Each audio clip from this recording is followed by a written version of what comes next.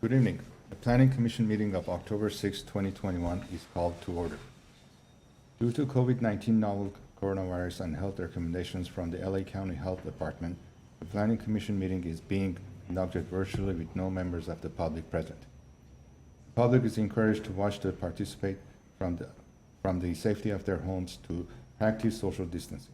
The meeting can be viewed on local cable TV and is being streamlined online at the city's website at www.glendale.ca.gov. For public comments and questions during the meeting, please call 818-937-8100. City staff will be submitting the questions and comments in real time to the appropriate person. Current Planning Commission agenda are available by visiting our website at www.glendale.ca.gov. Can we get a roll call, please? Commissioner Trachian? Here. Commissioner Fuentes? Here. Commissioner Lee? Here. Commissioner Shabazian? Here. Mr. Chair Manassian? Here. Can we get the reporting for the posting of the agenda, please? The agenda for the October 6th, 2021 regular meeting of the Glendale Planning Commission was posted on September 30th, 2021 on the bulletin board outside the City Hall. Can we get the approval of minutes dated September 1st, 2021? Can we get a motion call, please? I move to accept. I'll second it. Second. Okay. Do we have any oral communications? Commissioner Manassian, let me just double check the phone line to see if these are all for the oral communication portion.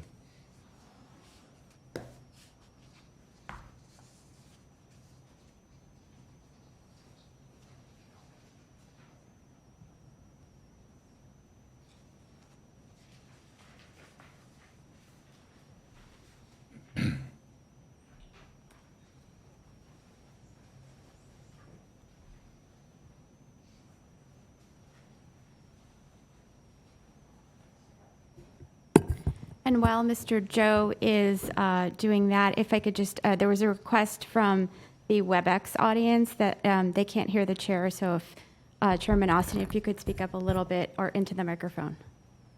Okay. I think it's not close to you. Thank Okay. you. At the meeting, I do see there's 7 callers on hold right now, but then the operators downstairs, okay, they just clarified. Everybody on hold are all waiting for item number 1, so we do not have any oral communications at the moment.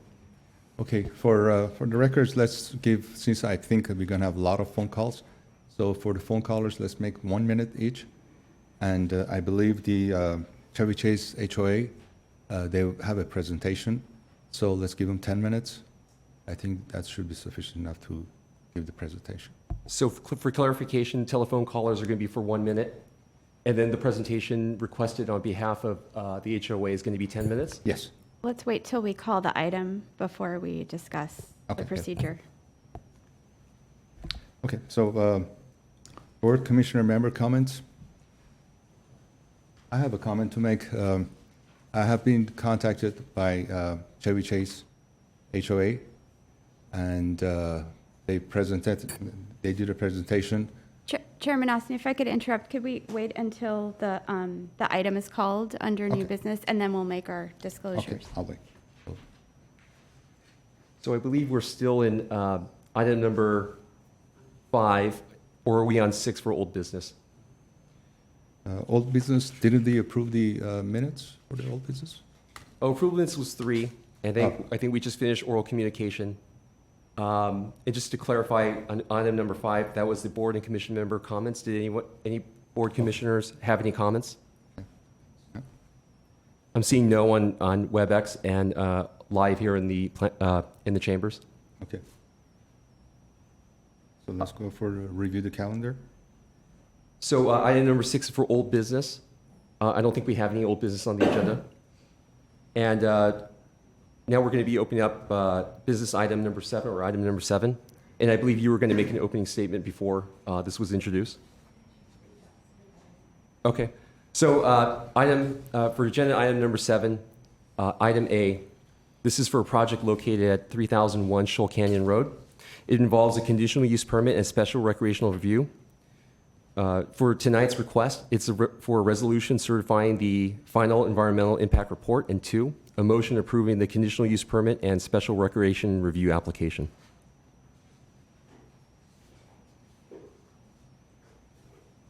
Okay.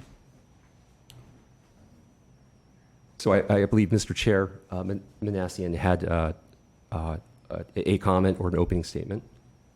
Should I say, yeah, the comment is, I'd like to make a comment that the Chevy Chase Homeowners Association had contacted me. We had a meeting, webinar meeting, and they presented me with the slideshow of the project that they're opposing.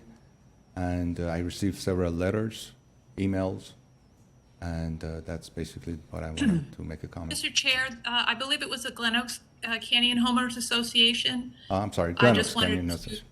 reflect that, yes, and I'm seeing nods of concurrence from members of the association who are present on the WebEx. Yeah. Just My for mistake, yeah, clarification. Glen Oaks Homeowners Association. Yes. Mr. Chair, I also like to make a comment that same group, the Glen Oaks Homeowners Association, Jackie Gish and Marie Freeman, they had a presentation. So I did participate in that. I listened in to their presentation. I made no comments during the presentation. So it was a for informative session only. Very good. And Mr. Chair, I would just like to second the same. I also virtually listened to the presentation. I took in what they had to say, and I received several letters as well, which have been distributed to staff and sent back to all of the commissioners. So I believe we're all on the same page regarding that. And I'll let you go. Edith, please go ahead. Okay. The same here, Mr. Chair. I had a virtual meeting for informational purposes only with Ms. Jackie Gish and Marie Freeman. And also I had a telephone conversation with a Mr. Hans Johnson. It was all informational purposes only, nothing promised or nothing said, but I just basically listened to what they have to say. Yeah. Thank you. And also, I've been sending in all the letters that I have been receiving in the mail. So that's it. Yeah, one more thing I want to add is that I had an email conversation with Mike Young at the Glendale Water and Power regarding this project as well. And Mr. Chair and Planning Commission members, I wanted to add the same. I have received few letters that I've shared with the staff that has been forwarded to other commissioners, and I was also contacted by Glen Oaks Canyon HOA. There was an informational presentation that was presented to me during that meeting. So wanted to let everyone know about that. Before we go on, I also want to ask, it has been brought to our office's attention through planning that some or all of the Planning Commission members have received letters at their personal home residence, and I just want to tell the members of the public that whether or not the Planning Commissioner's home addresses are publicly accessible or not, it is inappropriate to be sending letters to their personal home addresses, and all public comment should come directly to the city, the planning department. Thank you. Thank you. Mr. Chair, members of the commission, if you're ready for the continuation of this item, staff can begin their presentation for the request for the evening. Okay, allow me to share my screen. Just give me a moment.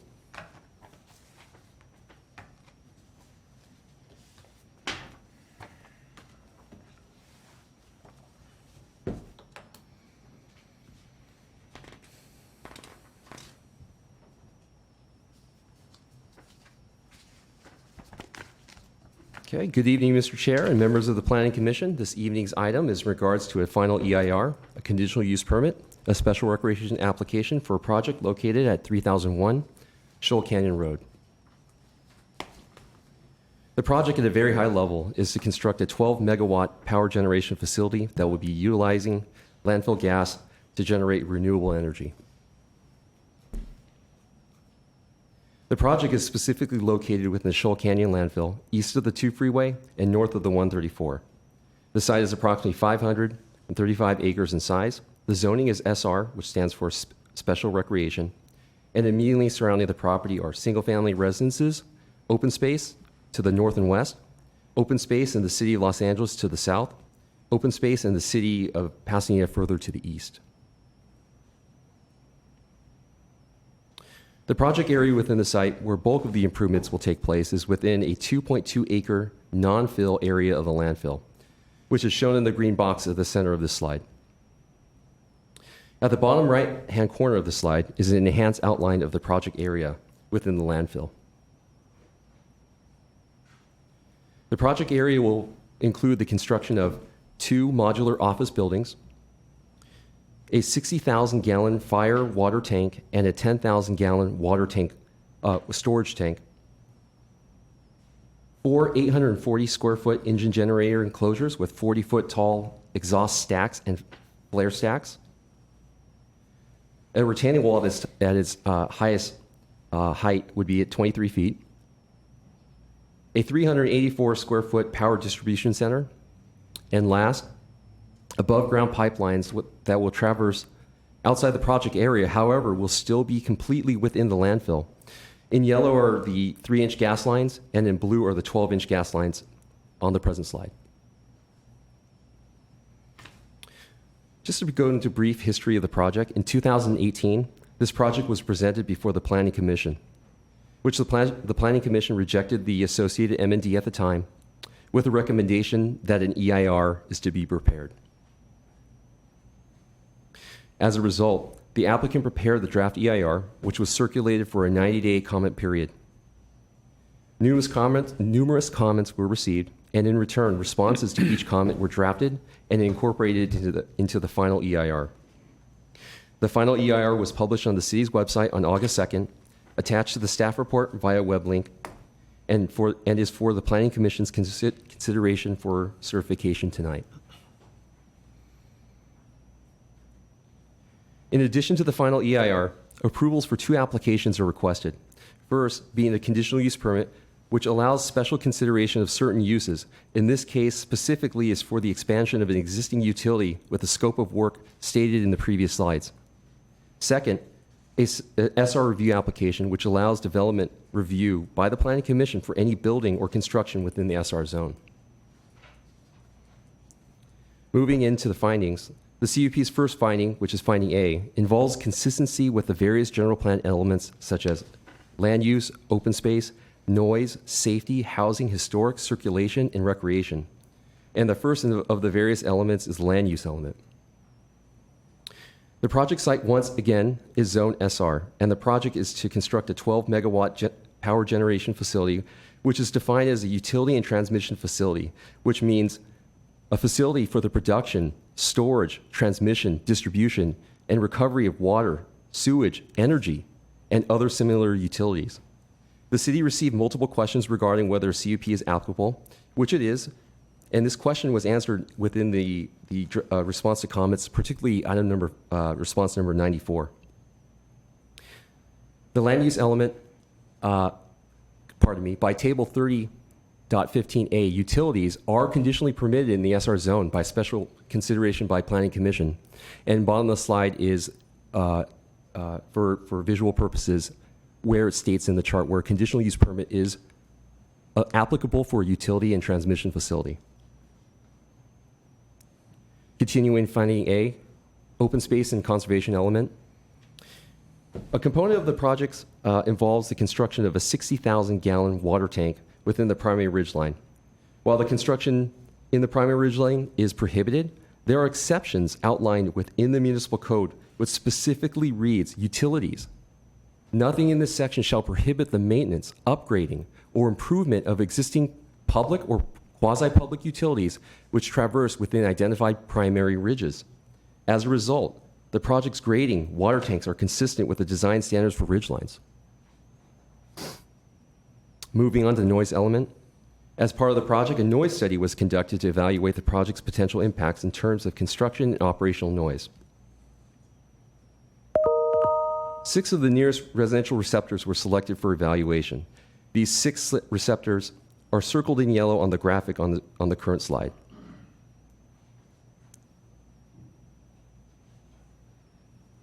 The noise study measured the day and night ambient noise levels at each of the 6 slides, as shown on the slide on your screen. The project's operational noise would be stationary from power generating and ancillary equipment such as compressors, coolers, pumps, exhaust fans, exhaust stacks, and louvers, and landfill gas would be combusted in 4 enclosed reciprocating engines to generate electricity. Per table 41 shown on your slide on the screen, the combined operation noise with the observed ambient noise was compared to the thresholds of significance, which the municipal code defines as any noise increase of 5 dBA above the measured ambient noise. The noise study concluded that the noise operations will be below the thresholds of significance and will not result in significant impact.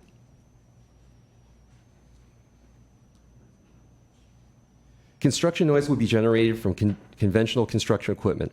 All construction-related activities will be conducted during work week, Monday through Friday, between the hours of 7 a.m. and 7 p.m. Per the study, the construction noise and ambient noise were below the significant threshold. Once again, is any noise increase of 5 dBA above the measured ambient.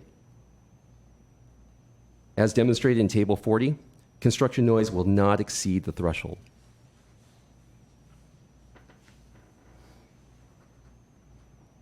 Moving forward with the safety element for earthquakes, a seismic hazard assessment was performed as part of the project in which in summary, the assessment found the closest active or potentially active earthquake fault is the Verdugo fault, which is located 1/3 of a mile to the southwest. There's low potential for surface fault rupture in this fault and other nearby active faults. There are no map faults that run directly beneath the project site. In regards to landslides, the project is outside any identified areas having a slope instability or liquefaction hazards identified by the safety elements maps. In regards to floods, by FEMA maps, the project site is located in category zone D, indicating there's the absence of any flood hazard. In regards to fire, the project is located within a designated high fire hazard area. However, the site has little wildfire potential due to the large areas with little native vegetation. A 12-inch water line, which will be connected to fire hydrants for fire suppression, will be provided. Proper vegetation management procedures such as a 100-foot fuel modification buffer zone will be required, which means that the project will require an ongoing weed abatement and brush clearance. And in summary of these elements in housing, existing housing will not be displaced as part of this project. The project will not affect or conflict with any existing population. Historic preservation, no historic resources were documented on the site. Circulation, access to the landfill operation is provided by North Figueroa Street. Operation or construction will not generate any non-local vehicular traffic and parking within any residential neighborhoods within the jurisdiction of the city's general plan. And for recreation, the project is located within a non-fill portion of the landfill. By the joint powers agreement between the City of Glendale and Los Angeles County Sanitation District, it allows the Shoal Canyon landfill to be converted into recreational area post-closure. The project will not impede with the post-closure conversion of the landfill into recreational facilities. Moving forward to finding B, this finding is to discover whether the use and its associated structures and facilities will not be detrimental to the public health or safety of the general welfare or the environment. Supplemental to the multiple facts and supportive findings identified within CUP finding A, a geotechnical investigative report was prepared to study the subsurface conditions for the underlying project area and the approximate 14,000 cubic yards of grading. The geotechnical report discovered the composition below the project area consisted of dense, silty sands over slightly weathered, hard bedrock, combined with very deep underground levels in the area where water-bearing soils are not present. In summary, based upon the observed subsurface conditions, the report concluded the structures and equipment can be supported on shallow spreading footing or mat foundations with bottom levels in weathered rock. Additionally, the project will include an approximately 2,000-gallon lube oil storage tank as well as a 3,000-gallon waste oil storage tank. The spent materials will be disposed in accordance with required rules and regulations. Waste oil will be contained in 55-gallon barrels located on site, and the transport, use, disposal of hazardous material operation will be minimal, consisting primarily of waste lube oil disposal after oil-water separation. As a result, it presents facts in both findings A and B. The project will not be detrimental in the public health or safety or the general welfare of the environment. Moving on to finding C. This finding questions whether the use or the facility will not adversely affect or conflict with the adjacent uses or impede with the normal development of the surrounding property. As a brief repetitive overview, the property is a 535-acre site, shaded in purple on this slide. Majority of the improvements will occur in the area shaded in white at the center of the purple area. And the project includes water and gas lines that will traverse throughout the site, shown on the slide with yellow and blue lines. As you can see from the slide, the scope of work is entirely within the landfill. The proximity of the building and equipment, once again shaded in white, are adequately set away from the residences and will not conflict or impede with normal development. The nearest residences are identified approximately 2,300 linear feet at its closest direction from the west, north, south, or east. As a result, the project will not impede with normal development of the surrounding properties. Additional findings for C. An air quality model was prepared to analyze the construction air quality against the standards set forth AQMD, which is shaded in blue on the slide. Per the air quality model, the construction daily emissions from earth-moving activity are below AQMD's significant thresholds. The results of Table 16 conclude that the report's construction will not exceed AQMD's thresholds. Last, CUP finding D. This finding is in regards to adequate facilities such as utilities, landscaping, parking spaces, and traffic circulation. In terms of traffic and circulation, the site is accessed exclusively by Shoal Canyon Road via North Figueroa Street. A traffic analysis was conducted to analyze the project effect on the roadway system. Most impacted was the construction phase, which 1/3 of the trips will be construction related. Of these trips, 10% is anticipated to be local via Figueroa Street. While there is a slight increase from the construction phase, the generated traffic will not exceed the thresholds of significance. And during the operational phase of the project, it is anticipated that 4 operators and 2 technicians will be responsible for routine operation and maintenance and on an as-needed basis only. The traffic analysis included the circulation effects during the construction operation phase will be negligible. As a result, adequate traffic circulation measures are provided for the project. In terms of parking, in front of the 2 modular buildings, a total of 8 parking spaces will be provided, with sufficient parking for the 4 operators and 2 technicians that will be on site once again on an as-needed basis. Last, while the SR review development standards do not require landscape minimums, the landfill is surrounded by naturally vegetated open space, and the visibility of the project is negligible. As a result, staff's opinion is that additional landscaping is not necessary for this project. And finally, the zoning code requires a special recreation review application to adhere to 3 regulations. First is that the plans for site development shall be submitted for review to the Planning Commission. The project's plans, exhibits, studies, reports have been included within each Planning Commissioner's packet and has been posted on the web for public review. Process number 2, which requires development plans to be reviewed for conformance with the general plan, public access and circulation, and recreational objectives. You may notice these findings overlap the CUP's findings, which have already been covered. So for process number 2, I will only be covering the effects of the project design construction upon the existing or planned uses and the surrounding private and public properties. The tallest structure will be 4 exhaust stacks and a ground flare, each approximately 40 feet in height. The 60,000-gallon water tank is approximately 30 feet in height. A line of sight analysis was prepared from various points surrounding the project area. The red lines on the screen represent the obstructed line of sight, and the blue circles represent the point of reference where the ridge line or the ridges within the mountainous area blocks view of the project. The project will be predominantly obstructed by the natural terrain since the operations will be located behind existing ridgelines and will be situated at higher elevations than most vantage points. Visibly is negligible from various key points. Greatest visibility will be from within the landfill.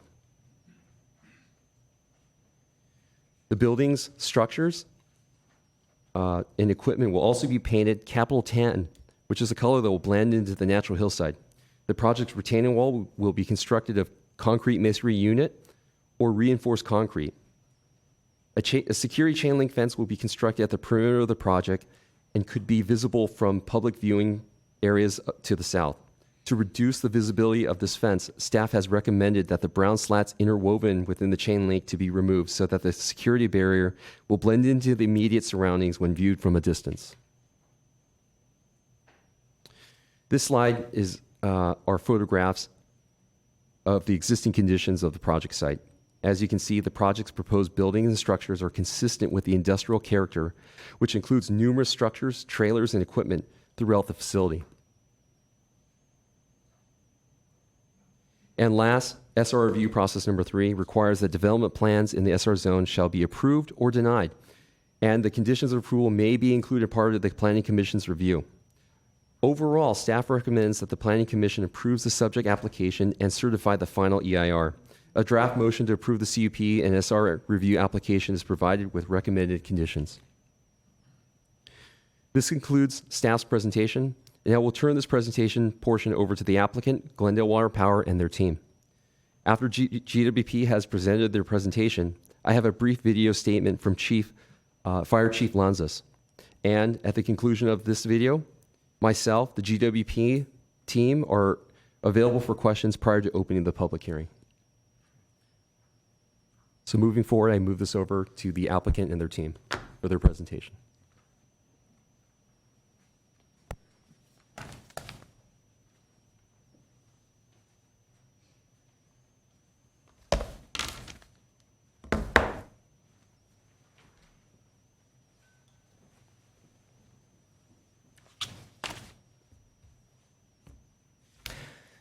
Good evening, commissioners, city staff, and members of the public who are joining us remotely. Is my volume okay? Yes. Okay. My name is Michael Weber. I'm a senior principal scientist with Stantec Consulting Services. I have a bachelor's of science from UC Santa Barbara in environmental science and have been practicing California Environmental Quality Act compliance and documentation preparation for more than 20 years on a diverse range of project types and land uses. I am Glendale Water and Power's consultant project manager for the CEQA process and have been actively engaged since the onset of the initial study some 5-6 years ago today. So thank you for having me, and I'm going to relatively briefly summarize the environmental impact report process, its findings, as well as hoping to spend a couple of minutes addressing 4 recent letters that the city team is now in receipt to as well. And then we'd be happy to turn it over to questions after the city fire chief presentation or recorded message as well. Okay, the proposed project, as Mr. Joe was describing, is to generate electricity through the combustion of landfill gas at the Shoal Canyon landfill. The project would include 4 reciprocating internal combustion engines, 2 3/3-mile long, 3-inch diameter natural gas pipeline, a 1-mile long, 12-inch diameter water pipeline, and 2 water storage tanks. The project would also include decommissioning the existing 6-mile long landfill gas pipeline that currently connects Shoal Canyon Landfill to the Grayson Power Plant and would destruct harmful methane and other greenhouse gases and landfill gases through the combustion process. Project benefits would be providing the city with an additional 12 megawatts of electrical generation capacity compared to continuing to combust the landfill gas and waste flares that provides no economic or energy benefit. The energy or electricity that was generated by the project would meet California state's renewable standard portfolio eligibility requirements and represents an additional source of renewable energy that reduces the need to purchase energy from other sources. So when we talk about this project being a renewable energy project, the state of California identifies it specifically as a renewable energy project and promotes and encourages these types of projects rather than simply flaring the gas in waste flares. The project is designed to accommodate variations in the landfill gas volume and methane concentrations over time. This just shows an existing photograph of the existing facility and infrastructure that is currently at the site, which includes the waste flares and a little gas conditioning.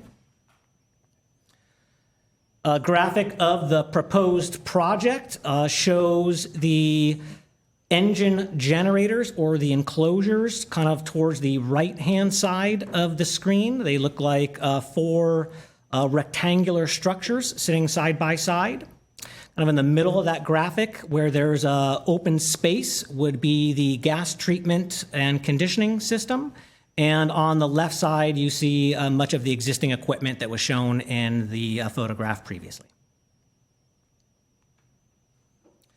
This just shows the main power generation facility that we were just looking at in blue outline towards the lower right-hand side of that photograph. It also shows the two proposed linear facilities. The proposed 3-inch natural gas pipeline is shown in yellow, and the 12-inch diameter proposed water pipeline is shown in that tealish color as well. And you can't notice it too well, but if your eyes are real good, also on the right-hand side of the proposed power plant facility boundary, there is the location demarcated in orange of the new 60,000-gallon water storage tank for wildfire protection.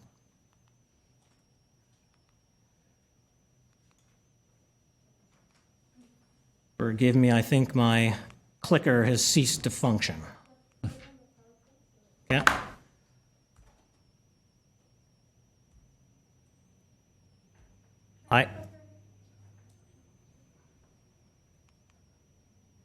Nothing. Would you like me to see if I can? Sure. And then just let me. Okay. Next slide. Thank you. Okay. All right, this is a summary of just the environmental review schedule that has been conducted to date, beginning back in August through October of 2017. The city noticed an initial study and mitigated negative declaration for the proposed project. The city then responded to all comments received and presented a final mitigated negative declaration to Planning Commission in March of 2018.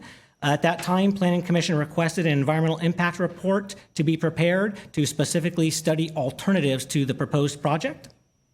The city then noticed another initial study and notice of preparation of an environmental impact report in March 2019, held public EIR scoping meetings in April of 2019, issued a notice of availability of the draft EIR in July to October of 2020, responded to all comments received and noticed a final EIR in August 2021. City then presented that EIR and the process to the Glendale Water and Power and Sustainability Commissions in September 2021, which brings us to this evening and presenting the final EIR to Planning Commission in October 2021.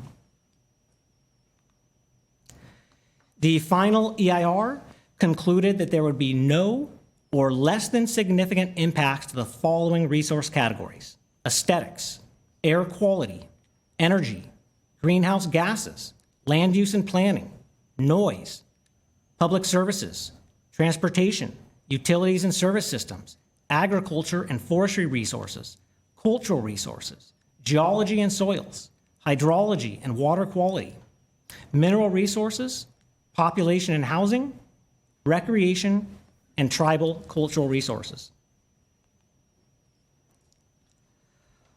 There has been a lot of comment, concern, and discussion related to potential air quality impacts of the proposed project.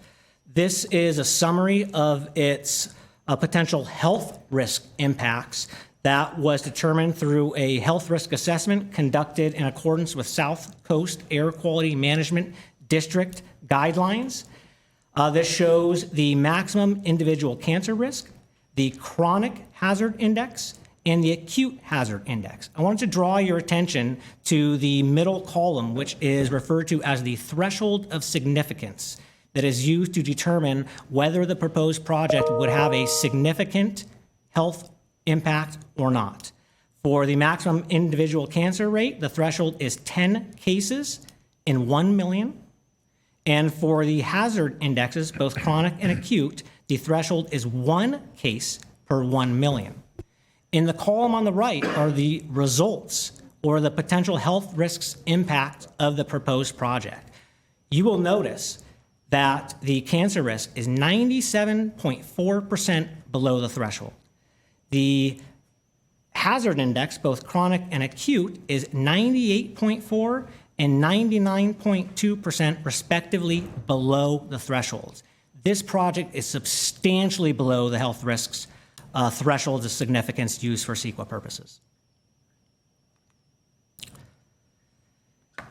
This is just a summary of the noise impacts. The graphic on the left, you can see the blue facility outline. That's the power generation facility itself, and the 6 different sensitive receptors that we modeled. Again, those are the nearest sensitive receptors to the proposed project from all different directions.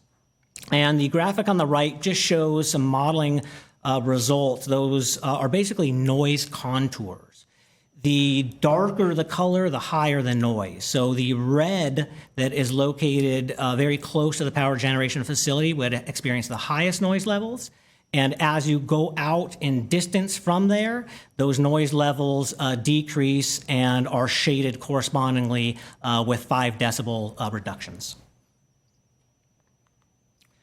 This is the same table that Mr. Joe shared in his staff report presentation on the potential noise impacts of the project. I'm not going to spend much time on this, just want to reiterate it is the same table and shows that there would be no significant noise impact from operation of the project. Okay, less than significant impacts with mitigation measures.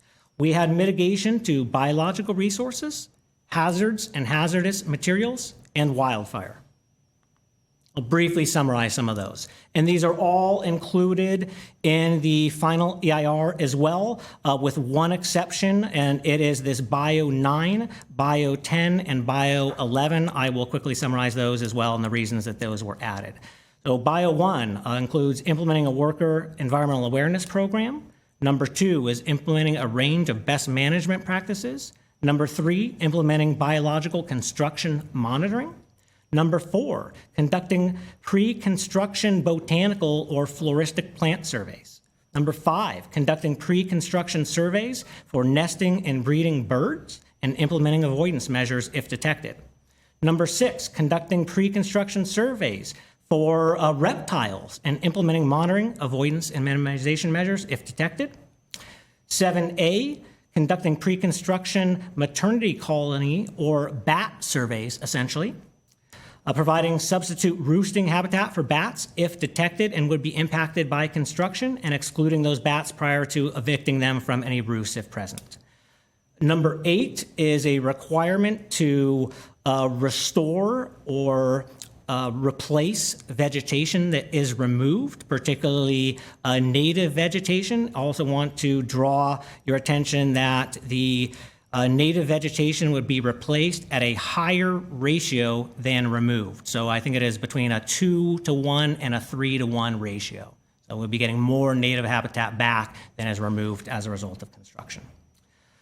Number 9, 10, and 11, the city did receive some comment letters from California Department of Fish and Wildlife commenting on both the draft and the final EIR. California Department of Fish and Wildlife recommended mitigation measures 9, 10, and 11. Glendale Water and Power has integrated and incorporated those into mitigation measures into the EIR and the staff report or mitigation monitoring and reporting program. That is essentially to submit an application to California Department of Fish and Wildlife to allow them to make the determination if any of the linear facilities would impact any jurisdictional aquatic features, streams, drainage facilities that would require issuance of a lake or streambed alteration agreement. If required, they will issue that streambed alteration agreement, and we're required to notice them before going to construction. Bio 11, the city is also committed to doing a pre-construction survey for Crotch's bumblebee, which is an emerging bee species that the state of California has increasing concerns for. Next slide, if you don't mind. Thank you. Mitigation measures for hazards and hazardous materials, worker training. Number 2, maintaining equipment. Number 3, equipment service areas, essentially having all the equipment stored in an area. If you need to service or maintain the equipment, it is done in a dedicated, identified area with proper spill equipment in terms of cleanups and containment as well. And number 4, refueling practices, refueling that equipment in that area, not doing it within 100 feet of any surface waters, things like that. Wildfire mitigation. 1, requiring the construction contractor to prepare a fire protection plan for the construction scenario, have that reviewed and approved by the city fire department prior to proceeding with construction. Prohibiting smoking and any open fires during the construction on the site, as well as providing a firefighting water supply and equipment as well.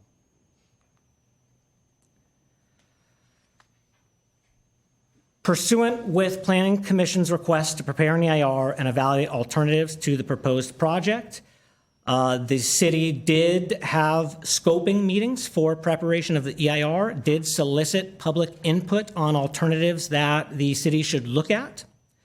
There were a range of alternatives that were considered and eliminated from further consideration.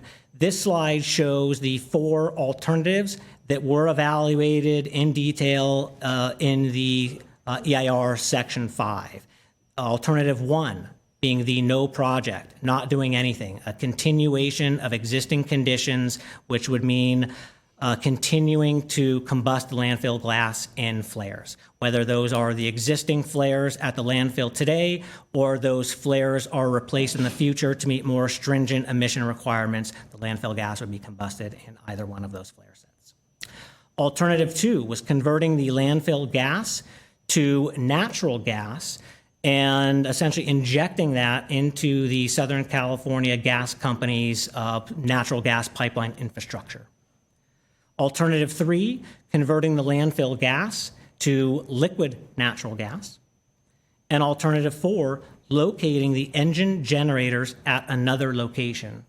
For this alternative, we specifically evaluated placing those engine generators at the Grayson Power Plant itself.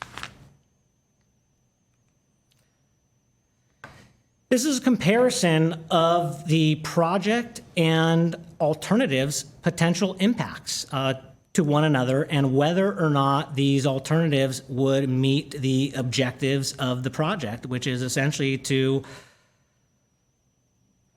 provide a beneficial reuse of that landfill gas rather than just flaring it and getting no benefit out of it. So again, this is a comparison of the proposed project with alternatives 1, alternatives 2, alternatives 3, and alternatives 4. We categorize the potential impacts of each alternative as being greater, similar, or less than the proposed project. This table, which is in our final EIR, I believe it is in Section 5, It looks a little busy. For ease of this discussion, we've separated this out into 4 separate tables, one for each of the alternatives that I will briefly talk through now. So this is alternative 1, the no project alternative. This would not provide any beneficial use of the landfill gas, and it would not meet the project objectives. The no project alternative would have greater impacts to energy, and it would have less potential impacts to aesthetics, air quality, biological resources, geology and soils, hazards and hazardous materials, hydrology and water quality, land use and planning, noise, and transportation and traffic. The remaining environmental resource categories would have similar environmental impacts to the proposed project. Alternative 2, converting landfill gas to natural gas and injecting into the Southern California Gas Company system would meet the proposed project objectives. It would have greater potential environmental impacts to energy, geology and soils, hazards and hazardous materials, hydrology and water quality, land use and planning, and transportation and traffic. Alternative 2 would have less potential environmental impacts to aesthetics, air quality, greenhouse gases, noise, and wildfire. The remaining environmental resource categories would have a similar environmental impact as the proposed project.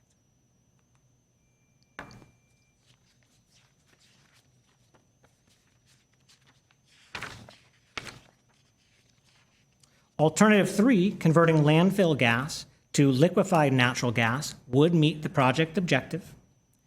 It would have greater impacts to aesthetics, biological resources, geology and soils, energy, hazards and hazardous materials, hydrology and water quality, land use and planning, transportation and traffic, and wildfire. Alternative 3 would have less environmental impacts to air quality, greenhouse gas emissions, and that's it. The remaining environmental resource categories would have similar environmental impacts to the proposed project. Alternative 4, locating the engine generators at another location, in this case specifically the Grayson power plant site, would meet the project objectives. It would have greater environmental impacts to air quality, energy, greenhouse gas emissions, hazards and hazardous materials, and noise. It would have less environmental impact to aesthetics, biological resources, land use and planning, and wildfire. The remaining environmental resource categories would have similar impacts as the proposed project. Prior to opening up for commission questions, which we would be happy to try to answer, we did want to take a few minutes with your permission to very quickly address, I believe it is 4 letters that our team came into receipt today, and also share the pre-recorded message from the city's fire chief related to wildfire. Would that be okay? Okay, thank you. Okay, we did get a letter from Kevin De Leon, a council member, City of Los Angeles, 14th District, particularly raising 3 issues. Issue 1 was related to health risk assessment emissions calculations. Issue 2 was related to health risk assessment, dioxin, and furan congeners and emissions. I would like to ask Mr. Carl Laney with Montrose Air Quality Services to approach the podium to provide some input on those comments, please.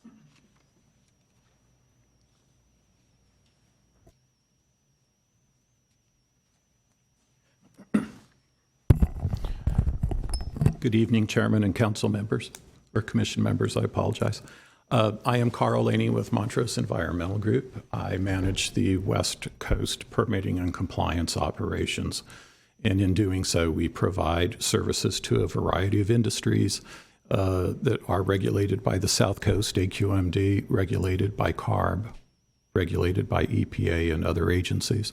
Our clients include a variety of industries and also a variety of municipalities. We provide permitting and licensing services also through the Energy Commission for power plants. We serve your neighbors in the community, the cities of Anaheim, the cities of Riverside, Palm Springs, Colton, and several others.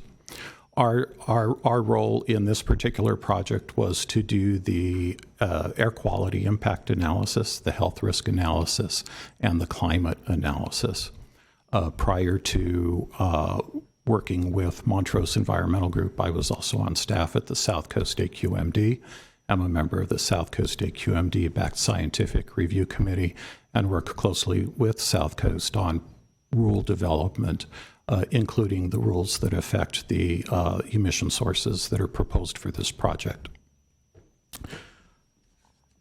Councilman DeLeon had several comments in his letter. I'm going to try and address them one by one. If I miss anything, please yell. And if you can't hear me, please yell too. I do get kind of soft. One of the first things that Councilman DeLeon mentioned was that he does agree that flaring or continuing to flare the landfill gas is not a desirable solution. He goes on to state that alternative number 2 has lower environmental impacts. Alternative number 2 is the option to create a renewable pipeline-grade natural gas. I would like to remind you that in making that decision, Stantec makes that decision in accordance with CEQA and in consideration of the on-site environmental impacts or the local environmental impacts. I would like to remind you that once that landfill gas enters the Southern California gas distribution system, the city does not have any sort of control on where it goes. Combustion will still occur, and it will occur in a variety of sources, households, regulated industries, sources that may have emissions that are similar to what we're talking tonight in the engines and the flares, sources that would have emission factors that might be slightly lower, and also sources that are unregulated with emission factors that are slightly higher, sometimes much higher. The key, though, is, again, we're talking about a project where, based upon South Coast standards and state of California standards, our impacts are below a significance level or a threshold of significance. So as we're looking at these alternatives, we are comparing them with a project that's shown to be less than significant. One of the other comments that was brought up in the letter was a reference to comments from the sanitation districts of Los Angeles County. I want to point out that from what I recall, those comments were not a critique on us understating the risk impacts or environmental impacts of the engines or even the flares. Their concern was more along the lines, as I recall, that from their perspective and from their data sources, we may actually be overstating some of the health risks. Other concerns are related to the way we treat dioxin and furans in this analysis relative to the way they were treated in the toxics hotspots analysis that was done for the Grayson Power Plant. Again, the Grayson Power Plant is consisted of boilers burning landfill gas. This project consists of engines burning landfill gas, and there are some differences in the technologies. More importantly, though, comments were centered on the treatment of 17 constituents of dioxin furans.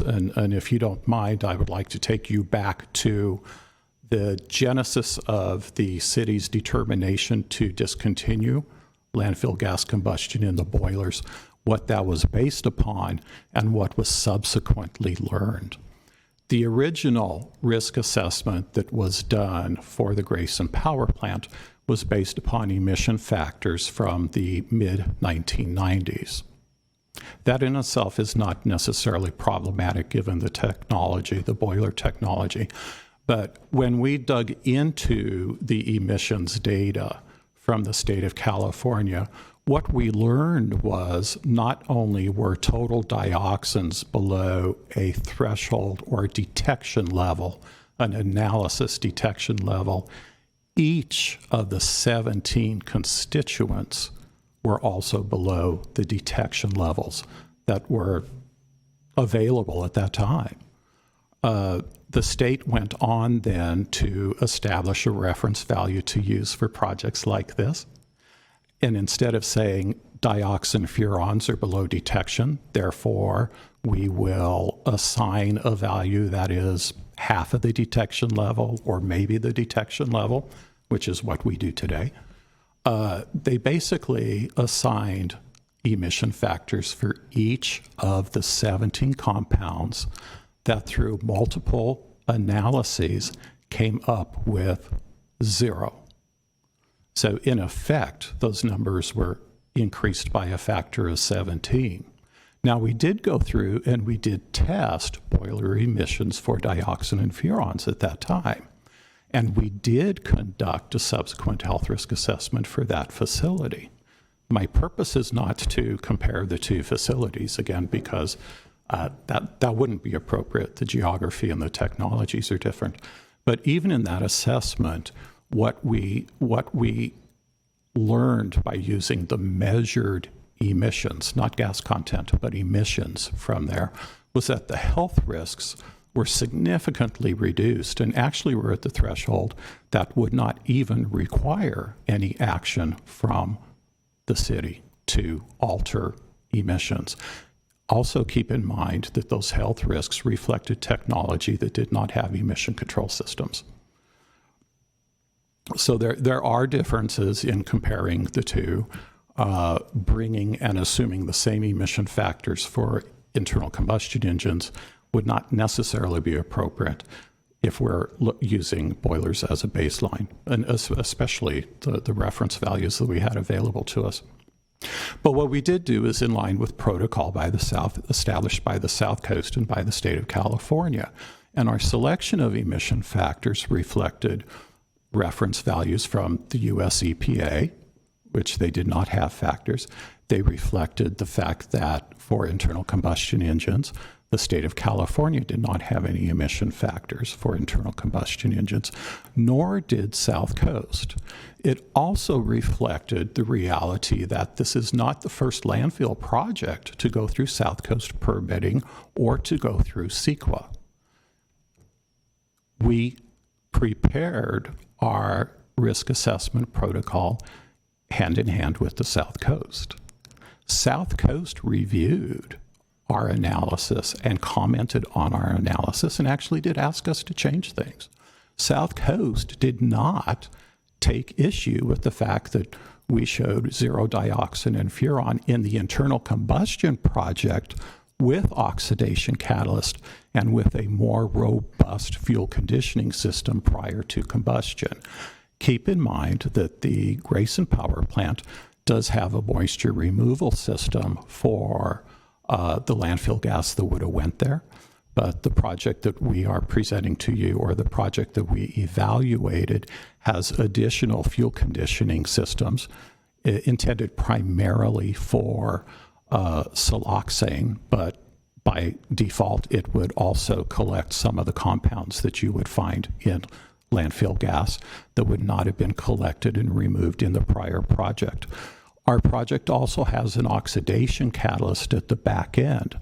South Coast AQMD conducted an analysis of oxidation catalyst efficiency on internal combustion engines. The emission factors that Councilman De Leon took issue with are actually emission factors that South Coast determined through its own analysis and that South Coast incorporates into its own health risk assessment tools. So there, again, there's nothing really unusual here.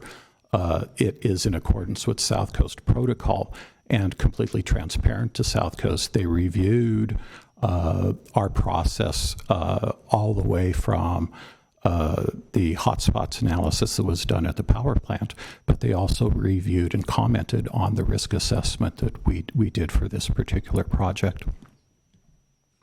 Councilman De Leon also had some concerns about our treatment of other organic emissions, benzene, toluene, xylenes, and a couple of others. I would like to point out that those compounds are indeed included in our analysis.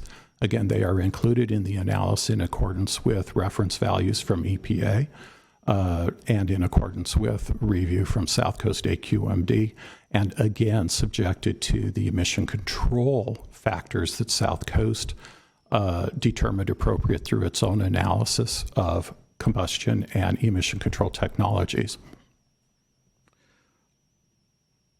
Councilman De Leon also commented that he would like for us to base our decision on a test of the Shoal Canyon landfill gas in an internal combustion engine with an emission control system. I cannot do that without building an engine with an emission control system into which the Shoal Canyon gas can be sent. I don't know how to respond to that in any other way. If we were to test another system, then it seems to me that the debate then would be the legitimacy of that test, just as there seems to be a desire to debate the illegitimacy of South Coast's actions on South Coast databases. I don't know if I've missed anything in that letter. Okay. We also received two other letters. The first is from a local resident, Sarah Hernandez. Ms. Hernandez is concerned about the health impacts primarily of this project, and I do believe that's what she's focusing on. And she's concerned that an analysis of those impacts was not done. Once again, we did do a health risk assessment in addition to the air quality impact assessment and in addition to the climate assessment for this project. The health risk assessment showed cancer risk and other health risks that are significantly below the significance thresholds. I think one of the things that we may not have done a good job at, though, in discussing health risks on a project like this or health risks in the CEQA process is this. When we look at many impacts from a project, from an existing site, and we're looking at changes to that land use or changes to that site, we tend to refer to an incremental change. For example, when we look at NOx emissions, we take a look at NOx as it might be in the future versus NOx as it was last year. Okay. In health risk, though, we don't do that. So the health risks that were displayed to you today, the 0.26 in a million cancer risk, that's not an incremental increase in health risk from this project. It reflects the project and the project only. It does not suggest that that's a health risk increase of 0.26 in a million over what's happening at the landfill today with flares or with anything else. It assumes that nothing is at the landfill today, and we are presenting the public with a totally new health risk. So in that respect, even that number is somewhat overstated if you're really trying to understand the net impact of the project. In addition to that letter from Sarah Hernandez, we also had a letter from Jackie Goldberg, who is a board member of the Los Angeles Unified School District. Ms. Goldberg had similar comments about public health and safety for the project. I think she referred specifically to the health risk impacts to the people who might be at the local park. We don't have the map up anymore, but I will remind the commissioners that the health risk assessment we did was for all off-site receptors, including the park. At the original analysis that was done a while back and presented, there was a small slice of parking lot, I believe, of the park that was excluded. We have included that in the analysis now, and the health risks are below significance. The numbers again that you see are the point of maximum impact. Where that park is, I believe the numbers would be lower. I would expect them to be lower because of the difference in terrain. Usually when you get downhill, dispersion basically allows for the toxic concentrations to be lessened, and that also reduces exposure and risk. Thank you, Carl. Wanted to quickly revisit the last issue that Council Member De Leon brings up. It is in relation to misuse of the utility exemption and some concerns related to construction noise for the natural gas and water pipelines. Mr. Joe, would you mind addressing the utility exemption comment? Sure. I believe the exemption, the only exemption that's really referenced within the land use section of the EIR or even in staff's report is regards to the prohibition to grading or construction within the primary ridgeline. And there, as I stated in my report and is within the staff report and my presentation, there are exceptions by Chapter 16.08.010 subsection G, which specifically states utilities. Nothing in this section shall prohibit the maintenance, upgrading, or improvement of existing public or quasi-public utilities which traverse through the identified primary ridgelines.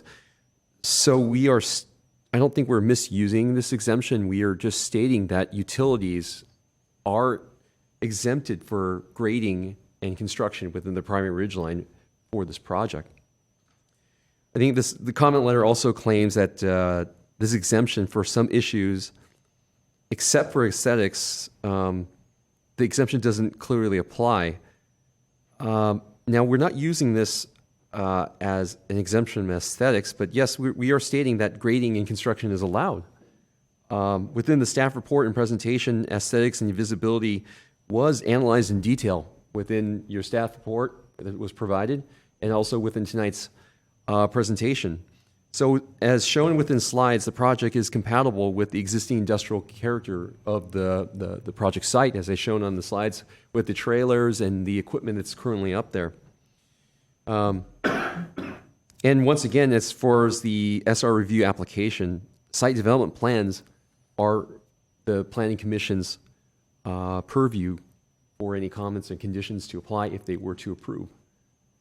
And that's how I would conclude my part in this issue. Thank you, Mr. Joe. Last one I wanted to address from Councilmember De Leon's letter was in regards to construction noise, particularly the water and natural gas pipelines.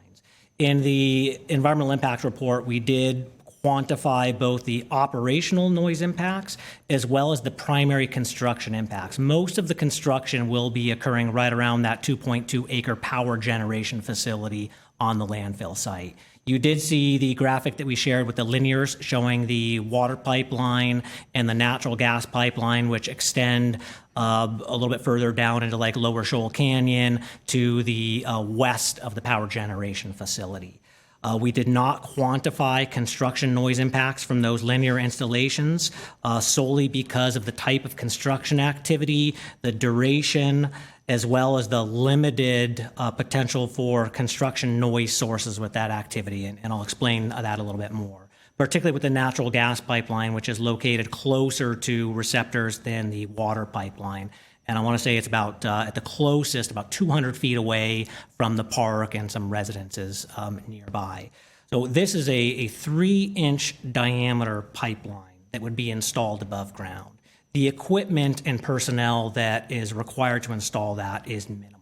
In talking to the design team, they were thinking it could literally be accomplished with a pickup truck with a welder mounted to the back of it. Would have pieces of pipe, and it would start installing, laying down the pipe, weld them together, and move on down the line for the entire third mile of pipeline or so. So the noise sources are extremely minor. They would only be operating near those residences or the park for a very short period of time, literally a day or two probably, thinking the entire pipeline could probably be installed in a week or two. So the potential noise sources associated with that activity are so minor and we present for such a short period of time, we concluded that that would be a less than significant impact. So we did not quantify that activity. The last comment letter I wanted to quickly address was from a Mr. Clarence Hall, a registered professional geologist and I believe a professor of geology.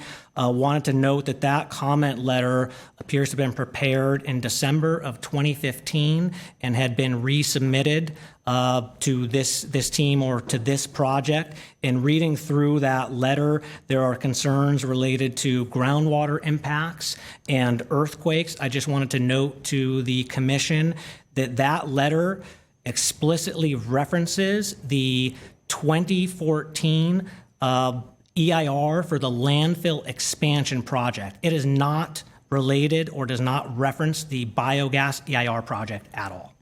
So it is just not applicable to this project. And that is it. I appreciate the time to address some of those recent comment letters, and I believe we have a video to share before we open up to questions. And thank you very much.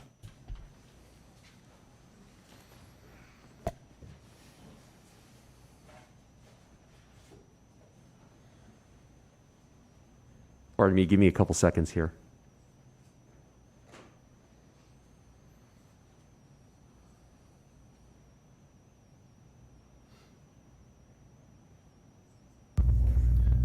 Good evening, Mr. Chairman, members of the Commission, Silvio Lanzas, your Fire Chief.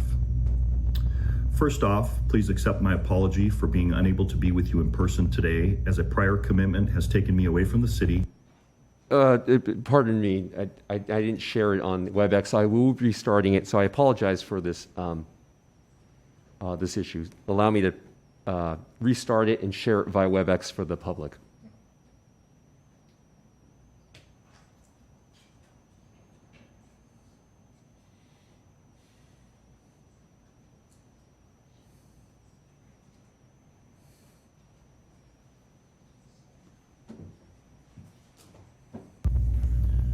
Good evening, Mr. Chairman, members of the Commission, Silvio Lanzas, your Fire Chief. First off, please accept my apology for being unable to be with you in person today, as a prior commitment has taken me away from the city.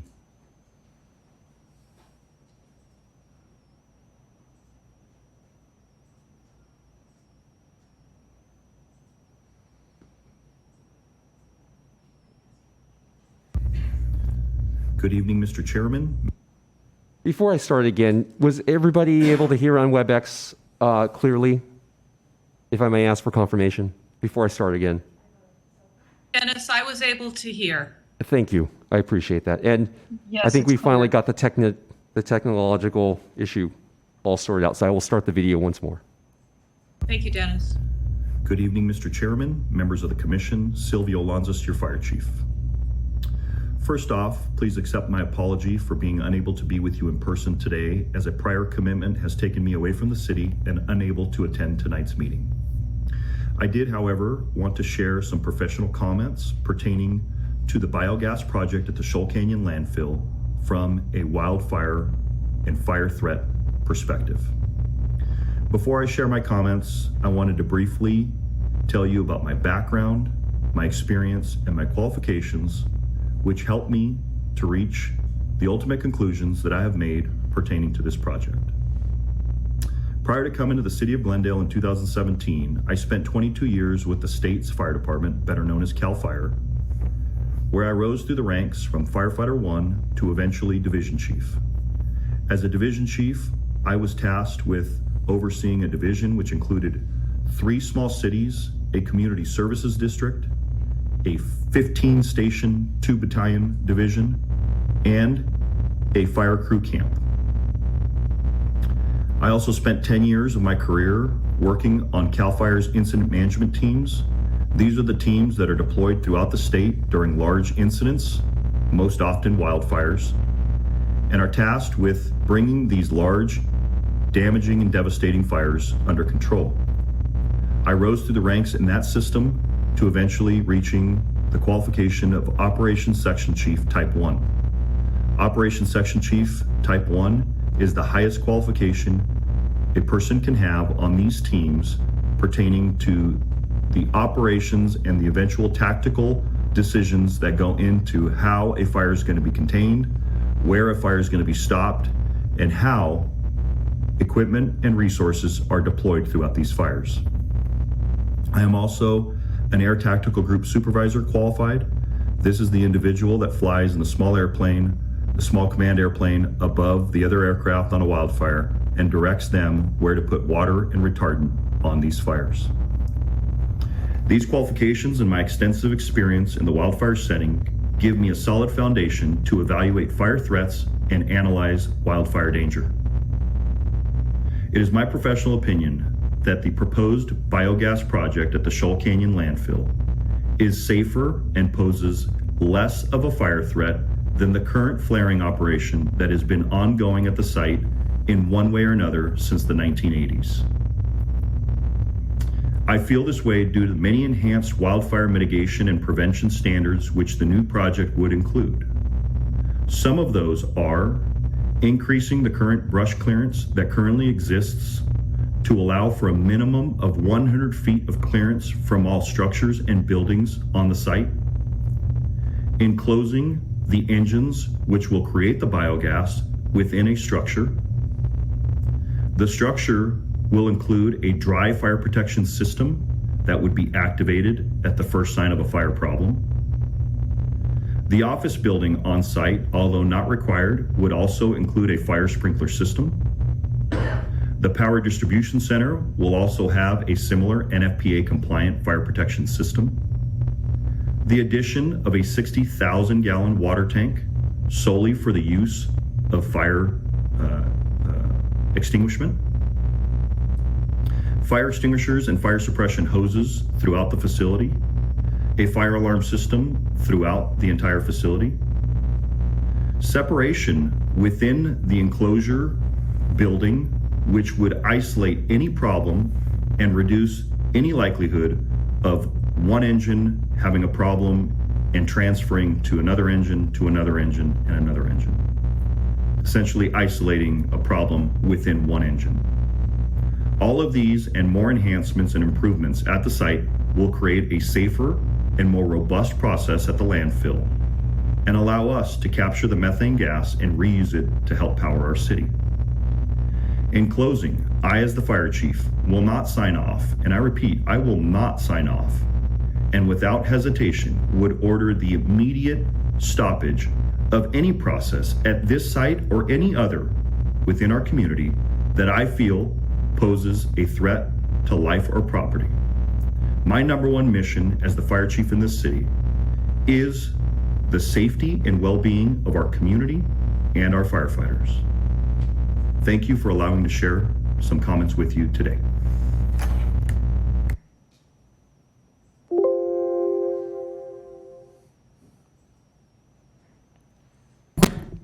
Mr. Chair and members of the Planning Commission, this concludes the presentation portion of the evening. Once again, myself, the Water and Power team are available for any questions prior to opening the public hearing. Mr. Chair, I do have a question. Go ahead. I do believe we have the General Manager of Water and Power, Mr. Mark Young. Good evening, Mr. Chair, members of the Commission. My name is Mark Young. I'm the General Manager of Glendale Water and Power. I'd just like to set the record straight on our interaction on Friday, where you reached out to me to talk to me about the project, where I responded to you that we can have a conversation on Monday. Unfortunately, that never happened. So we never did really connect on this project. So I just wanted to set the record straight. Thank you. Yes.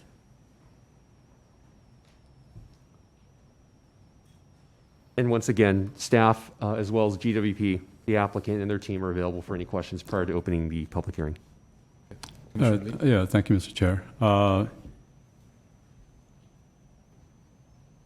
So Glendale, not only Glendale, but more and more, the electricity is being, with the EV, electric vehicles, and there's a more demand for electricity all around. And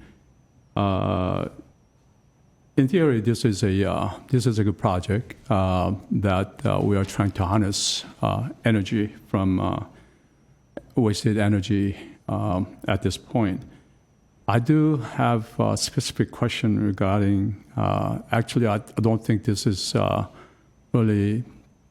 I don't know if it's been studied or, but yeah, we here today to go over the environmental aspect of the project. But I want to ask the staff regarding the cost of this this project, where it's requiring for us to install gas lines, new water lines.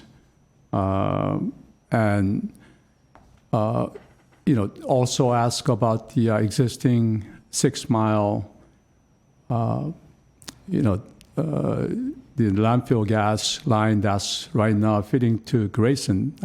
Is it in working condition? I know that you're talking about decommissioning the pipeline.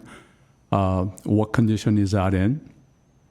If Grayson plant already has the landfill gas that's being supplied, and what is the cost of a retrofitting Grayson plant with the internal combustion engine rather than building this new facility on top of a short canyon?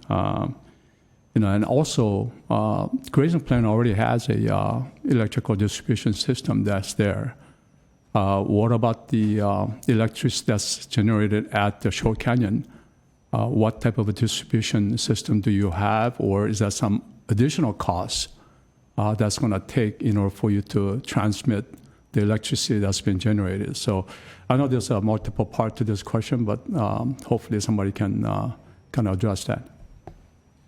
Mr. Chair and members of the Planning Commission, the purview tonight for the Planning Commission is to review the land use, which is the CUP, and the SRV, which is the design. As far as the cost, that wouldn't be in the purview of the Planning Commission. And just as a reminder, this project, if approved, it would still be presented before Planning Commission for reward of contract and to review the costs then. So for tonight, the Planning Commission's review would just only be for the land use and design and the certification, or the final EIR. In regards to the pipeline from the Shoal Canyon to Grayson, it has been decommissioned at the moment. If I'm incorrect, I'll allow GWP, the applicant, to clarify that. And I know you had some questions as far as what types of electrical transmission systems are out in Shoal Canyon. I'm going to allow the applicant and GWP answer that portion, if I heard that question correctly. So. That is correct. If you are not, we are not discussing the cost factor here, that's fine. But there are other parts of the question that, I'd like to know if the existing gas pipeline, is in working condition, or is it so deteriorated that it has to be decommissioned? Well, what is the, obviously, it seems like all the facilities is at Grayson plant. So, the alternative number 4, which is to consider Grayson plant, to have a retrofit internal combustion engine retrofitted, that seems like, reasonable and viable solution here. So, can you educate me on this, please? Yes, sir, Mr. Commissioner. The pipeline has been disconnected. It has a hydrogen blanket on it. Hasn't been inspected in over 4 years, so we haven't used it in quite a long time. There is no reciprocating engines at the power plant, so we wouldn't be able to retrofit the boilers to accommodate landfill gas burning. We are going to tear those down, or the plan is to tear those down in the Grayson repower effort. So they would not have a burning capability of that gas there. In addition, it takes about 3 megawatts to compress that gas to move it down to Grayson. So you lose about 25% of the electrical output. So if I heard you correctly, then the plan for Grayson, when you are overhauling the Grayson plan, the future, I guess, upgrade, you do not have this landfill gas, factored into the I guess the new upgrade. But why not consider?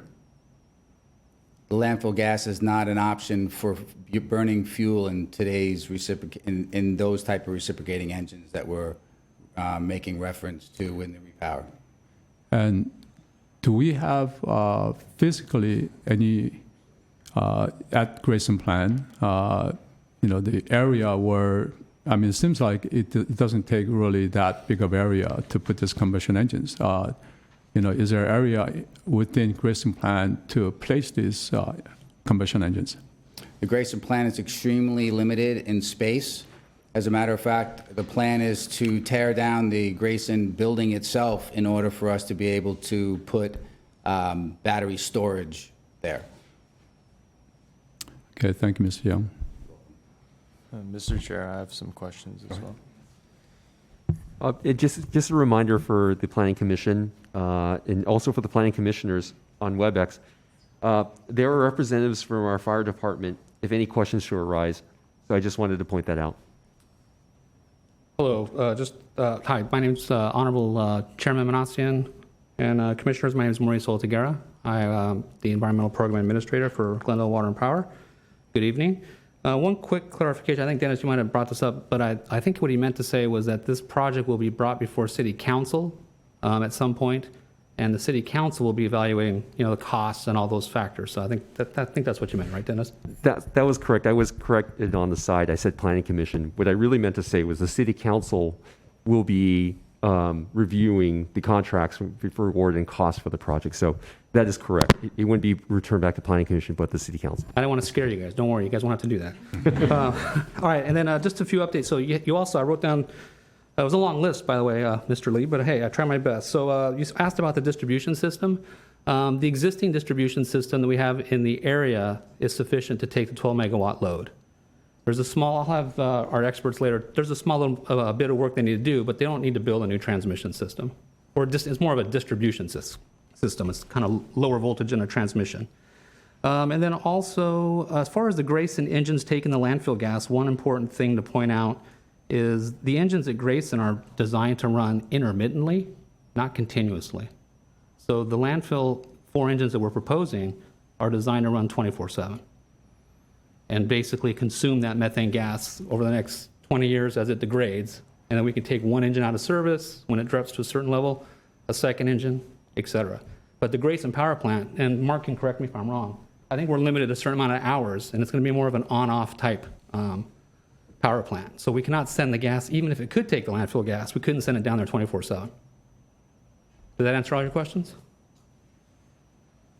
Yes, you did. And, unfortunately, I guess we're not here to review the cost factor of it. But, obviously, this, whatever the cost that's is associated with this project is eventually going to, the Glendaleans is going to feel that. The whole point of, the landfill gas, instead of having that going waste, to use it as a renewable energy, and it'll benefit both hopefully environmentally and also our pockets as well. But if the cost to build this plant is so exuberant, then it really doesn't make any sense. But anyways, but that's not, we're not here to discuss that portion of the project. So I appreciate the comment, and just so you know, there is a estimated payback of less than 10 years. So if you take the cost of the project and you substitute for the amount of gas we're purchasing today, it's less than 10 years and the project will pay for itself, if that helps. All right, thank you. Oh, go ahead, Mike. Thanks. Just wanted to add that what you're talking about, Commissioner Lee, about those engines or the combustion of LFG at Grayson, that was an alternative that was studied in detail in the EIR. And Dennis, if you have it available, could you by chance pull up slide 21 of my presentation? Yeah, give me a couple of moments here. Because because your presentation was coupled and dovetailed to mine, I don't know which one is slide 21 or 24. Allow me, I'm going to pull it up, and then if you can guide me to it. Yeah, I no appreciate problem. that. And I'm looking for the title. It says Comparison of Project and Alternative 4. I think this Very will good. this Thanks will so answer much. some of your questions, Commissioner Lee, in terms of the impacts and differences. So as the Glendale Water and Power team mentioned, the existing equipment at Grayson cannot combust the LFG. So we'd be looking at placing new engines there, essentially the same engines that would be at Shoal Canyon Landfill for the proposed project. Under Alternative 4, it was put those engines at Grayson. And when Mr. Joe gets up that slide, we'll talk real quickly about some of the impacts. So again, this is one we went through in comparing whether the impacts of this alternative would be greater or less than the proposed project or similar. This one's close. And as you'll see there, we would have less impacts to aesthetics, biological resources, land use and planning, and wildfire. That's predominantly because it's an already developed setting, right? You're not going to have removal of native vegetation, so you're going to have less biological impact. It's already an existing power generation facility. So from like a land use perspective, you're not going to need the conditional use permit or the special recreation permit. So we identify that as having a lower land use impact in the proposed project. When we look at aesthetics, again, it's an existing power plant, similar types of structures and facilities. We would expect that to be a slightly or incrementally lower aesthetic impact than developing it at Shoal Canyon Landfill. Wildfire as well. You don't have the same fuel sources, right? It's all concrete and developed there. So that's why we identify those as less. But if you look at the greater impacts, and this is what the GWP team was talking about in terms of an energy loss. So I think it was Mark that stated there'd be a 25% energy loss just with shipping the gas down to Grayson. So that alternative would be less energy efficient than the proposed project. So we categorize that as having an incrementally greater energy impact in the project. And where I think it becomes really important, and you're hearing more and more, the concern and the public comments are related to air quality and health impacts. We identified Alternative 4 as having greater air quality impacts because essentially you're taking the same emissions from the same units and you're just putting them at a different location. In the proposed project's case, the residences are located a pretty long distance away from the engines itself. I believe it's like a couple thousand feet or so. When you look at Grayson, now you're putting those sources and those air emissions much closer to residential receptors. So incrementally, you would expect them to be subjected to higher concentrations of those pollutants than the receptors that are further away from the sources at the proposed project site at Shoal Canyon Landfill. So that's why. So when you look at this alternative, we have five categories that have greater impacts and 4 that have less. So from a CEQA perspective, it is close, but we identify Alternative 4 as having higher potential environmental impacts than the proposed project. So I just wanted to clarify that and explain it real quick. So thank you. Chair, if I may. Go ahead. I also had a few questions regarding your presentation. I believe in the beginning you mentioned that the project was designed to accommodate variations in the methane over time. And as currently submitted, I believe it was projected at 12 megawatts, that's as it's been stated today, and that would constitute about 10% of our current energy allocation. So what I'm looking for is, I guess, what specifics in the project design are made to accommodate the methane getting less and less over time, and is that 10% and the 12 megawatts expected to decrease, and if so, how much? It would be expected to decrease if the project were built and operational today. And let me go back and caveat that in the MND and I believe it was the draft EIR, we had used what we had at the time for the projection of amount of volume of landfill gas and its methane concentration. Since that time, there were some new projections that showed an increase. I believe the The number that we used in the MND and draft EIR was approximately 5,000 standard cubic feet per minute of landfill gas. Those projections then increased to a peak, I believe, in 2022 that would be all the way up to approximately 6,200 standard cubic feet per minute of landfill gas.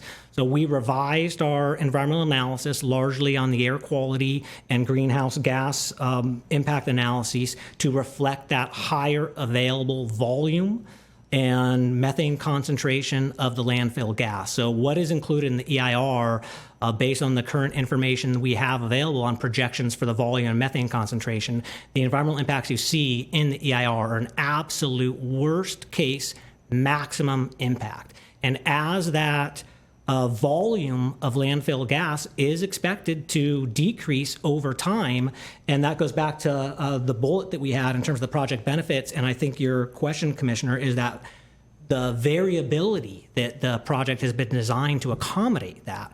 Essentially, we have 4 different engines. They're rated at approximately 3 megawatts each. That's how we get to the 12 megawatts total. So as that volume of landfill gas decreases, there's a couple of options that the city has. The city could then reduce the load that each engine is operating at and still operate all 4 engines, or potentially take one engine offline and leave that as a backup in case there was a problem for another engine. And slowly, as that landfill gas continues to decrease, you would continue to reduce load on engines and or take engines out of operation and essentially retire them until you may be down to one engine, and then the end of the life of the project and no engines.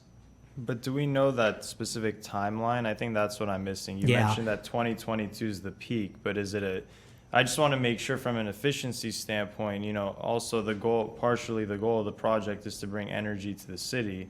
Is this the best use of energy? Will it still remain an efficient source of energy for an extended period of time? Yep. Is what I'm trying to get to the bottom. Yep. Yeah, go ahead, please. Yeah. Good evening. My name is Les Toth. I'm a mechanical engineer, PE, State of California.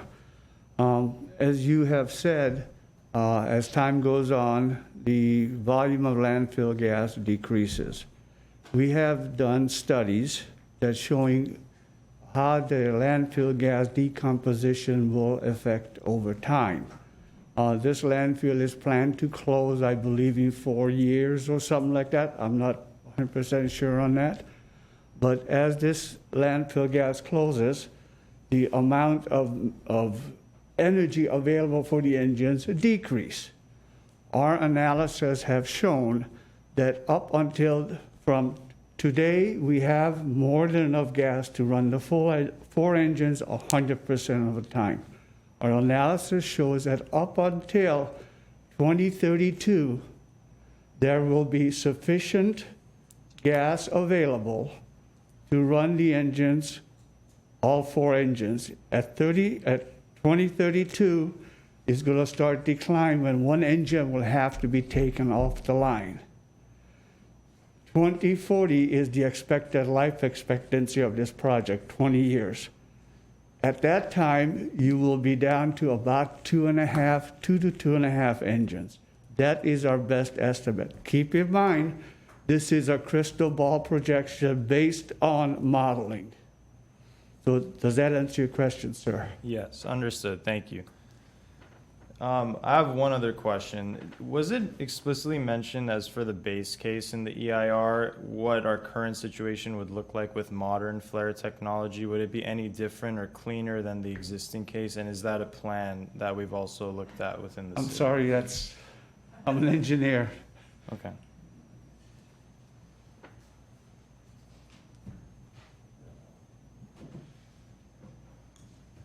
In the analysis, Carl Laney again with Montrose Environmental. In the analysis that we did for baseline emissions, we used actual reported emissions from the city on the existing landfill flares. Going forward, as we were looking at the proposed project, we recognized that the flares would indeed be replaced with newer technology. So the emission profile that you see includes 3 classes of equipment. the proposed engines, the regenerative flare on the fuel conditioning system, and the expectation that the flares in place in the future would be the flares that would be mandated by South Coast AQMD. Okay, but I guess what I'm just trying to see is if you were to assume new flares as the base case or as a base case that the city could look at, or a slight alternate to the base case, how would the charts look? Would it be a drastic difference? Would that be much better environmentally for the city is what I'm just trying to get a general picture on. If we put those into the base case as what's happening today, if we were looking at, I have to take a look, but the proposed technologies on flares or the mandated future technologies on flares have an emission factor of, I think, 0.025 pounds per million BTU. I'm talking about NOx. Clearly, there's no difference in greenhouse gases. There's not a real difference to mention in hazardous or toxics. And I don't believe in organics or CO. The pollutant of difference and the reason that the South Coast is requiring flare replacements is for NOx control. And I think that it's about a 30% reduction in maximum emission rates today versus maximum emission rates in the future. That does not mean, though, that the reported emissions to South Coast reflect the permitted maximum emissions in the base case. So you are correct. If we assumed current or proposed technology as a baseline, that would, in itself and considered in a vacuum, would suggest that baseline would be lower. However, the baseline would have already been somewhat reduced because the reporting was based upon actual measured emissions and actual and actual flared volumes. So okay. Those measured emissions clearly are going to be below regulated emissions. All right. Okay. Thank you very much. I have 2 questions to ask. If there's any, you can go ahead, Commissioner. I have a few questions, but if you want, you can go first. It. Commissioner Shamazian, go. Thank you. Commissioner Chakchon, I'm sorry, I couldn't hear you very well, so I hope I'm not repeating any questions. So one of the questions that I have, which I wasn't clear, was how much power is expected on average from the biogas alone, excluding the added natural gas? So if someone can answer that question, and then also what the average power, how much average power are we expecting in the next 2 decades?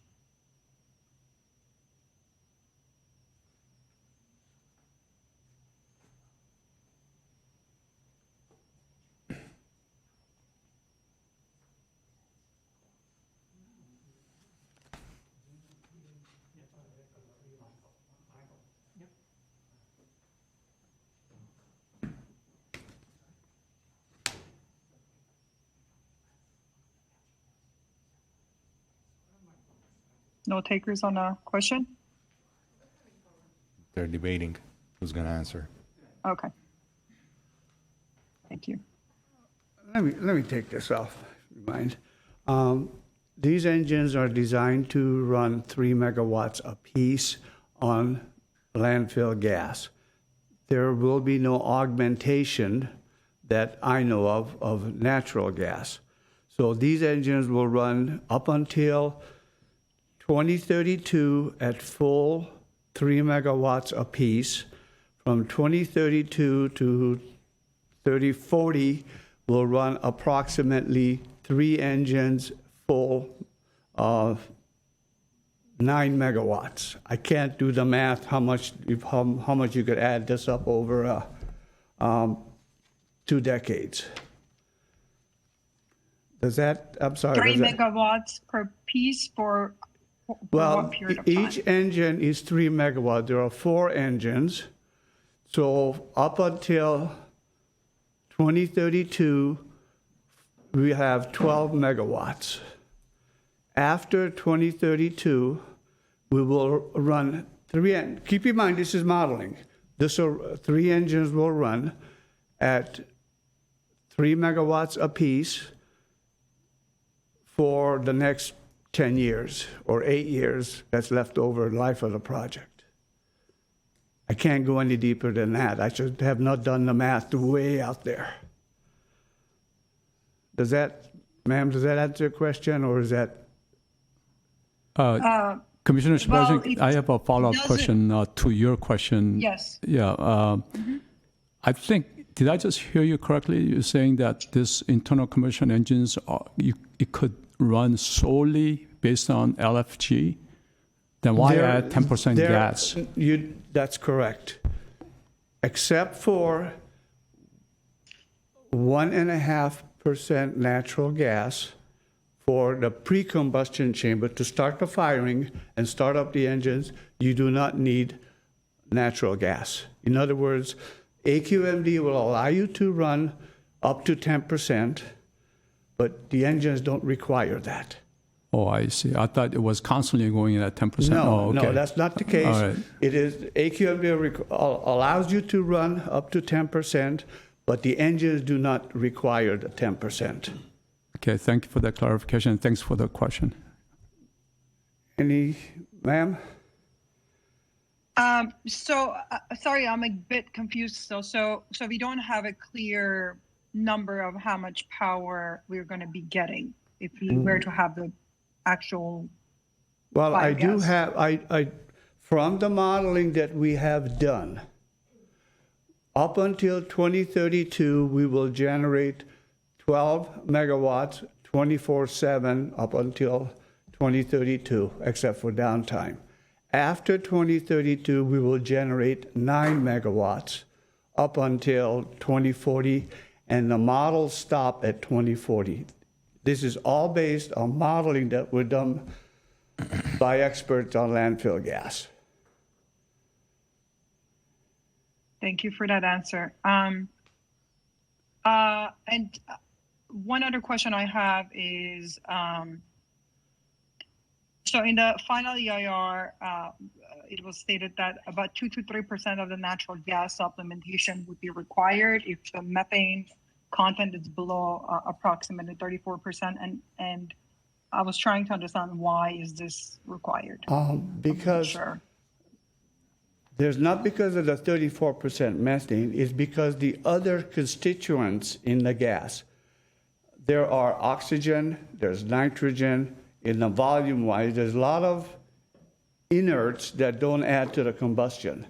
And so when the spark plug fires, it will not burn that gas, not get that gas on fire. That's why you have to add just a small amount of natural gas to start that fire in the engine. Once the fire starts, the 34% or 36% methane will combust.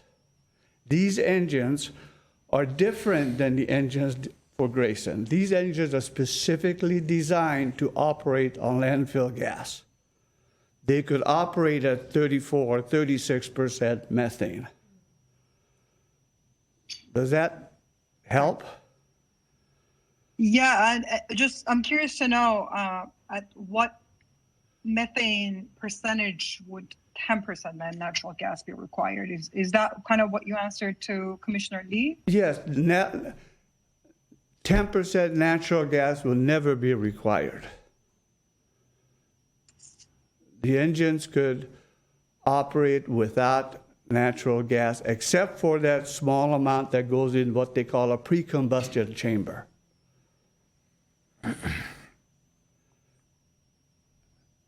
Okay. Okay, thank you. Thank you, sir.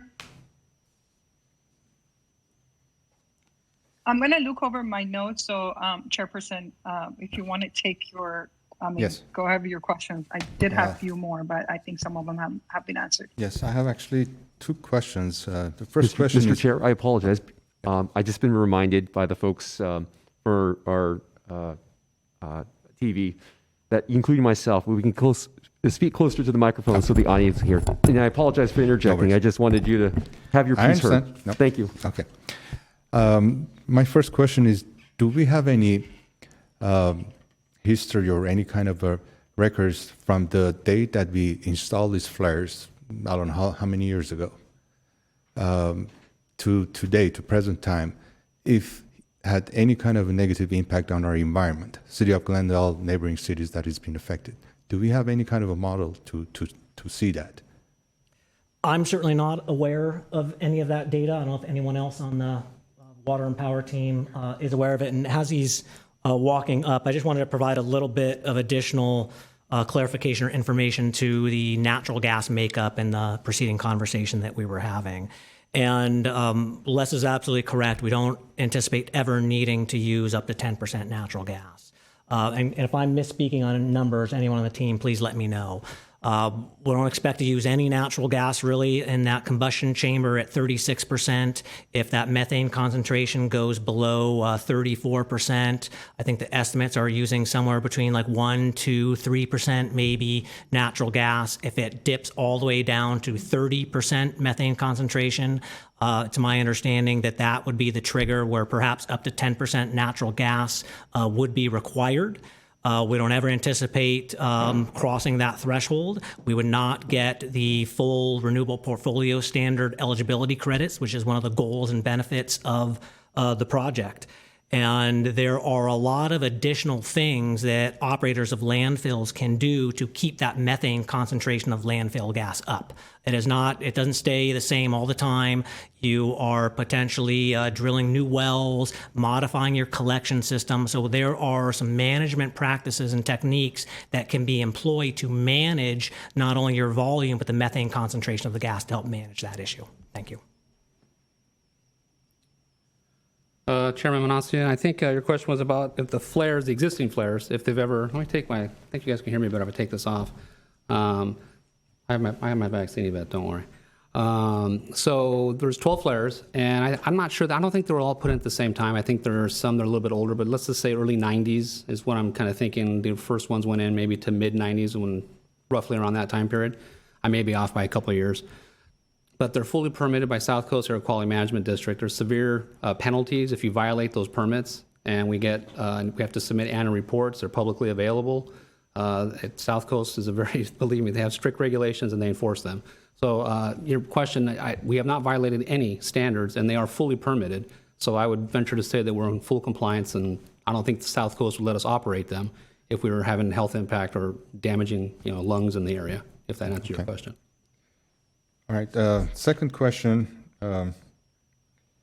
the earthquake.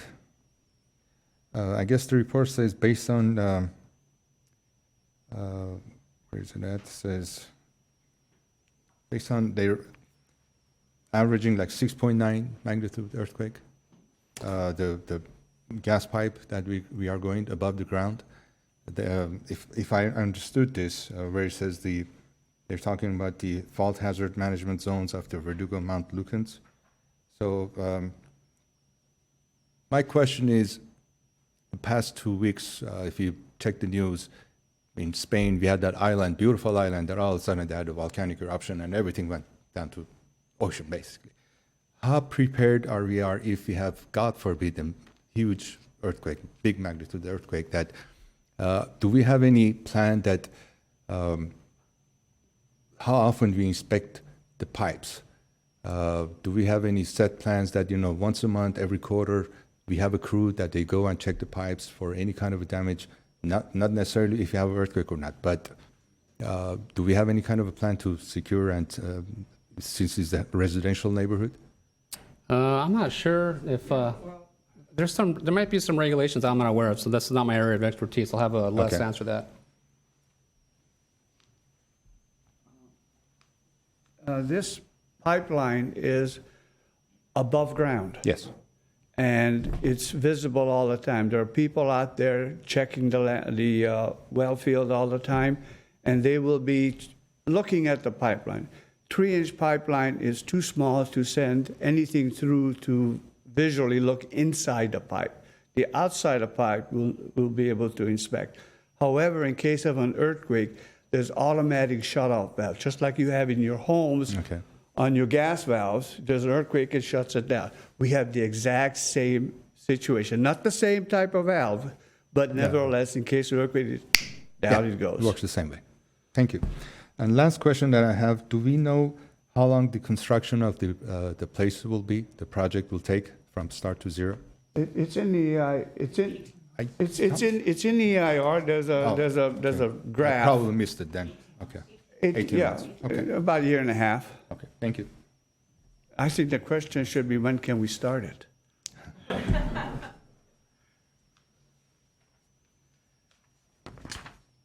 Mr. Chair, Yes.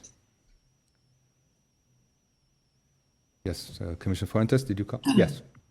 and I've listened to all the questions everybody have asked, and a lot of them I was gonna also inquire. I just have a quick question on alternative number 1, which is no project. As far as flaring, if we continue to flare the gas that's coming out there, how would you consider what's coming out in there? Is it the cleanest, or are there some other technology that we can add or do to make it a little bit more cleaner for the environment, for the air and pollution?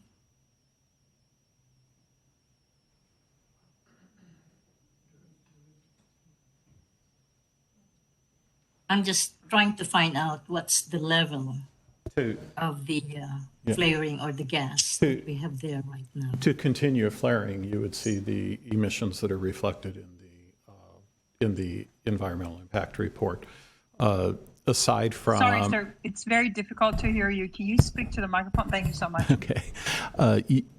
Aside from the combustion technology itself, the technology that South Coast will require in the new flares that will be installed ultimately, there's really nothing that I am aware of that would allow you to further reduce emissions.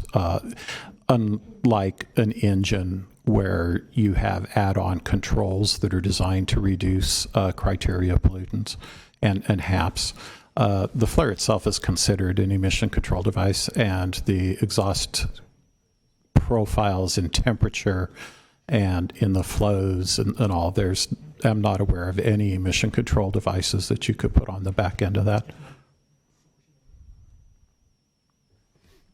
Okay. May I follow up on that question, Commissioner Fuentes? Actually, I know that there's some more modern, less environmentally impactful ways, and I think LA County is working with AQMD to actually explore those more modern and less environmentally impacted ways.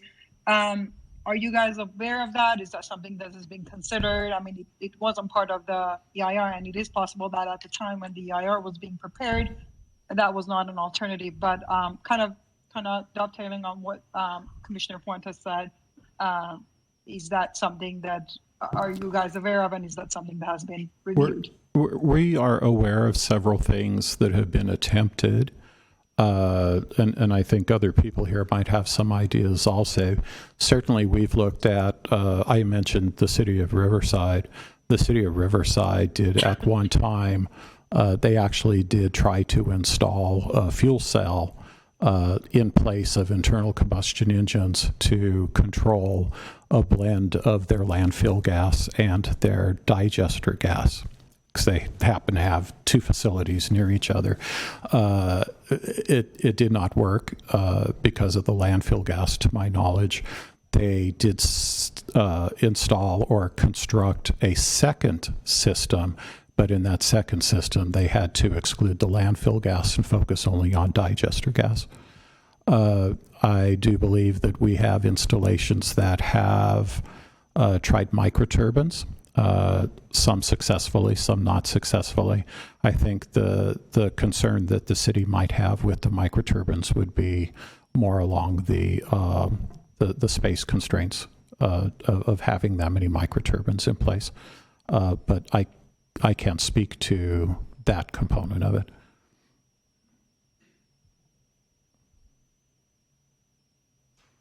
Do you know what the discussion between LA County and AQMD is currently on those specifically? To my knowledge, if they're having discussions, right?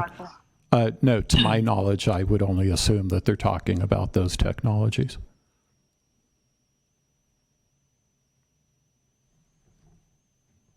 Thank you, and sorry, Commissioner Fuentes. I just no, it was a question that's that you exactly. Yeah, that's what I was trying to get into. Thank you. Any other questions? Nope. I do have one more question. Okay. And I hope I can be clear on this question.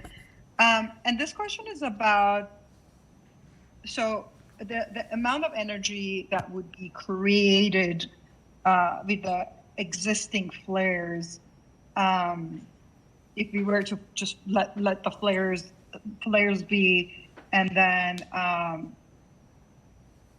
if the baseline has been actually looked into, has been added to what the model has been. That's what I'm trying to understand. I hope my question is clear.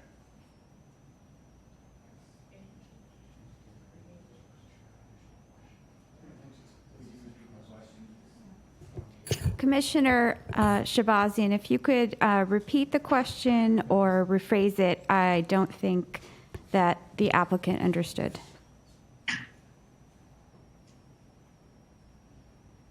So if we were to have the flares going, I was trying to understand, and if we were trying to have option, I think it's alternative number 2, and let me look at my notes here. So correct. So I'm sorry. Alternative number 1, not the no project, but alternative number 1.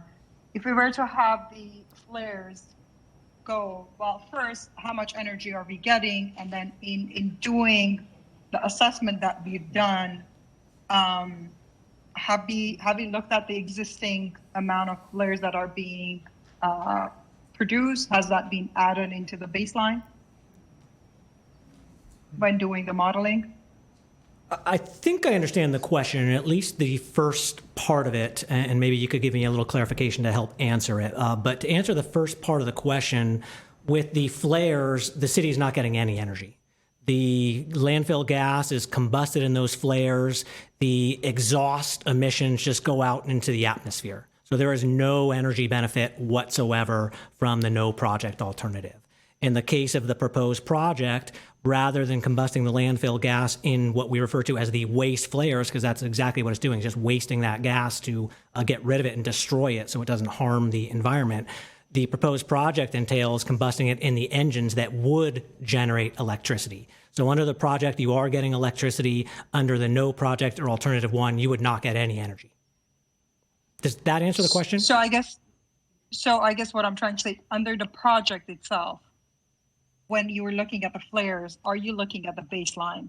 I guess that's the second part of it. Are you looking at the baseline? Has that been added? How much energy will be produced? How much flare there is? I'm trying to understand if that has been assessed. I know it might be difficult because that information hasn't been available yet, but I don't know if we have looked at it because it's not part of the EIR. Okay. I'll provide a little bit more information, and you let me know if this is getting to the question that you would like answered. Initially, if the project were constructed and in operation in 2022, when we're expecting the peak volume of landfill gas to be available, and as Les Toth mentioned, during that scenario, your 4 engines would essentially be operating at 100% load, and you would get the full design output of 12 megawatts. When that happened, you would still have excess landfill gas that the 4 engines don't have any additional capacity to take. So the remaining landfill gas, about 5 million BTUs per hour, would be combusted in what we refer to as the regenerative flare that is associated with the siloxane removal system and combusts that material. So that uses a little bit of gas to support that process. The remaining gas would go to the waste flares. So in current projected landfill gas volumes right now, for the first potentially several years of the project, you're going to have full engine operation or power output, but you're also going to have to combust the leftover gas in the flares. As the volume of landfill gas available decreases over time, you would have less landfill gas going to the flares, and eventually you would have zero landfill gas going to the flares, all of it going to the engines. And then when it even got reduced beyond that, you'd start to back off of the engine loads or retire engines as that gas continued to reduce over time. Does that answer your question? Thank you for the explanation. Okay, no problem. Thank you. Mr. Chair, if no other planning commissioners have any further questions, we could open this up to the public comment period. And just as a reminder, we do have a 10-minute a presentation which was limited to 10 minutes by Ms. Jackie Gish and Ms. Marie Freeman. If you would like to proceed with their presentation first before we open up to the phone calls, Yes. Please let us know. Okay. And if I could just ask Chair Manassian to consider, depending on how many callers we have, to perhaps consider giving the callers a bit more time than a minute. Typically 3 minutes is offered to callers at City Council. I understand when we have an inordinate number of callers that time might want to be reduced. But if we could just find out how many callers we have. As of right now, pardon me. As of right now, I can see that there are 19 callers. Oh. Okay. Okay, so I will leave it to your discretion. I'm just making. Okay, let's finish the. Okay. Okay.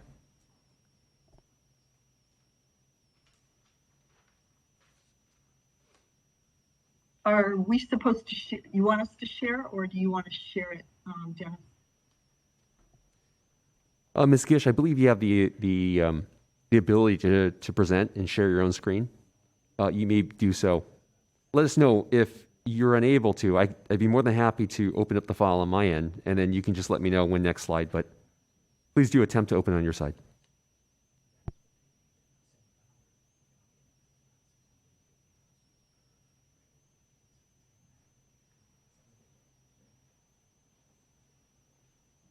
Okay, can you see that? Yes. Okay. So I'm Dr. Jackie. Ms. Gish, I apologize for interjecting, but we're not hearing your presentation verbally on our end.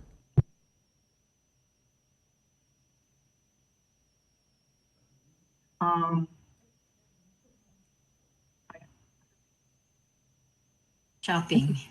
Yeah. 20 said she could. Can you hear me now?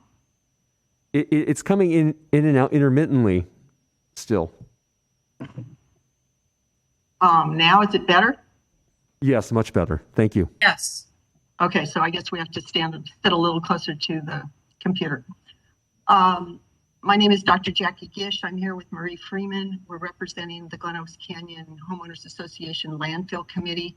My credentials are I have a doctorate in chemical physics from Caltech, and I'm a member of the National Academy of Engineering. We're going to discuss as quickly as we can. We were anticipating 20 minutes. Zoning, land use, and CUP and other land use issues, as well as issues with the EIR. Yeah, I'm going to just summarize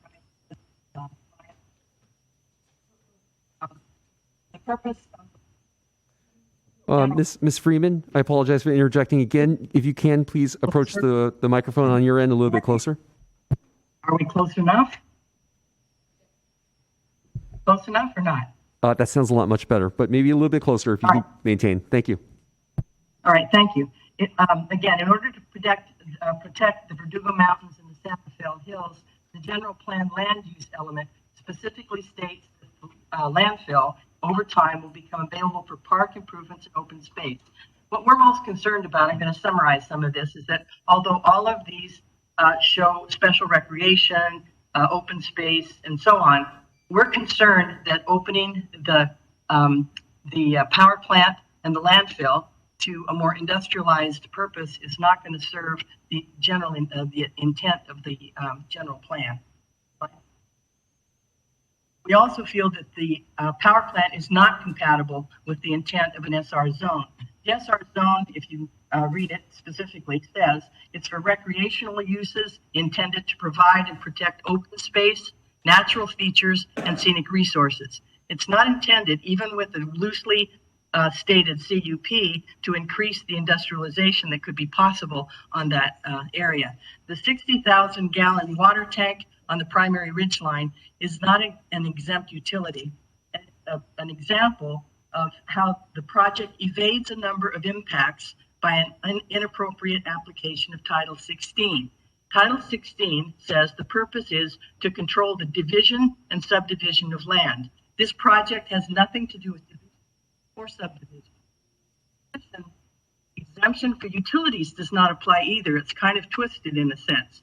The project is not an existing public or quasi-public utility. The tank would not exist if the project were not there. Would you build a tank on top of the ridgeline if there were no project? And probably not. So the project is new. It's not an existing public utility. Yes. Yeah, just a quick thing about the conditional use permit. It's very broad, very broadly stated, and could open the area to other creative industrialization ideas and in energy production or in waste management. That the requirements for a CUP are not met, and I'll save that for Jackie's presentation. We're more concerned about some CEQA violations or possible violations. One is the segmentation of Shoal and Grayson projects. Two, description is inadequate. The alternative analyses is inadequate.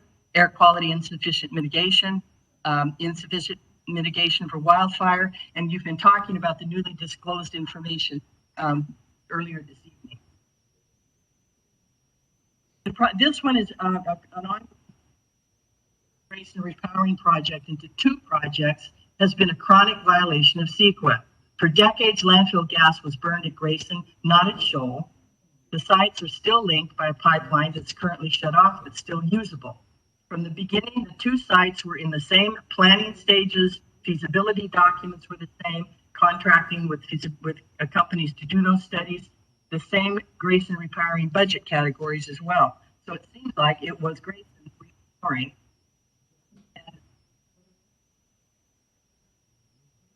The health risk assessment has been used to further refine or redefine and segment the Grayson repowering project. But the HRA results weren't a problem of place, they were a problem of equipment. You would take the same gas with better equipment and probably have very different health risk assessment results.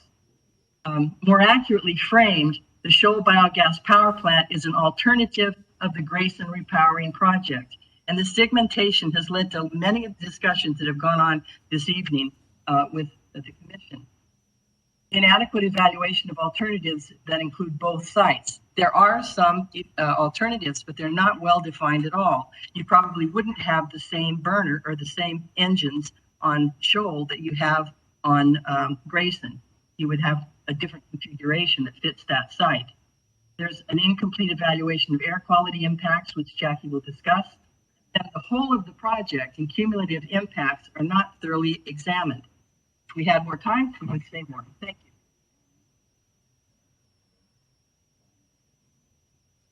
All right, make sure you can hear me. So I'm going to cover the rest of the presentation as quickly as I can. We have to obviously deal with the landfill gas. We believe that what should be considered first by the commissioners is safety, and that's in terms of fire, air pollution, potential earthquake, and other hazards, some of which the commissioners have already mentioned today. As lots of the questions that have come up already during this meeting have to do with missing information from the project description. The 4 engines were the same as the draft, but now they're adding, they realize they can't use all the gas that they're going to get, and so they're going to waste some of it by flaring it until the gas flow goes down. The nominal gas flow has changed since the draft. The nominal methane concentration has changed since the draft. There is now no added natural gas, although I heard tonight 0.5% needed in the pre-combustion burners. That is never mentioned anywhere in the draft or final EIR. It's the first time I've heard that. 10% natural gas was added in the draft EIR. It's unclear, and lots of the questions came about, is how much power is really going to be produced, for how long, what is the percent methane that is going to be predicted as a function of time, what amount of natural gas will have to be added, what is the efficiency of the engines going to be as the natural gas drops or as the methane drops. All of these are pieces of information that you guys were asking and we've been asking as well. One other thing, we had heard that it would take, tonight we heard that it would take 3 megawatts of power to send the gas to Grayson through the pipeline.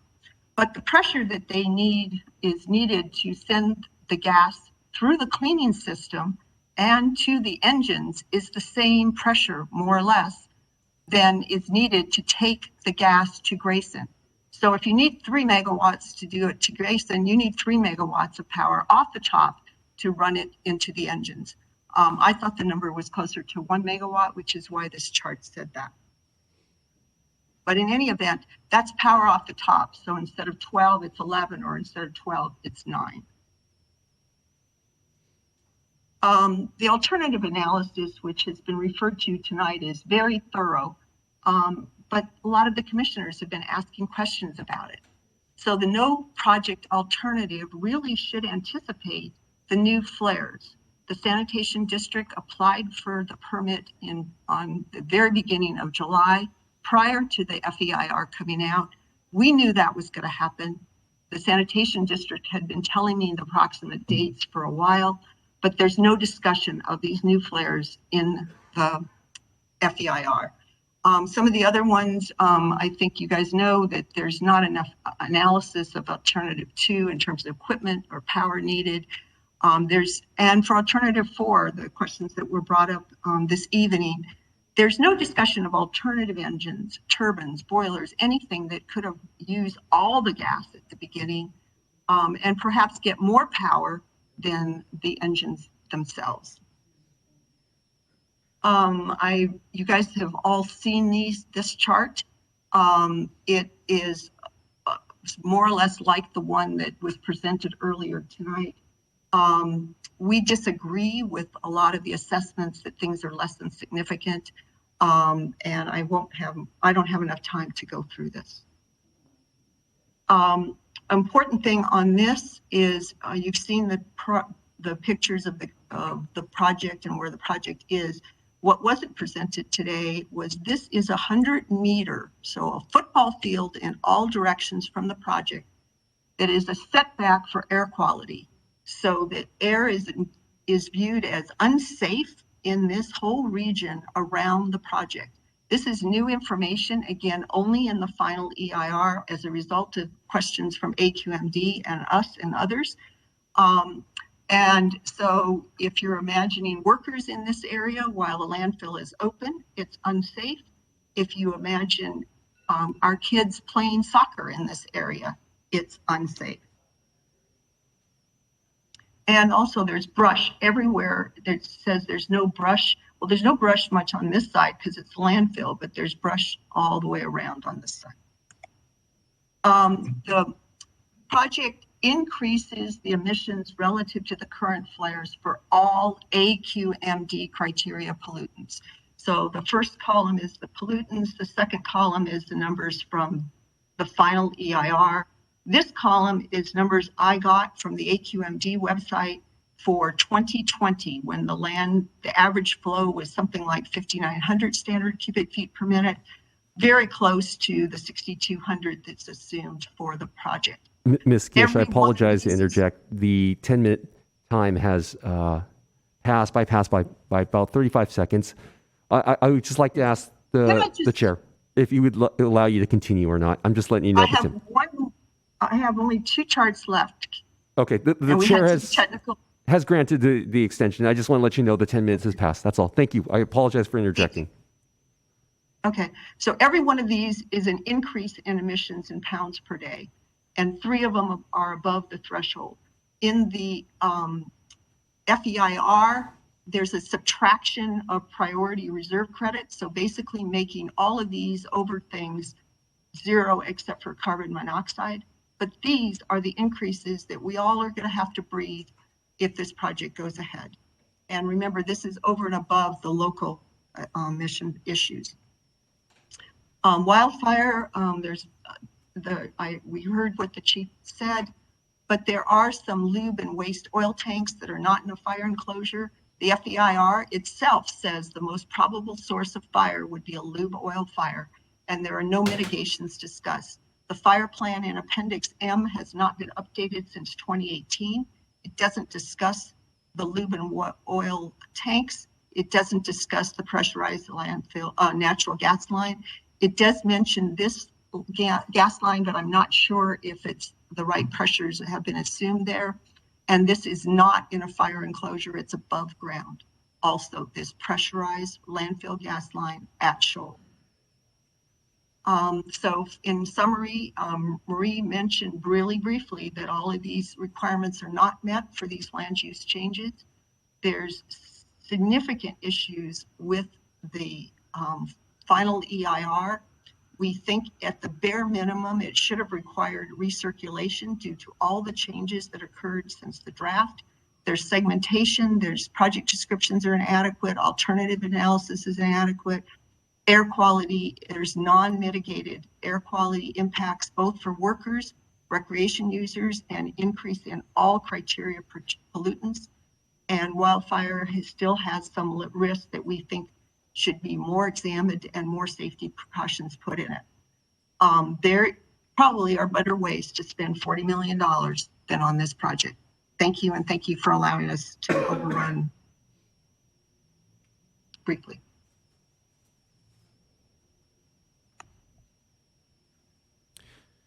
Thank you, Ms. Gish. Mr. Chair, members of the commission, if you choose to open up the public comment period, I can start answering or allowing the callers into the public comment portion. As of the moment, we have 20 callers as of right now. And just to follow up on Ms. Nukian's comment, generally the public comment speaking portion is each caller or commenter is given about approximately 3 minutes. Would you like to reconsider increasing it from 1 minute to 3 minutes or any other time that you decide? We have 20 callers, you said? How many callers we have? As of right now, we have 20 callers. Okay, let's give them 3 minutes.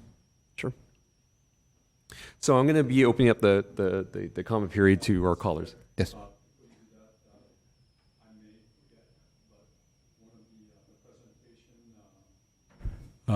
Talks about the lube oil fire. Can the fire department kind of address that? Sure.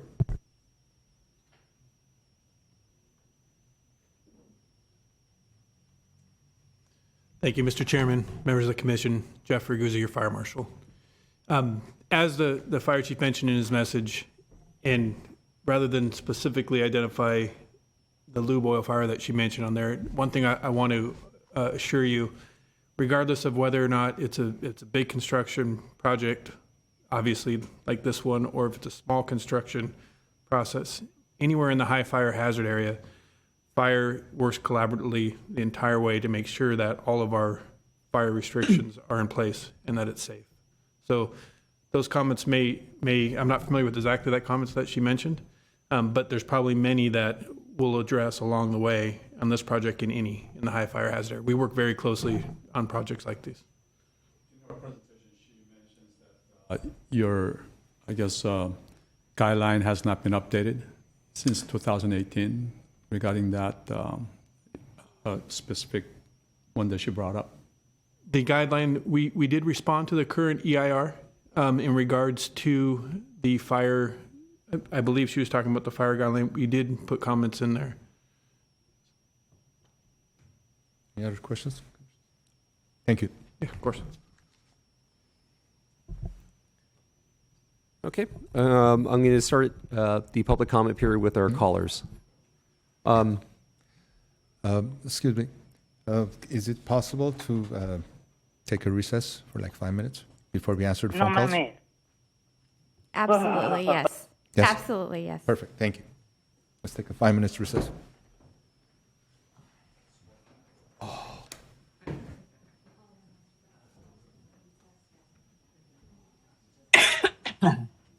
The phone calls waiting in queue, and we thank you for that. And thank you, everyone, for patiently waiting for the comment portion of this public hearing to open. So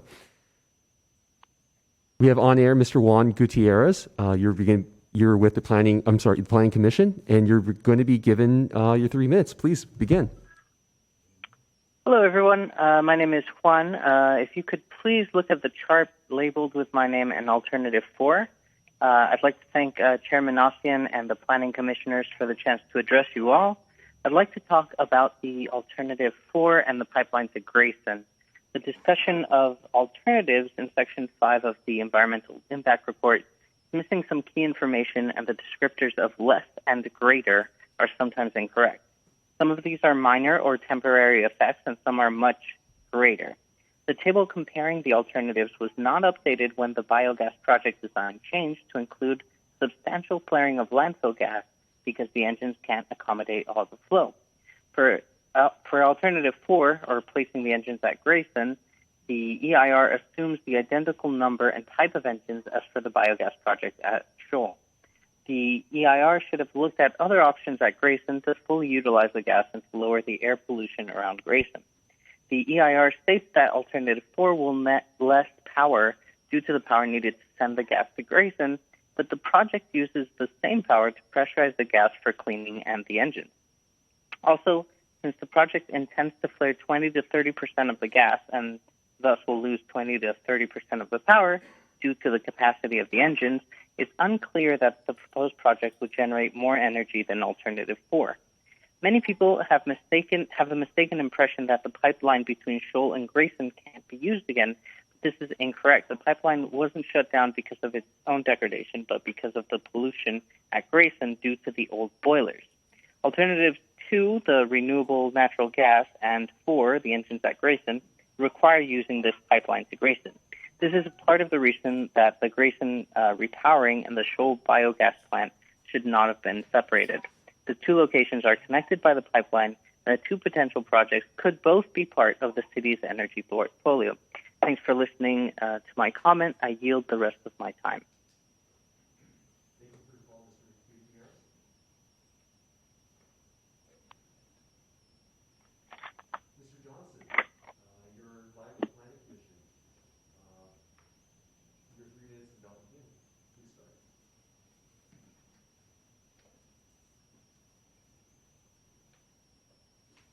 What the fuck just happened?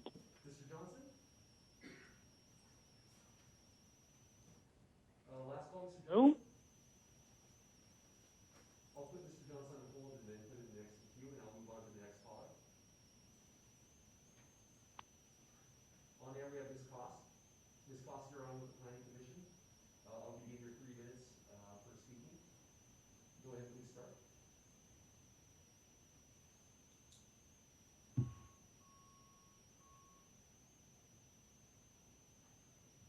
Dennis, we can't hear anything.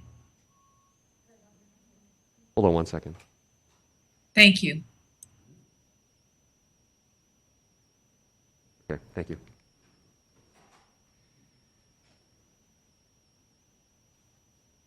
Okay, I'm going to try this one more time.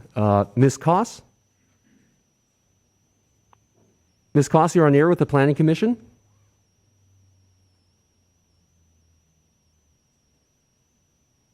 I'm going to go to the next caller here. Ms. Hernandez, you're on with the Planning Commission. Ms. Hernandez?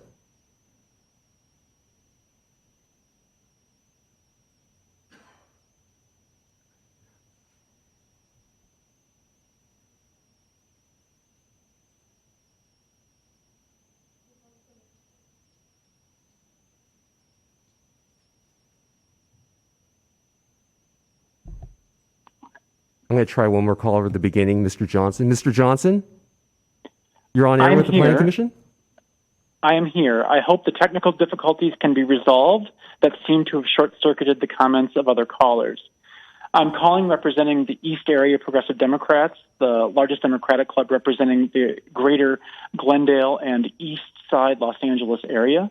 Our members are profoundly concerned about this plan to impose a new 12-megawatt power plant at Shoal Canyon dump site without proper consideration for the alternatives, and in continuation of a plan that originated in 2017 while the plan to expand the dump was still on the table.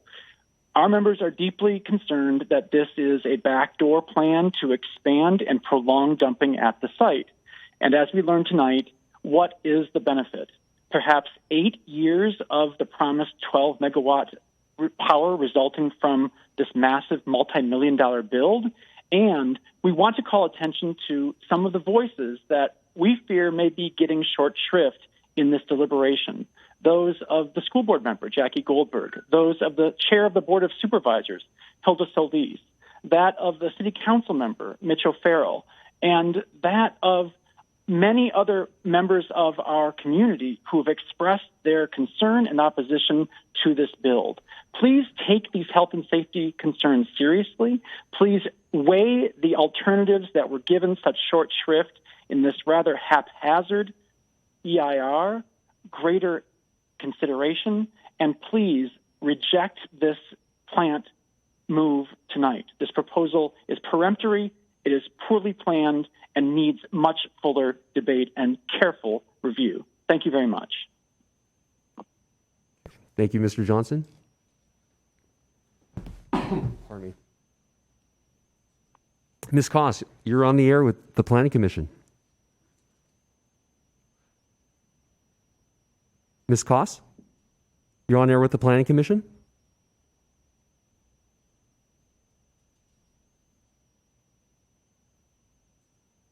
I'm going to attempt one more time. Ms. Koss, you're on air with the Planning Commission? I'm going to put it on hold and I'm going to go on to the next caller. Ms. Hernandez, you're on air with the Planning Commission.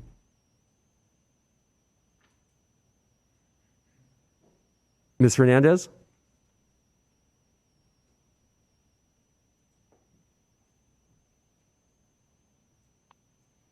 Mr. Sean Starkey, you're on air with the Planning Commission.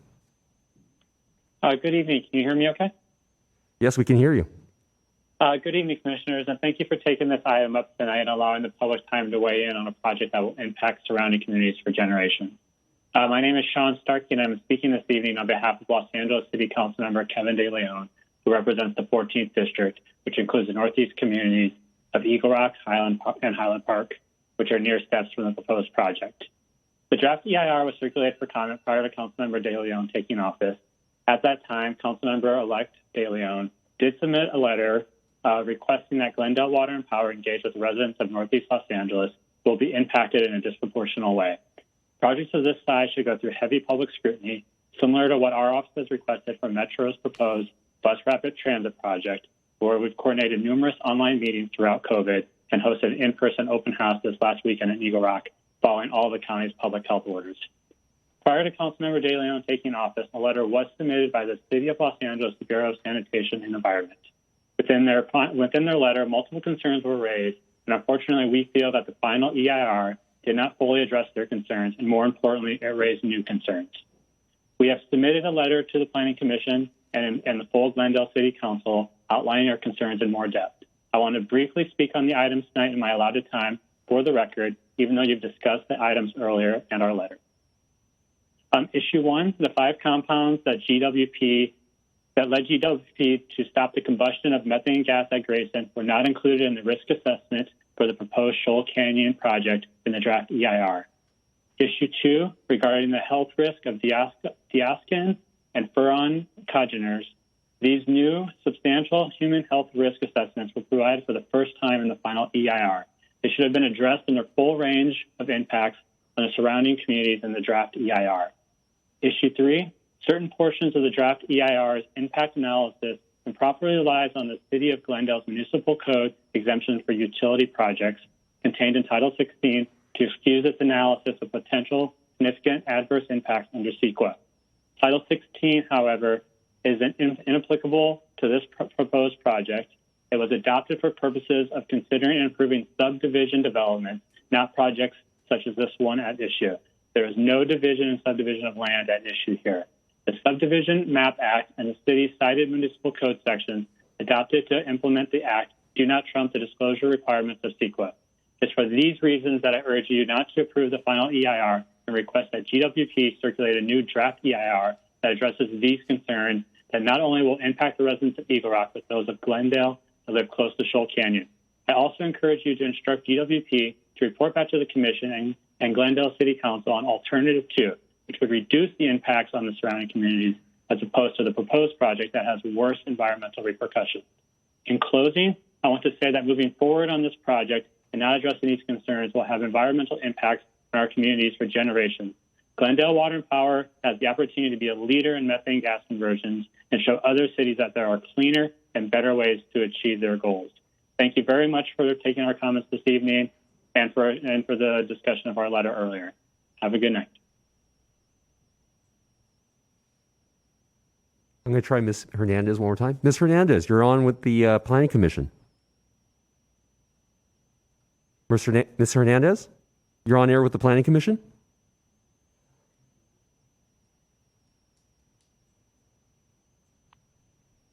Ms. Fisher, you're on air with the Planning Commission. Ms. Fisher, once again, you're on air with the Planning Commission.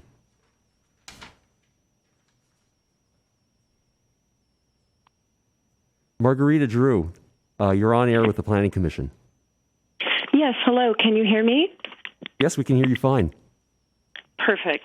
I'm calling in because I feel that the current final environmental impact report, as well as many other city-sponsored studies in the past, have consistently underestimated the potential effects of the underlying faults, not to mention the porous and fractured rock that make up the area under where the dump is situated and where this biogas project will sit. I'm in Glen Oaks Canyon, and I'm a little familiar with a study by geologist Dr. Clarence Hall. He is a licensed geologist. He is a member of the board for professional engineers, land surveyors, and geologists, and he's also a professor emeritus of geology at UCLA, and he has spoken many times to the city. We have sent his writing, and we feel like it's being ignored. So in particular, what concerns me, tonight you have pointed out that there is no fault lying directly beneath the landfill or where this project will be built. However, Dr. Hall did a study that shows there are 6 active faults within 10.5 miles of this site, and 4 of those faults are within 5 miles. All of these have a magnitude estimated of 6.7 to 7.2, and the Verdugo fault that we've talked about that you mentioned is only 0.3 of a mile from the site, has an estimated magnitude of 6.7, and it runs beneath the 134 freeway. So for me, when I look at this, I think about the 1994 Northridge earthquake. That was a magnitude 6.7. I was actually going to school out there at the time, but there's a study that shows that local landfills, even at Shoal Canyon, which is 28 kilometers away from the Northridge epicenter, suffered moderate damage. So when I think about something happening 28 kilometers away and the possibility of something happening a third of a mile away, it's scary, especially as a resident, and I feel like this FEIR dismisses the potential damage to equipment, to structures, to our roads, to residents' housing. I also wanted to note that, Dr. Hall noted that seismic waves on a mountain can be amplified 4 or 5 times the magnitude of field waves. So what mitigation is being put in place to prevent surface gas and water line breaks or tank ruptures? I know you've talked about the pipes aren't that big and they can be brought in on a pickup truck and it'll be really easy to be put in. And I have to say, that doesn't instill any confidence in me as a resident here. I I believe the report says that landslide hazard zones are most likely on the steep slopes on which Shoal Canyon Road is located. But I feel like there's been no mitigation offered to protect workers, the public, or emergency responders on that road in case of an earthquake. So as a resident here, I'm also thinking about the fact that in Glen Oaks Canyon, there's one way in and one way out. And should anything happen with this biogas plant that disrupts or has pipes in the street spewing gas, to use layman's terms, how are we getting out and how are our responders getting in? And the other thing that I wanted to point out, because it hasn't been brought up tonight, and we have brought it up so many times at city council meetings. Ms. Marguerite Drew, can you please wrap it up? I'm wrapping it up right now. Thank you. I believe that you keep assuming that our landfill is lined, and there is no evidence that this landfill has ever been lined. It doesn't behave like a lined landfill. And so I feel like a lot of the report's assumptions about landfills in general with synthetic components to protect groundwater, et cetera, that they don't apply to us here with the Shoal Canyon. And I would beg you to reconsider this and do some more investigation. Thank you.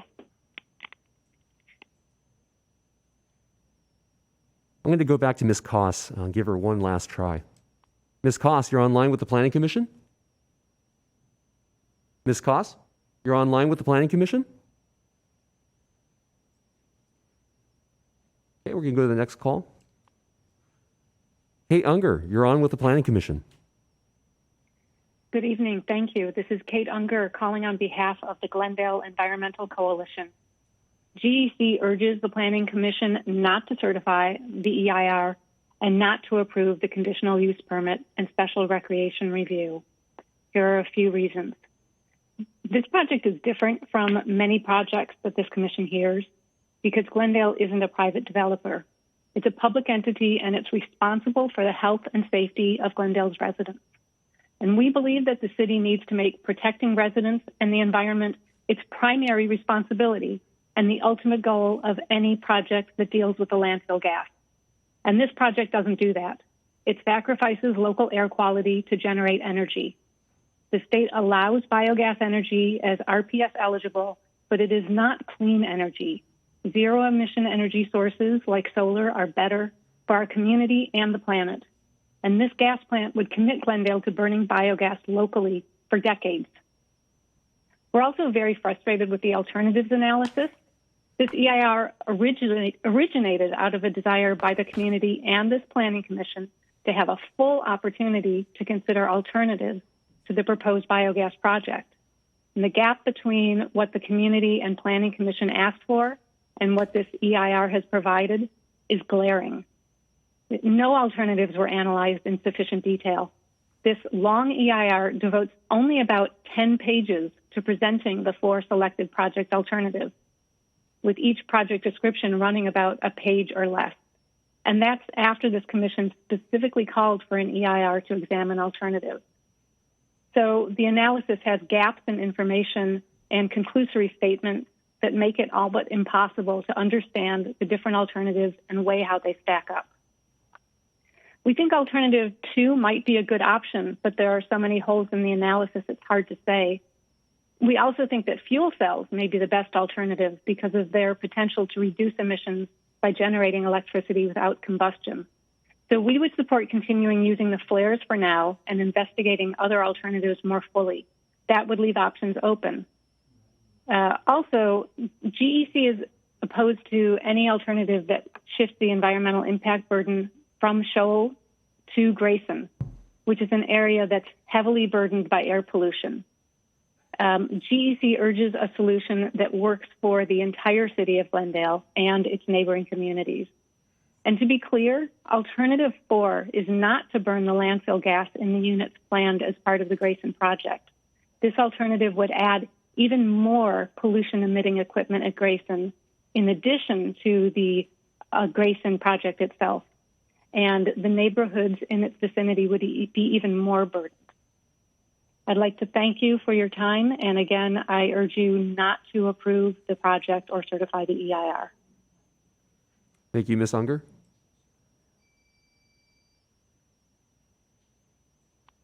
Mr. Starr, you're on with the Planning Commission. Mr. Starr, you're on with the Planning Commission.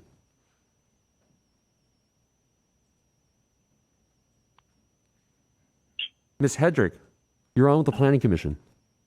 Yes, thank you. Can you hear me? Yes, I can hear you just fine. Thank you. Okay, thank you. My name is Eileen Hattrick, and I did shorten my presentation, so I will definitely be under 3 minutes.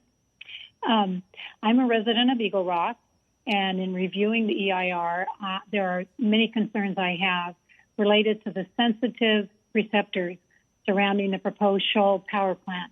It appears that this part of the report is understated regarding the human activity in the surrounding areas, and that's what I'd like to speak about. If the gas plant processing equipment fails, the entire landfill is affected, as well as the residents, the schools, the recreational areas, and hospitals in the surrounding area.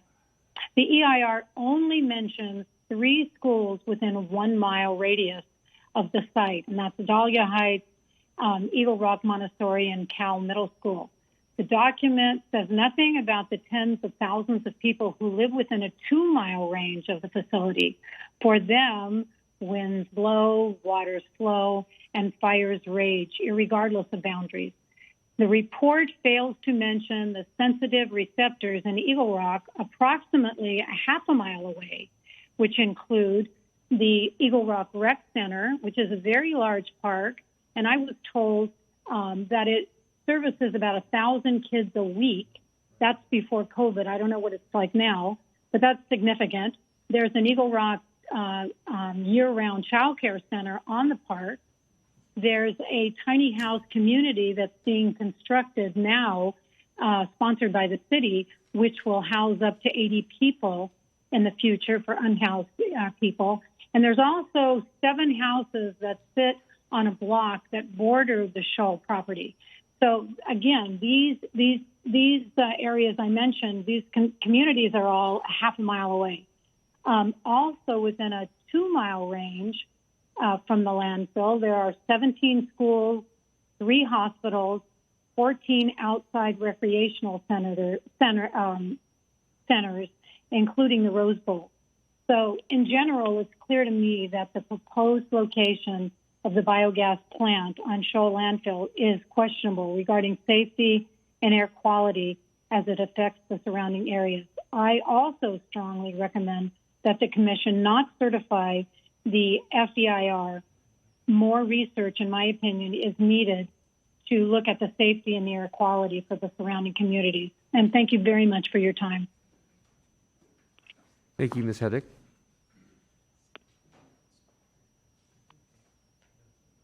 Helen Mullen, you're online with the Planning Commission. Helen Mullen? Last call, Helen Mullen? Okay, I'll put her on hold. Marie Perkins, you're online with the Planning Commission. Hi, can you hear me? Yes, I can hear you fine. Thank you. Okay. Thank you for taking the time to hear these comments. I am also from the Eagle Rock neighborhood, and I will be brief because I largely agree with all the comments that have come before me from callers. I live very close to Shoal Canyon, and I think it's important to note that the communities closest to this project are largely not in favor of it. And it's not just because we will shoulder all of the risk, have none of the benefit. It is also because the environmental report lacks answers. It has so many questions.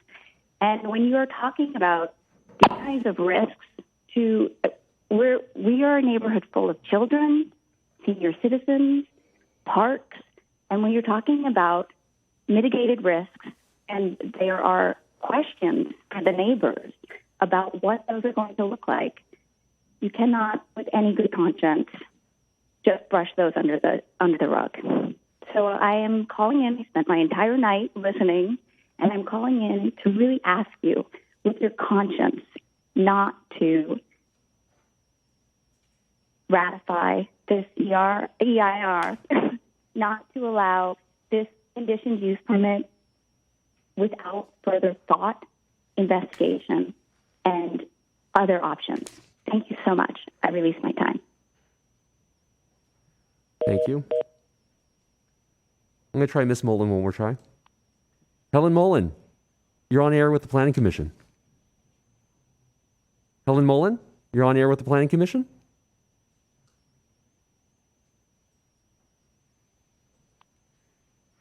Amber Selv, you're on air with the Planning Commission. Yes, hi, can you hear me? Yes, I can. Thank you very much.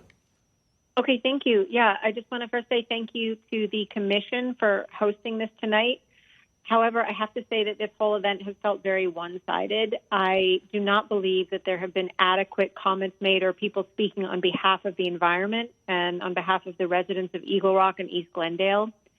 It sounds to me like Glendale and the GWP are the only ones who stand to gain anything from this, and the big losers would be Eagle Rock, Pasadena, and our air quality and safety. It's clear that building this power plant is a bad idea. Adequate safety studies have not been done, nor has adequate planning. It's not safe for our community, and it should not be built so close to a residential area. I think GWP failed to answer so many questions and specifics this evening. They have done nothing but prove that this whole plant is a terrible idea. Not only do I not feel safe to live and have my children grow up next to a power plant, this plant will greatly reduce the value of all of our homes. For my family, the value of our home is all my husband and I have to retire on. So building this power plant means that my family and I will no longer have enough money to retire, as it will be impossible to sell our homes in the future at a good price because no one wants to live next to a power plant, as well as the fact that our children will be breathing that toxic air every day as they grow up. I am deeply opposed to the building of this plant, and nothing that the GWP or their cohorts have said tonight has made me more confident in their ability to safely plan, build, and run a power plant next to my home and the homes of my friends and neighbors. I urge the committee to not allow this power plant to go through. There are other ways to get the city of Glendale power, but there are not other ways to keep the air and the environment clean in our community. I deeply hope you vote on the side of the environment and keeping us all safe from hazards. Once an environment and air quality is destroyed, it cannot be undone. Thank you. Thank you. Mr. McDonald, you're online with the Planning Commission. Hi, can you hear me? Yes, thank you very much. Hi, my name is Michael McDonald, and I'm calling in as a nearby resident in Eagle Rock and on behalf of the Eagle Rock Association, also known as TERRA. TERRA stands with our Glen Oaks Canyon neighbors in opposition to this proposed Shoal Canyon power plant project. We urge the commissioners to recommend no certification of the FEIR and proposed project, and for the city to move forward with the otherwise planned phase out of the Shoal Canyon dump and conversion to park space. The FEIR fails to provide a baseline of the replacement of existing flares to meet the South Coast AQMD standards as a comparison for consideration. We are confounded on how a site surrounded directly on all sides by residential uses and located within a very high fire severity zone can be considered an appropriate use and application of zoning. It is extremely problematic to introduce new and long-term ignition and fuel sources to a very high fire severity zone in direct proximity to residential zoning. This new power plant project would have significant impacts in noise, air quality, traffic, construction, and fire danger to nearby residential communities of Glen Oaks Canyon, Chevy Chase Canyon, Eagle Rock, Pasadena, and La Cañada Flint Ridge. It is a step in the wrong direction with impacts that are not, and in most cases cannot, be mitigated if the proposed project moves forward. TERRA urges the city to abandon this power plant project and to refocus funds on environmentally friendly energy sources for our regional energy needs. Thank you. Thank you, Mr. McDonald. On air, Ms. Nina Chomsky. Yes, can you hear me? Yes, thank you. Thank you. My name is Nina Chomsky, and I'm the president of the Linda Vista Annandale Association. This is your neighbor, the neighborhood to the east in the city of Pasadena that backs up to this entire situation. I wrote a detailed letter, and I hope you had a chance, all of you, to look at it, planning commissioners. And when I talked about our concerns about fire, we envisioned a firestorm not the regular little fire you all get where a bunch of trucks turn up and put it out, although we have some of those on a regular basis in this area.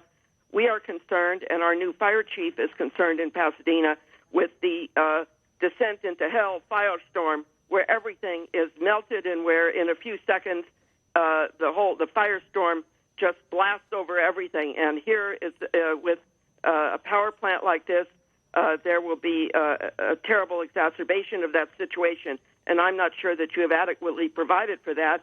But we like the suggestion from the LA County Public Works Director's Office of a detailed evacuation plan. We have only one way in and one way out on many of our narrow streets.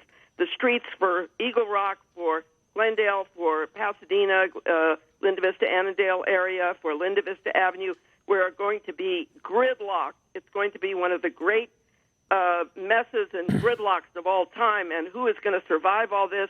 Who knows? And what do we have next to us again? We have the Rose Bowl. And we should also mention all the thousands of people who come to recreate in the Central Arroyo. And at the Rose Bowl, we're going to have upcoming with the World Cup and with the Olympics, up to 90,000 people in the Rose Bowl for hours on end. Are they going to add to the gridlock? What is the plan? And I think it's a very good idea. I'm also very concerned, and I'm being repetitive here, but about segmentation. Some of the comments tonight were just excellent on that issue under CEQA. This is obviously a major, major, major CEQA problem you are going to face. You have no answer for segmentation. Grayson and this project are obviously one holistic version of how to manage energy and what to do with landfills and power plants. They have to be considered together under CEQA and mitigated under CEQA, and the best environmental solutions found. Finally, under land use and your general plan and your codes, I can't imagine that these codes were written and the whole recreational area envisioned with a commercial, industrialized, monetizing landfill gas power plant in mind. This was all supposed to be turned into a passive, recreational, low-intensity area, and that's what the residents, particularly those right around it, Glendale residents, that's what they thought they were buying into when they moved there and have lived there for years. Who envisioned this? And so I think you need to really consider the general plan and your codes very carefully. Oh, and I do have one more comment, and that is that we suggested... Ms. Chomsky, if you can please yes, so one more summarize. thought. Thank you. That was that in our suggestions for not only the evacuation plan, but another suggested condition for your CUP, and that's annual review, assuming this ever gets to the point where it's built and operating. During construction and operations, that you hold annual reviews where the publicly noticed annual reviews where people can comment on what's going on, and that you adequately measure the air quality and with on-site measuring and other mitigations, and so everyone can comment on what's going on there, but maybe it won't get to that point. Thank you very much. Mr. Hutchins, you're on air with the Planning Commission. Hi, can you hear me? Yes, thank you for the confirmation. Okay, good. I live in Glen Oaks Canyon, and I've been asked to read a letter to the Planning Commission from another resident of the canyon who's not available this evening, and his name is Dr. Chris Snowdy. So if I may. Dear Planning Commission, I'm a medical doctor, a child psychiatrist at USC, and I live in Glen Oaks Canyon. I have expertise in child development, pediatric mental health, and the developing brain. Tonight, my neighbors and your citizens in the surrounding communities will give you 100 resounding reasons why building this plant would be a catastrophic mistake, a short-sighted blunder of historic proportions. Let me speak to the one reason I know and the only reason you should really need. This power plant will hurt children, period. Not might hurt them, will hurt them. It has been shown again and again in study after study. The pollutants this plant will emit are toxic to developing neurons. Children who are exposed by proximity to such chemicals have higher rates of cognitive deficits, behavioral problems, and mental illness. This damage occurs at exposure levels which are far lower than the levels that will be emitted by this plant. Please ask yourself, therefore, how much benefit is enough to offset hurting children? My wife and I are welcoming our first child in March, a baby girl. How much benefit is worth harming my daughter's brain, or your daughter's brain, or the brains of the kids playing at the ball fields just down the hill, or the brains of the kids in the 11 schools within a 2-mile radius of this plant? We're talking about inflicting real damage to our children for years to come. Again, is it worth it? This is an easy vote. There are other perfectly viable alternatives that will solve this problem without harming our youth. Is this power plant so much better that it's worth harming kids? Is that what its proponents would have you believe? This city's children can flourish and thrive because you were brave enough to take a stand, to say, no, our kids are worth it. We have to do this another way. Our children are our future. Please protect them. We are all counting on you. Sincerely, Chris Snowdy, MD. That's the letter, and thank you for giving me an opportunity to read it. Thank you, Mr. Hutchins. Ms. Karen King, you're on air with the Planning Commission? Yes, I'm here. Can you hear me? Yes, thank you for confirming. Great, thank you. My name is Karen King, and I am a resident of Glen Oaks Canyon. And much like the letter from the doctor previously, I have 2 children, and I'm quite concerned about the plan. Wildfire is one of the big things. There's numerous ways in which a fire could originate from the proposed biogas plant, including malfunctioning equipment, an accident on site, worker negligence, or an earthquake. The FEIR states that the site itself has little wildfire potential due to the large areas with little or no native vegetation. That may be true of the landfill itself, but the project site is immediately adjacent to brush-covered hills, and the natural gas line will be located above ground in an area of dense vegetation. While the mitigation measures cited in the FEIR may reduce the risk of the project, it will not eliminate the risk. Operating an industrial facility with numerous fuel sources will further elevate the fire risk to the surrounding communities. The FEIR also does not discuss the mitigation factors for the project site due to a large wildfire in the area that is not triggered by the project itself. There have been numerous fires in the last couple of years on the hillside surrounding the project. In fact, there was a small fire last year at the landfill in the immediate vicinity of the proposed natural gas. Recent wildfires have blown embers up to a mile in front of the main fire line. There's dense vegetation immediately adjacent to the site. The project will have a natural gas line, LFG line, engines, and lube oil tanks that are potentially explosive and could exacerbate any wildfire in the area. A wildfire could also destroy all of the infrastructure associated with the plant. There are considerable threats to operational components of the project from wildfires, not to mention that the fuel source associated with the project could potentially be a safety hazard for firefighters in response to a wildfire on the surrounding hillsides. Like other callers have mentioned, there's one way into this canyon and one way out.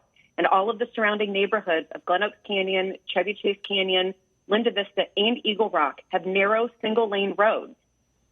Evacuations of these communities is very difficult during a fire. So again, as a Glen Oaks Canyon resident, a mother of 2 young children living in this canyon and going to school in this canyon, I urge you to not approve the FEIR and please vote no on the permits repurposing this area. Thank you very much. Thank you, Ms. King. Ms. Fisher, you're on air with the Planning Commission. Ms. Fisher, you're on air with the Planning Commission.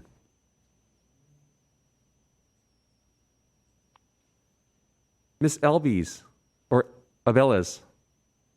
Ms. Abelez? Oh, yes. Can you hear me? Yes, thank you for confirming. Oh, yeah. Thank you for letting me speak. My name's Kim Abelese, and I'm a resident of Pasadena, where we live with 4 generations in our home. This gas plant would be a tragedy in the making.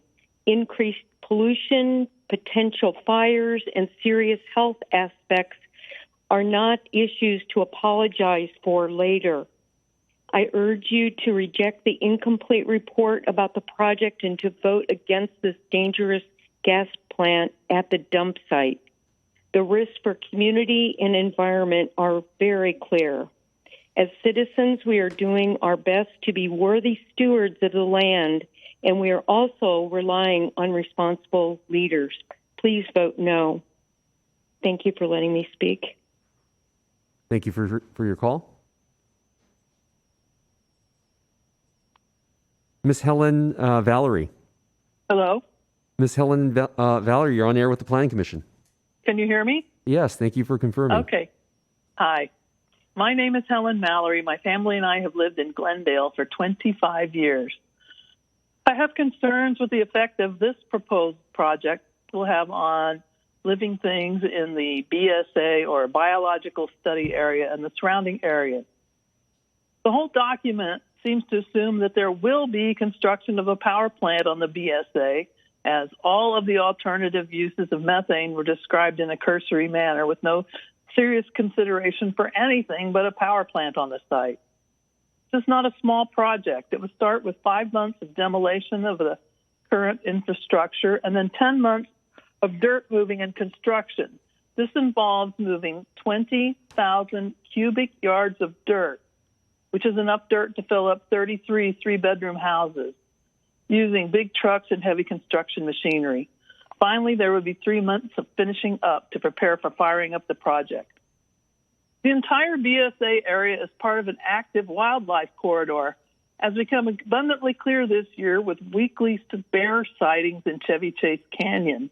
And one bear even made its way across this hill onto Colorado Boulevard in Eagle Rock. The plants and animals were of such low importance to the study that they were only studied 6 days through the year. Obviously, not one of the days when the bear was crossing, and never at night when most of our wildlife is most active. The BSA was enlarged from the original construction area to now include the construction of a 1 mile water line and a 2/3 mile long natural gas line that lead to the site of the proposed plant. With the enlarged BSA, more of our plants and animals will be affected by construction of this plant. The Department of Fish and Wildlife had 42 pages of comments about their concerns with this project. 42 pages. The EIR also does not take into consideration the impact the power plant would have on the biology of the BSA once it is up and running. The 24-hour noise and vibration of the plant would interrupt the hunting, mating, and reproduction of birds, bats, insects, and other wildlife in the affected area. When the plant is up and running, there'll be a 100-meter or about 300 feet area surrounding it that will have bad air not suitable for man or animal occupation. That's 300 feet all around that plant with toxic air not fit for humans.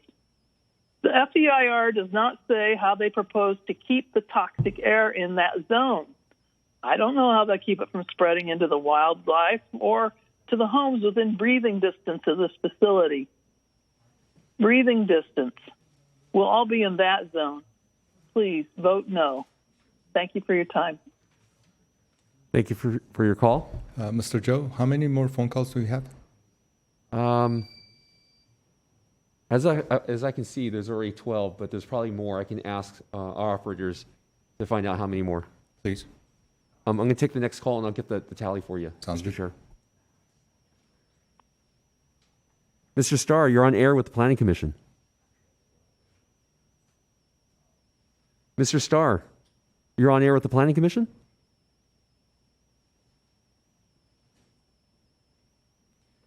Just as an update, Mr. Chair, we have 18 callers on hold. 18 callers on hold. We answered how many phone calls? 14. Let's just get 6 more. I think pretty much everyone make the point what they want to say. So let's make it to 20 calls. And I would recommend that, Mr. Chair, you let everyone speak, but perhaps you can shorten their time. I can't hear you. I apologize. Perhaps you can shorten the remainder of the caller's time a little bit. Ask them to limit their comments to maybe a minute and a half, but we would highly recommend you take all the calls. Okay, then let's just change the from 3 minutes to 1 minute, and we'll take the remaining calls. Thank you.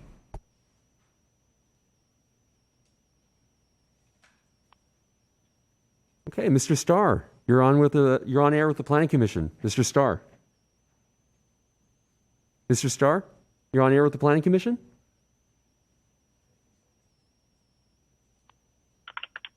Miss Valeriano. Oh, great.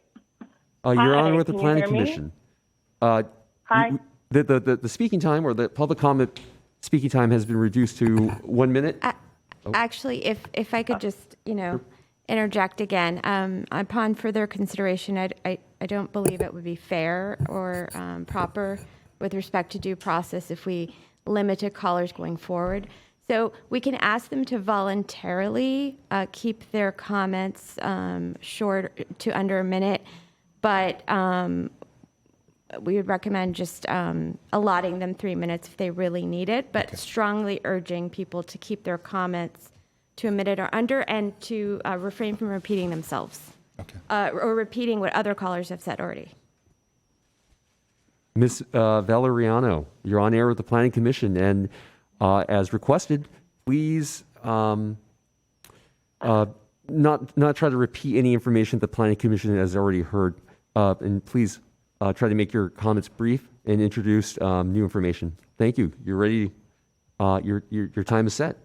Please speak. Okay, I'll do my best with that. Thank you. So I just want to speak to Glendale's general plan intent for a special recreation area, that it reads to, quote, to provide and protect open space, natural physical features, and scenic resources, and to foster compatibility between uses and to protect the public health, safety, and general welfare of the community. I want to speak to the compatibility issue regarding recreation. If the city does intend to utilize area beyond the plant for recreation purposes, given the project's 100-meter restricted air quality setback and 150-foot ammonia barrier in the event of a worst-case scenario ammonia leak, which I don't think has been mentioned yet, would you feel safe having your son or daughter play soccer just outside its 23-foot retaining walls? I'm just saying, if the air is so toxic that it requires a keep-out zone, how could recreational areas in its near vicinity be considered for safe public use? The air dispersion analysis in the FEIR hardly suffices to ease any of my concerns about the amount of greenhouse gas pollutants emitted just beyond the 100-meter setback zone. I think this was mentioned, but especially when misleading reserve credits and offsets were used in the analysis to identify pollutant levels as below significant thresholds. Furthermore, given this project has its glass ball life expectancy by 2040, which I think was stated tonight, what next industrial land use could move in under the guise of a power plant CUP? As written, it is a conditional use permit without serious conditions. At minimum, any CUP should restrict further industrialization and include specific mitigations for fire and other hazards. We urge you to see the contradictions and vote no on certifying the biogas project and its CUP. So thank you for your time. Thank you for your call. Mr. Mike Mallory. Yes, can you hear me? Yes, thank you for confirming. All right, thank you. My name is Mike Mallory, and I'm a 25-year resident of Glen Oaks Canyon. There is a serious flaw in the biogas project, and that is there is no way to avoid flaring the membrane. Dr. Jackie Gish discovered this by comparing the DEIR with data from the LA Sanitation District and finding inconsistencies. The numbers were corrected when the final EIR was released, but the problem with the methane wasn't. Dr. Gish points out that this restriction means an estimated 20 to 30% of the methane would still have to be flared. $40 million for a new power plant to keep flaring.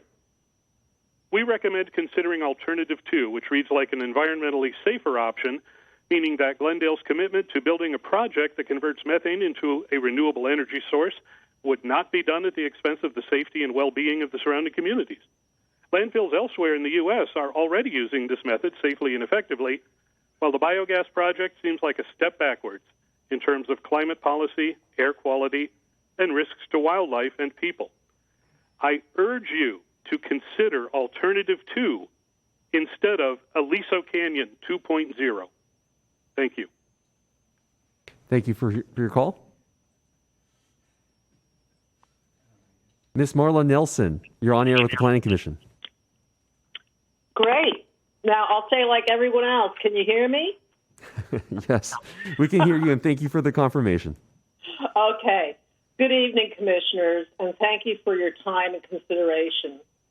My name is Marla Nelson, and I've lived in Glendale for over 30 years. It was a big change from New York City, but I felt at home here. My husband, Bob, and I raised our son here. So, what is Glendale? A city? Yes. A place where homes and businesses and buildings and parks are located? Yes. But more importantly, Glendale is an amazing collection of people. These people are Glendale. The people of Glendale are the government of Glendale. And the responsibility of the Planning Commission is to plan for the benefit of the people of Glendale. I have submitted a petition that has been signed by almost 1,000 people and counting on change.org. Please review the link I emailed you on behalf of the Coalition for Shoal Landfill Alternatives and read their comments. We're scared. Put the people of Glendale first rather than a flawed and inadequate plan for the construction of a power plant. A power plant that would obtain priority credit, that's on paper, that would disguise the very real and dangerous pollutants the plant would emit that are far above what the AQMD thresholds say are okay. They are carbon monoxide, nitrogen oxide, and volatile organic compounds. Of course, the longer one is exposed to these pollutants, the more likely they will have a serious effects on one's health. Since the power plant will be emitting these pollutants 24 hours every day for decades, could you blame us for wanting another alternative? We gather here this evening as your neighbors and fellow Glendalians, and we are worried. We urge you to recommend that GWP go back to the drawing board and do an extensive, serious study of alternatives. Vote no on biogas power plant EIR and no on the permits that would allow this project to happen. Thank you very much. Thank you for your call. Ms. Pillsbury, you're on air with the Planning Commission. Thank you. My name is Linda Pillsbury, and I've lived in Glendale for 25 years. Please see the chart with my name on it. Thank you, Chair Manassian and Planning Commissioners, for the chance to address you. I'd like to talk about the flares, which several of the commissioners had questions about.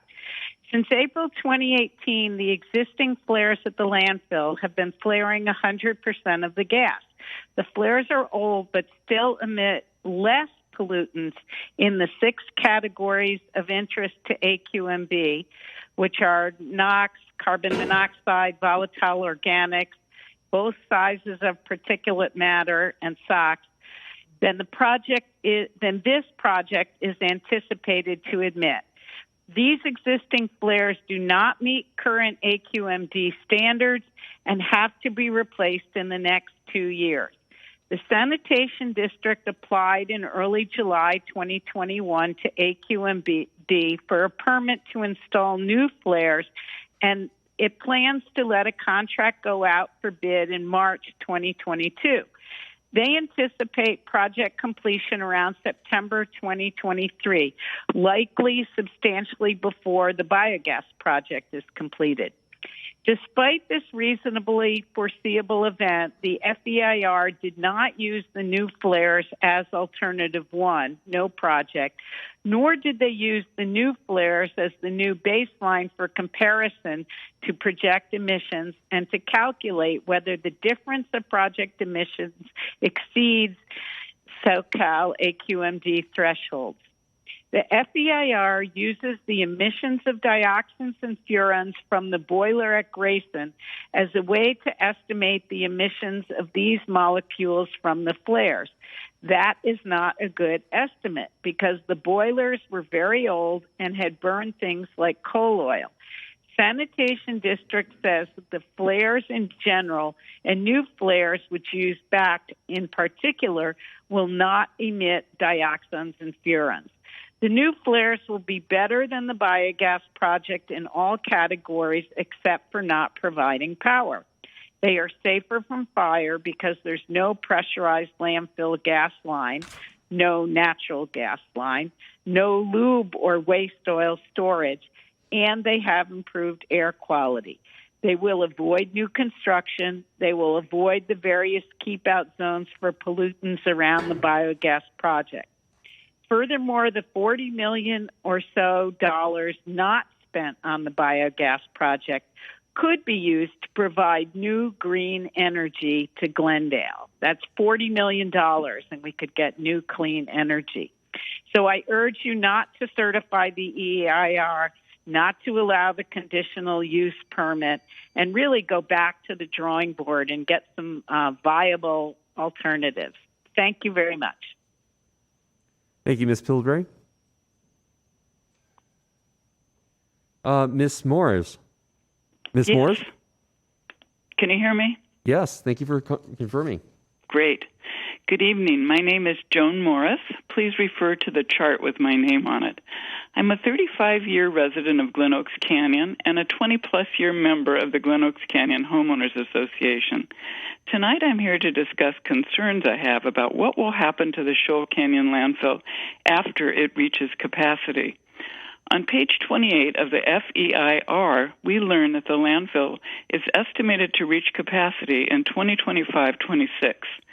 Page 28 also states that the landfill is expected to be used for future recreational use after landfill closure pursuant with requirements of the Joint Powers Agreement. However, the FEIR does not tell us anything else. In other words, we are not given an accurate and complete description as it did not address the closure of the landfill. Will the landfill become a recreational area after 2025-26?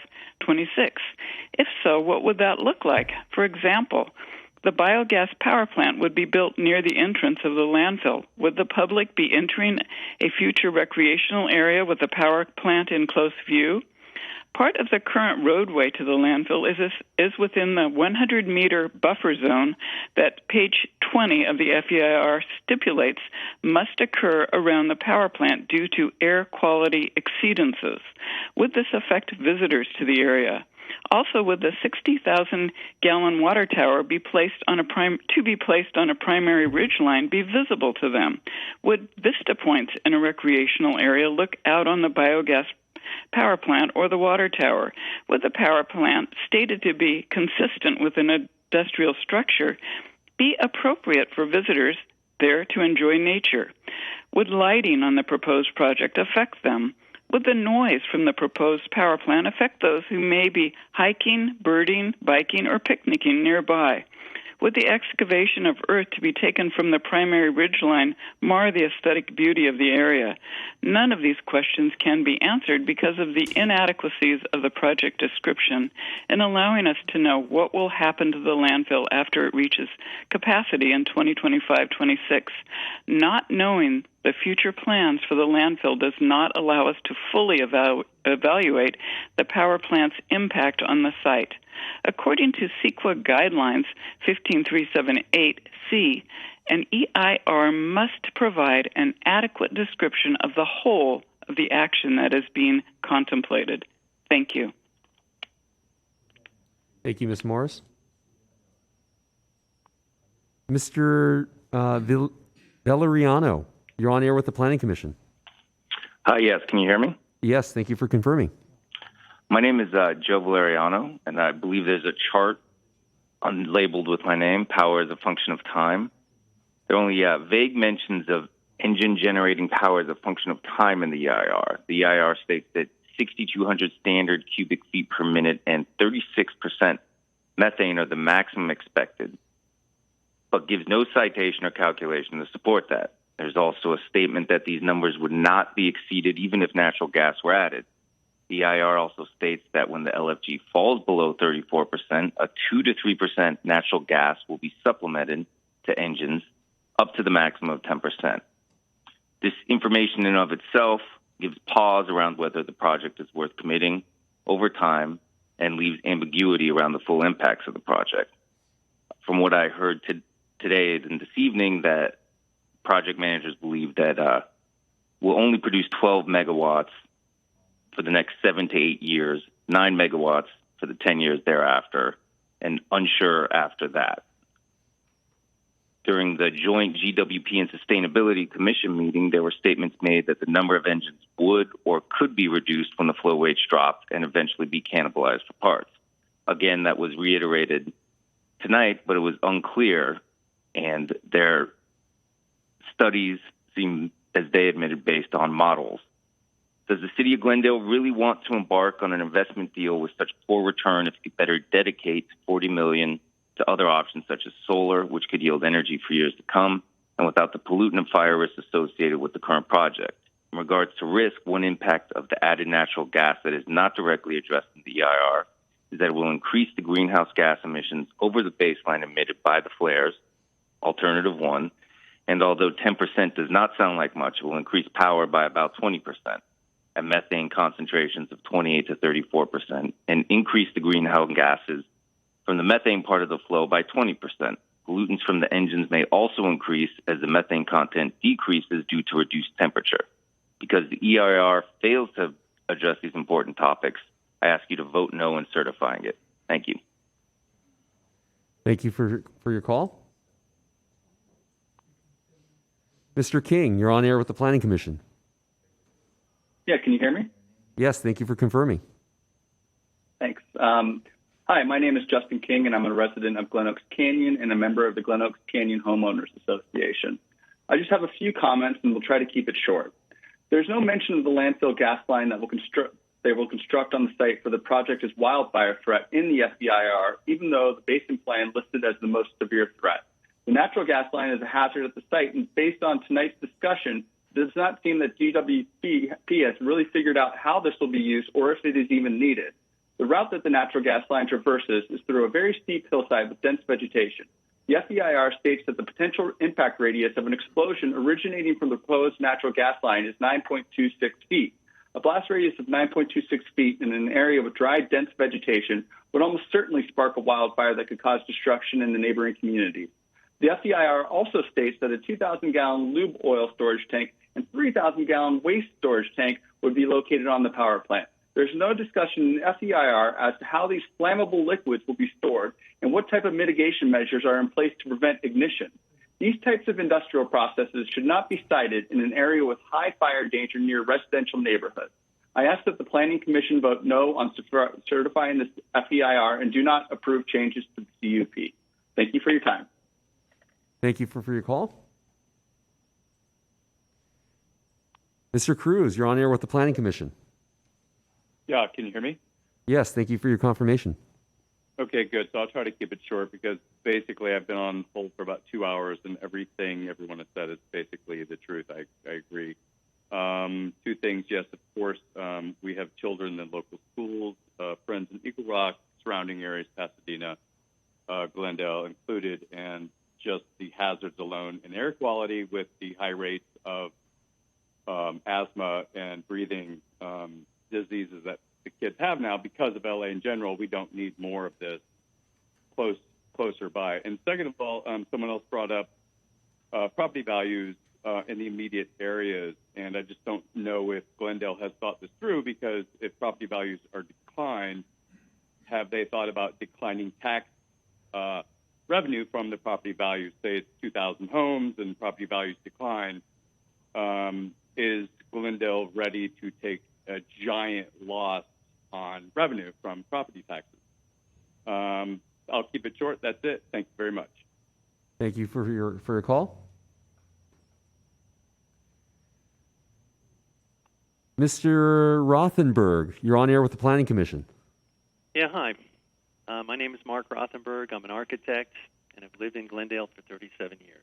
I'm also a long-standing member of the Glen Oaks Canyon Homeowners Association. Mr. Rothenberg, can you please speak a little bit louder or closer to your device? Okay.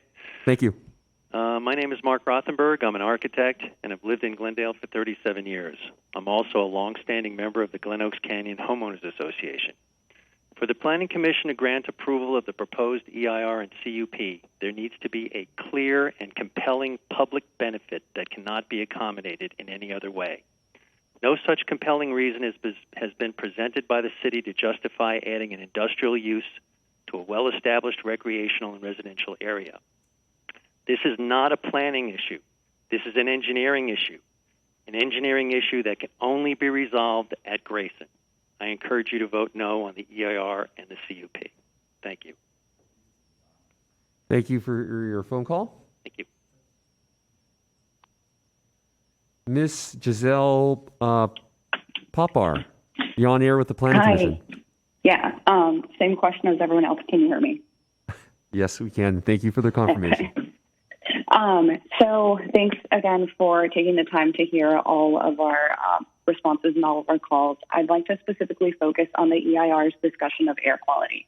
The final EIR table of AQMD criteria pollutants shows that the biogas project produces more pollutants than the current flares for all 6 criteria pollutants. The final EIR assumes priority reserve credits to wipe out most all pollutants off the books. This does not take into consideration that pollutants will not be out of the air. The project will indeed make the air, smog, particulate matter, etc., in the Los Angeles basin worse. In addition, Sanitation District has applied for new flares which would have less pollution than the current flares. This will make the increase in pollution of NOx relative to flares even worse. Additionally, there is local pollution in the vicinity of the project. The final EIR proposes a 100-meter, roughly the size of a football field in all directions, of a setback zone or keep-out zone. This area will be unsafe for people who spend significant amount of time there, such as workers before the landfill closes and recreational users in the area after the landfill closes. This setback zone even crosses the road into the landfill. How they intend to keep people out of this area is unknown, and of course it minimizes the usable area for recreation. No mitigations are proposed for either the AQMD criteria pollutants exceeding the emissions of the flares by significant amounts, nor for the local pollution around the project.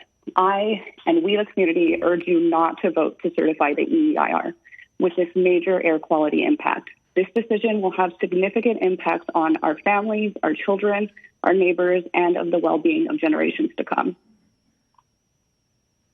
Thank you for your call. Miss C, you're on air with the Planning Commission. Yes. Can you hear me? Yes. Thank you for the confirmation. Thank you. Hi. My name is Corrine Thea, and I am an over 25-year resident of Eagle Rock who happens to live equidistant from the Montessori, Eagle Rock Montessori, and Dahlia Heights, where my children attended. I am also a 30-plus-year-old veteran of LA Unified teaching course, and also I am a proud member of the California Women's Caucus, as well as the California Children's Caucus and the Environmental Caucus for the Democratic Party. And I'm also an elected delegate to AD 51 for the Democratic County Commission. It's not commission. The commission's in my mind. Okay, anyways, so my point is this. I want you to really put in your thoughts and mind the faces of the children that we work with. I work with the early children, and I have my degree in a master's in special ed, and I think about the ramifications of any pollutants that impact our children's learning. I also want you to think of the impact of people like myself that suffer from asthma. The asthma will worsen. I also want you to consider the fact that this is all the things that people have said here have not brought to anybody's mind that this is a beneficial project. If I were an insurer, how would I insure you? Would you be insured for what cost of if the explosion would happen because of a wildfire? Our close friend lost their home in Paradise. My close friend is fighting the fires, and they're saving the sequoia woods. Climate change is real. The reality is that statistic has gone up. And when I see that, I want you to consider that, what you are doing, and how is that going to benefit the people in Glendale and Eagle Rock? Okay, my children used to play soccer around that area. And when you want to make a new recreation area and so close to the contaminants, it does not make sense. It's just, to me, it's a waste of money. I say no to the DIR, no to the permit. You have to consider the faces of these children and the long-term effects on seniors, on people with asthma conditions or lung conditions, and the children's life. Those damages done to the cognitive neurons, it doesn't go away. It's there for life. Thank you for listening to me. Thank you for your call. Mr. Morehouse, you're on air with the Planning Commission. Yes, thank you. My name is Larry Morehouse. I used to be the plant superintendent of the Grayson Power Plant since 1988 to 2007. I was heavily involved, when they created the landfill gas project. The whole reason of it was to bring it to the Grayson Power Plant and fire it in the boilers and utilize the energy from the landfill gas. We put new burners in the boilers to be able to do that, and everything went fine.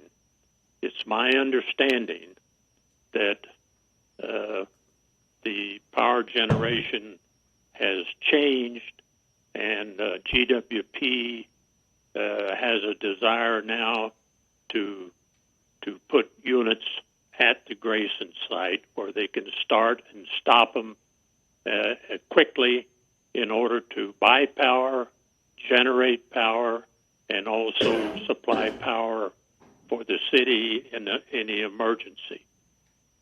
So what they did, they pulled the landfill gas out of the boilers without telling anybody why they did it, and thinking that they could go ahead and build a power plant at Show and pick up the 12 megawatts that they pulled out of Grayson.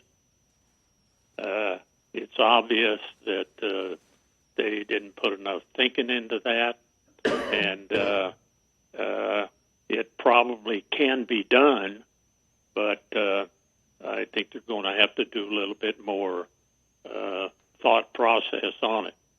One of the things that I thought about, 4 3,000 horsepower diesel engines sitting up there on the hillside will put a vibration into the ground. The people who live in Show Canyon, close to the project, could very well, when they lay their head on the pillow at night, they will hear all 4 of these engines run. The other thing is, it's my understanding that the city of Glendale will probably contract the operation of these diesels out, and it's not planned to be a manned operation. So that has to be a little bit more thought given to that. It's my recommendation that the Planning Commission and the Council get together and direct the GWP to come up with a small committee of people that has knowledge of all of these areas. Mr. Morehouse, if I can ask you to summarize it within the next few seconds. Yeah, I will. Thank you. And put together a study committee to come up with a solution for the city of Glendale. Glendale's going to need electrical power from now on. So the problem is not going to go away. Thank you. Thank you for your call, Mr. Morehouse. Ms. Leah Taparara, you're on air with the Planning Commission. Hi, good evening, all the members of the Planning Commission. I am a resident of Glendale, Chevy Chase Canyon, and I agree with everything that people have said in these phone calls. And I would like to donate my time to Jackie because she has other information that are important tonight. Thank you very much. Okay, thank you. Mr. Lewis, you're on air with the Planning Commission. Yes, thank you. My name is Owen Lewis. Pardon me. I'm a Glen Oaks Canyon resident. You know, it's interesting. There's been a lot of talk about mitigation here tonight, and in the EIR, mitigation of hazards like fire and other hazards, potential hazards at the site. And it's interesting because this is one big mitigation project. But it's not mitigating a hazard. What it's mitigating is the high environmental cost of generating electricity at Grayson Power Plant with a large gas turbine. So Glendale made a decision at one point to shut down a pipeline and flare gas at Shoal Canyon instead of exploring more technologically clean options at Grayson. Now, back when they started thinking about this, there probably wasn't a lot of clean options, but there are now. But let's look at what's happening here. So Glendale has cynically subverted the CEQA regulations in order to put a polluting power plant at the Shoal Canyon landfill so that they can continue polluting at the Grayson Power Plant. Think of this. Think of this twisted logic. So we're going to pollute more at the Shoal Canyon landfill and continue polluting the same way we have been at Grayson. This is insane. This is folly. The reason they're able to do this is because by putting a generating plant on the landfill, they can take advantage of special reserve offset credits that offset the pollution by the large turbine at Grayson. So this is all about money. This project is not completely named. This project should be named the project to get power out of Shoal Canyon and to save us a whole lot of money. So that's what's going on here. Let's be clear. Let's be honest. This is a cynical subversion of secret regulations to save money. There is an option. You can install micro turbines at Grayson Power Plant, and by using tri-generation, get up to 85% efficiency from the system. Please take the opportunity to look up microturbines, tri-generation efficiency. I sent an email in today that talks a lot more about this. Please take the opportunity to read it. Please deny this permit and urge Glendale Water and Power to explore more clean options that can be deployed at Grayson. That's where this needs to go. Glendale had it right years ago. Larry Morehouse knows. Listen to Larry Morehouse. Take a better route with this. You can be a world leader in clean emissions. Mr. Lewis, may I ask you to conclude your point? Or you can be a serious polluter. It's your decision. Thank you. Thank you, Mr. Lewis.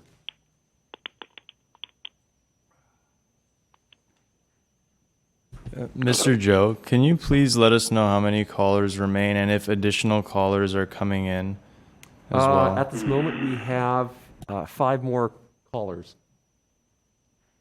Chairman Austin, you can tell the public that they need to call in within the next perhaps 5 minutes, and then we can stop taking calls at that point. Give them a little warning. Okay. So let's just take additional calls for another. It's 9:02 now. Let's extend it till the 9:10. Then we'll stop taking phone calls. Okay. Mr. Adam Starr, you're on air with the Planning Commission. Hi, can you hear me? Yes, thank you for the confirmation. Hello. Yes, Mr. Adam Starr, you're on air with the Planning Commission. Oh, success. All right. Yeah, I am a resident of Glen Oaks Canyon. I've lived here about 10 years. I have 2 children. I want to raise my kids here. I don't think that this is a safe or healthy solution. And I would ask the Planning Commission if they were living in this canyon, if they were living in the shadow of this, if they would feel like their children would be safe. I think there's a lot of assumptions in the draft EIR that I don't feel answer all the questions.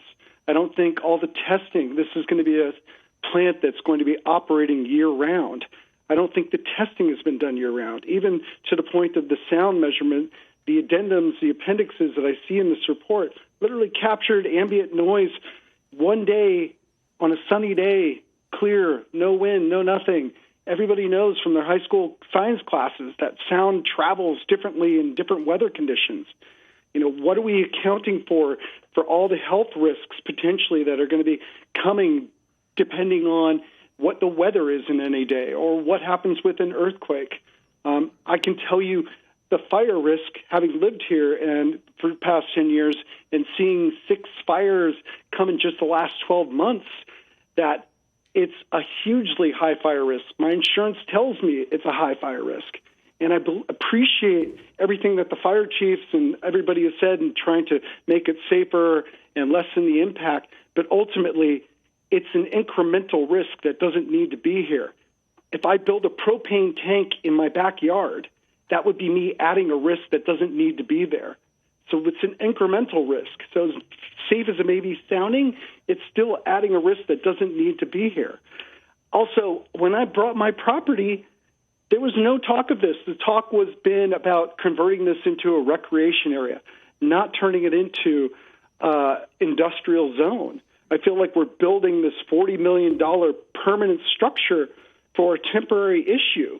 So what is really happening here? Is this going to be something that's designed to just take gas away for the next 8 or 9 viable years? Or is this something that's like a back door that's going to be to more expansion and more utilization and more industrialization of this area that is a residential area, a recreational area? It was zoned this way specifically. Grayson, the residents there at least had the benefit of knowing what they were entering into. I don't have that benefit. I'm concerned about the lack of transparency throughout this whole process, and I don't feel confident in the results that have been shared tonight, and I think there's many, many more questions on this report than answers, and I just don't understand the rationale for putting a power plant into a residential recreational area that is only going to be operational or functional for a number of years unless the plan is to make this into an industrial zone, which it was never intended to be. And I don't want to risk my children's health over this. It's incredibly unfair and inappropriate to be putting us at risk for something that was never intended to be here. That's all I really have to say, and I beg of you to please vote no on this operation. Thank you for your call. Ms. Sarah Cho, you're on air with the Planning Commission. Hi, this is Sarah Cho. Thank you. I am a registered nurse, and my husband is an emergency medicine physician. We have lived in Eagle Rock, across the street from the Eagle Rock Recreation Center, since 2017, at which time plans were to close the landfill and convert it to a useful recreational area in the near future. I am so grateful to my neighbors who have already shared our very real concerns about the environmental pollution and risks associated with earthquakes and fires. I also share the skepticism of the environmental impact report from earlier tonight. We have felt compelled to join the meeting tonight, listening through dinner and our children's bedtime, because we are very concerned about their physical health and wellness should a power plant be built at the School Canyon landfill. Tonight, my children asked what we grown-ups were talking about, and it really forced us to deduce the issue. Who benefits from this project? Certainly not us. This is a time for our society to be drastically creative in how we manage energy production, preserve our environment, and protect our children and Earth for generations to come. What kind of future do I envision for my children?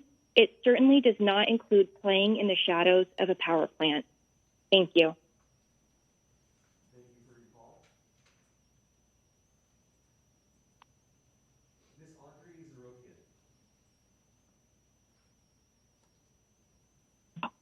Hello? Hello?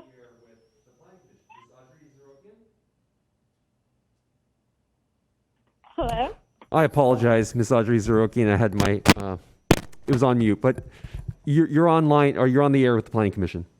Oh, great. Hi, my name is Audrey Zerokian, and I'm calling from the Coalition for Shore Landfill Alternatives. And I wanted to talk about the noise. The proposed power plant will permanently increase ambient noise levels in the surrounding areas. The project is supposed to include 14 pieces of major equipment, each one between 99 dBA and 115 dBA. Upon our research, we found that studies say that that type of noise level is similar to attending a rock concert or listening to an ambulance siren. Imagine this going on in your neighborhood 24/7, and the representative tonight said that the equipment will be operating 24/7. In addition, the PWL summary table shows much of the sound is very low in frequency. The table only goes down to 31.5 hertz, but actually humans can hear frequencies as low as 20 hertz. So people feel lower frequencies as vibrations in their bodies, and these continual sounds are known to make people feel ill and anxious. And this is not the type of sound and noise that we want to be inflicting on the residents in and around the proposed project site. Additionally, the study's design is flawed in that comprehensive data collection was not actually done. Their conclusions are derived from data collected on a single day from 6 houses, each one half mile from the landfill. Each house was visited once in the morning and once in the evening for about 15 minutes. Table 33 in the EIR claims that the equivalent noise level, which served as their baseline, should be measured in hourly intervals over long collection periods, which actually wasn't done. When conducting a noise assessment study at 6 locations around the landfill, this is what they heard, and these are words taken directly from the EIR. Quiet neighborhoods, birds chirping, frogs, water fountains, and every single night of the noise assessment, they recorded that they heard crickets. Specific to Glen Oaks Canyon, there was no instance of traffic or freeway noise recorded because they didn't hear any of it. Almost all the sources of noise in the canyon were from nature, which is true. That's, we can hear, I've said it before, we can hear a pin drop after 8 o'clock when you're outside in the canyon. And what's more is that sounds in the canyon bounce off of the walls and are amplified. So you have Glen Oaks Canyon, you have Chevy Chase Canyon, you have the Linda Vista area that's in a canyon. This issue with the noise bouncing off the canyon walls was not taken into consideration during the noise assessment in the EIR. And many people who move in and around these hillsides do so because they want the quiet lifestyle. They don't want to be in an industrial area. They want to be surrounded by hillsides, by nature. So planning commissioners, do you want to be responsible for industrializing our hillsides, for placing a power plant in a special recreation and residential area? I urge you to please think about this. Use your logic, use your wisdom and intelligence, and vote no on this project. And please request a more rigorous and thorough study of the alternative. And one more note in Ms. Audrey Zerokian, if I may ask you to conclude your statement within the next couple seconds. Thank you. Sure, definitely. In response to Stantec's statements tonight about air quality, here's information directly from the report to the Planning Commission for tonight's meeting, and that specifically says, and I quote, particulate matter 10 and particulate matter 2.5 background ambient concentrations already exceed federal and state standards in the area. So even without the proposed project, PM10 and PM2.5, because of the landfill and because of the freeways in this area, it already exceeds the federal and state standards. Thank you so much for the time. Bye-bye. Mr. Kasha, you're on air with the Planning Commission. Mr. Kasha? Mr. Kasha, you're on air with the Planning Commission.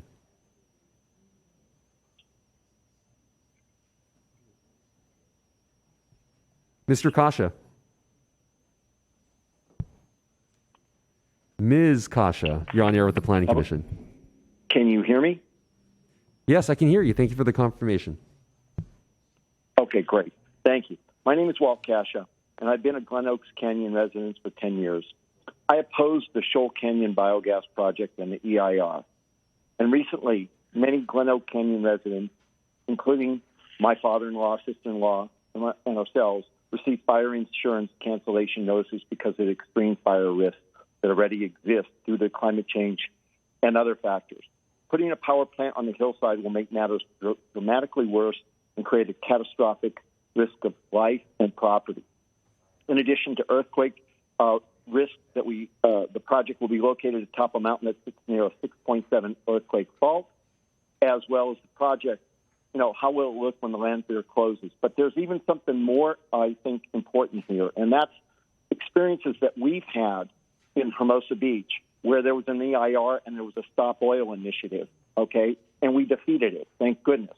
Because you look at Huntington Beach right now, and you look at the EIR that was submitted, and you look at what was supposed to be done to mitigate it, and then you look at the beaches and look and ask yourself, how effective was that EIR at really identifying the issues, the risks, and what to do to mitigate it?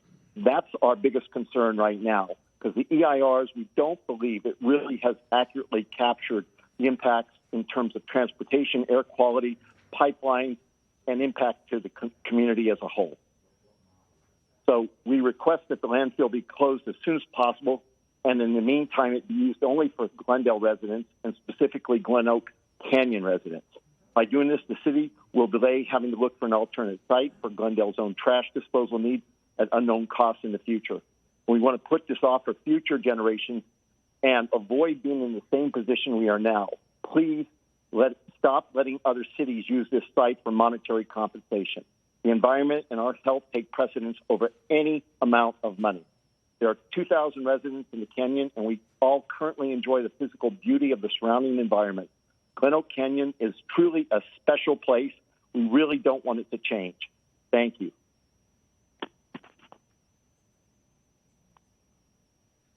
Ms. Landon, you're on air with the Planning Commission. Good evening, commissioners. Can you hear me? Yes, thank you for confirming. Okay. My name's Sharon Londine, and I'm a longtime resident of Glendale. Over 3 years ago, we appeared before the Planning Commission regarding a mitigated negative declaration for this same project. It basically stated that any negative impacts that the biogas project would incur could be mitigated. However, we know now that's not true. As you've heard from highly accomplished and credentialed individuals, there are unavoidable negative impacts. In the draft report, comments made by local and state government agencies, including AQMD, addressed issues and expressed concerns such as underestimating fire risk, the dismissal of significant impacts on aesthetics, noise, and land use, underestimating the risk to workers and sensitive receptors, and emission of certain toxic contaminants in the emission summary.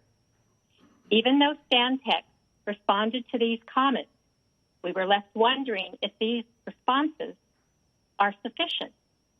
Due to the lack of transparency regarding this project from the beginning and misstatements that have made by Stantec, it is difficult not to be skeptical. The environmental impact report was also to analyze alternatives that are environmentally superior to this project. However, the list was limited, and those that were mentioned were not subject to a robust analysis. Therefore, there was no way to differentiate impacts between the alternative and the proposed project. Stantec and GWP want you to believe that this project is a good thing, since biogas is considered a renewable energy. But this is not like solar or wind energy. This is landfill gas, and it is one of the dirtiest types of gas made from decaying trash, which they want to convert to energy by a method that is the most detrimental to our health and environment. I want to thank all the commissioners for your time and service to the community. This is no small task. This is a very serious decision you will have to make due to the grave consequences for thousands of homeowners and thousands of families. I ask you to vote no on the certification of this EIR and no on the permit to repurpose this area. I urge you to recommend that GWP and Stantec go back and do a complete and fair analysis of the alternative. And most importantly, I ask you to put the health and safety of people first. Thank you very much. Thank you for your call. And once again, this is going to be Mr. Kasha, which I believe we heard from him. Mr. or Mrs. Kasha? Mr. or Mrs. Kasha? You're on air with the Planning Commission? And this will be the last attempt, Mr. or Mrs. Kasha? Okay. Mr. Chair, that was the last phone call. Okay. I move to take a recess again for 5 minutes. Can we do that? If we could just, if I could suggest allowing at least 20 to 30 minutes, it's the only opportunity that the applicant has to gather and try to respond to some of the public comments. Let's make it 15 minutes. 15 minutes? Yes. Okay, thank you. Thank you.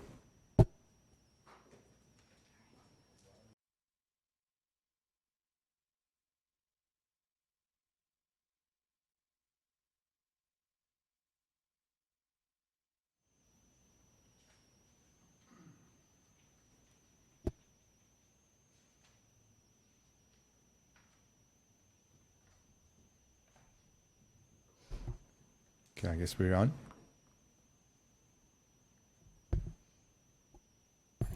Okay, welcome back, everybody. We've returned from our 15-minute recess.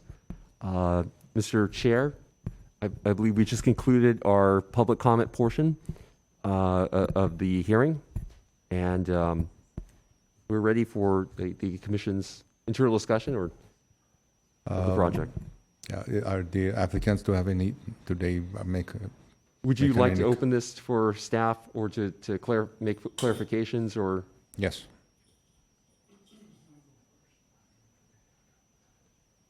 Good evening, Chair and Commissioners. Thank you very much for the opportunity. So we were cognizant of your time. We just think there's a few highlights we want to kind of address. We don't want to go through every single bullet, but at least get the majority of the points in response. If not, we'll be able to 4 in the morning.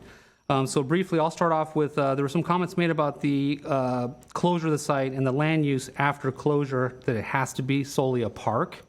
And I think 1 or 2 callers even mentioned the JPA. Just to be clear, the language in the JPA, I'll tell you exactly what it says. It says for a park, a recreation, roadway purposes, or for the implementation of solid waste management alternatives, or for other facilities related to the operation of a sanitary landfill on the active site. So whether or not you have the flares still there when it closes, or you have the 4 engines which are right next to the flares, the site is already industrial. So just want to make that point very clear. Thank you.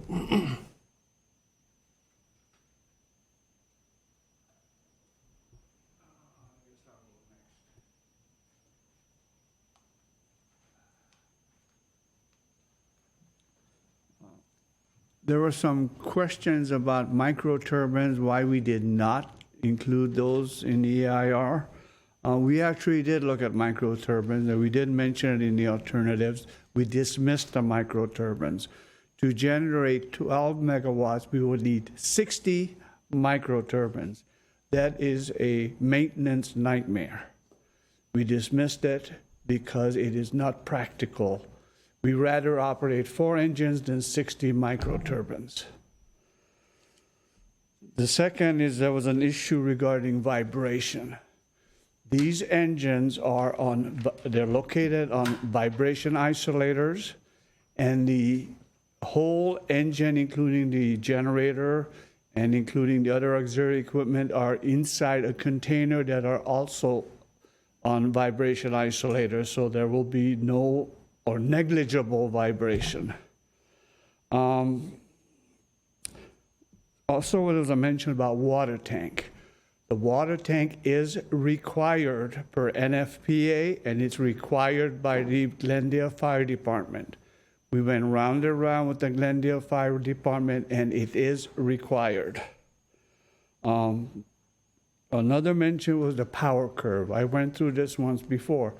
The engines, there's sufficient landfill gas available to run the engines based on our model, full 12 megawatts until at least 10 years, 2032, 2034, depends on how the models are interpreted.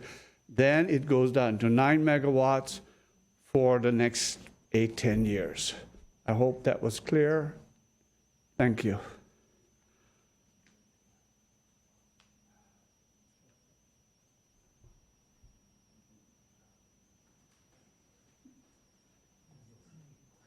Chairperson, I have one question. May I ask? Go ahead. May I address it? Go ahead. I was just curious to know when the city is planning to begin planning for the recreational use for the closed landfill area. I feel like we didn't discuss that in detail. That's a very good question. So basically, when the landfill closes, and usually there's a little bit of time period between when the landfill closes, the sanitation districts have to complete, closure operations. It may be a year or two before it reverts back to the city. So we're looking at the average. It depends on when it's going to close. The latest estimates are about 4 or 5 years. So I tack on at least another year or two for closure operations. So probably within six years-ish, the land will revert back to the city. And when it reverts back to the city is when the city would start basically implementing the park plan. Does that answer your question? Thank you, sir. Okay, thank you. Yes, it did. Thank you.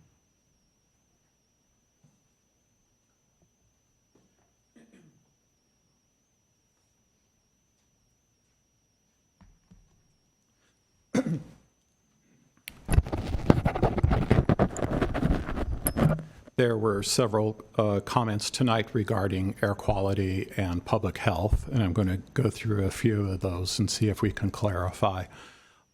First, several people have commented on the degree to which commenting agencies or responsible agencies commented on the draft. I want to point out that that does not mean they were opposed to the project. I can't speak to the other commenting agencies, but in the case of the South Coast Air District, their comments were in the spirit of asking for additional clarification. Nothing in the South Coast's comments suggested that they would oppose or saw flaws in the merits of the project from an air quality or public health standpoint. Certainly, if they did, they would have said so. And certainly, if they do see that, they would simply deny the permit. That's the way it works. We also had several comments about the way the baseline was calculated, more specifically that the baseline emissions reflected the flares in place versus the flares that would be in place in a couple of years. The CEQA process is basically based upon the concept of comparing historic actual emissions with what the project will look like when it's complete, and that's what was done here. There was also a concern that the new flares were not addressed in Alternative 1. In reality, the Alternative 1 did specify that the new flares would be in place if no project were undertaken, and the new flares would have lower emissions. Certainly they would have lower emissions because that's why they are regulated into place. You also heard a comment tonight about monitoring the merits of the project, and I think the concept was that you should only approve the EIR if it included monitoring of the emission impacts of the project, or impacts of the project. I can speak to the air emission impacts of the project. Monitoring is consistent on these engines. They will be fitted with a continuous emissions monitoring system to ensure compliance with the South Coast permitted levels for NOx and CO. They will also be tested annually to confirm the validity of that continuous emissions monitoring system and also to test for other pollutants. The flares, whether the existing flares or the new flares, will also be tested periodically for performance of NOx as well as performance of organic emission destruction. Certainly the landfill itself is also subject to periodic monitoring of the surface and collection system for methane leaks. There was a concept or a comment regarding air quality in the basin today and impacts, specifically on PM10 and PM2.5. The concept being that no emission increase should be allowed because we are exceeding federal and state standards for PM10 and PM2.5. We are in compliance with federal standards for PM10. We do have still exceedances for PM10 and PM2.5, PM10 at the state level, I should say, PM2.5, both agencies. However, both agencies recognize that even if you are in exceedance, there is an allowable increase for any particular project. We are within those allowable increases. Those allowable increases are the significance thresholds for CEQA determination.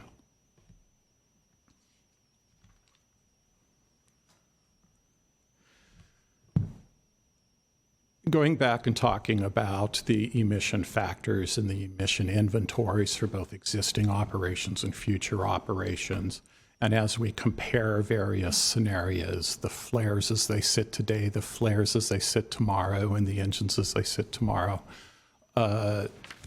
it bears comment that when we take a look at those future emissions, we are not giving you analysis tonight on what we think the emissions will be. We are giving you an analysis tonight based upon the maximum potential allowable emissions for those devices. I believe I mentioned this earlier, so I won't spend too much time. But in the case of the engines, the emission rates that we are building into this analysis are the emission rates that the manufacturers are guaranteeing at the end of life of the emission control systems.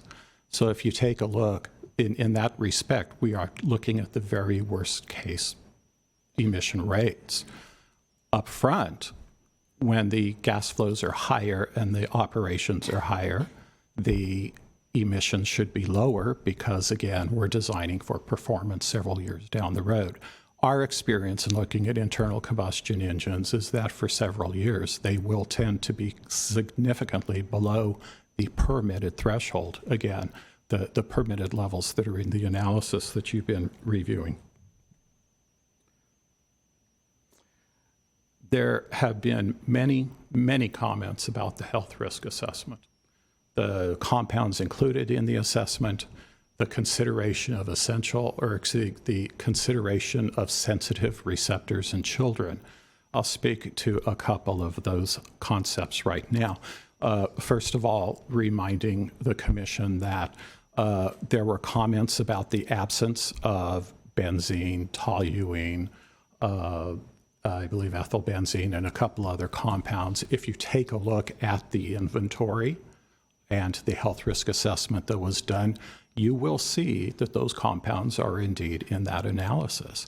And you will see that if there were control efficiencies assumed because of the oxidation catalyst, once again, those control efficiencies reflect studies that South Coast has conducted and reflect the control efficiencies that are built into the South Coast's own tools.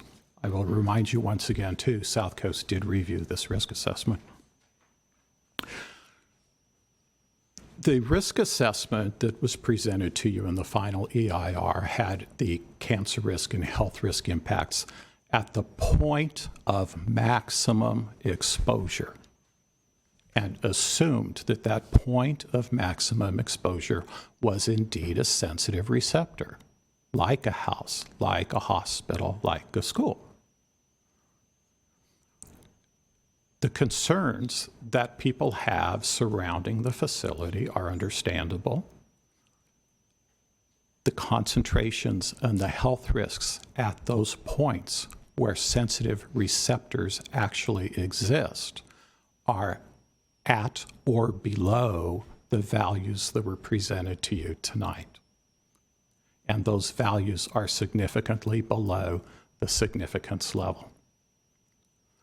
The method for determining health risk bears some discussion also. There were many, many people who were concerned about the impacts on children versus the impacts on others. OEHA modified its health risk assessment processes several years ago. One of those modifications specifically takes into consideration the breathing rates of children versus the breathing rates of workers or adults in general. So the concerns that people have about the effects on children versus the effects on others, other public, general public, are built into that assessment method. This assessment method is the state of California's assessment method. It is not developed by our company or anyone else in the private sector for the purpose of this analysis.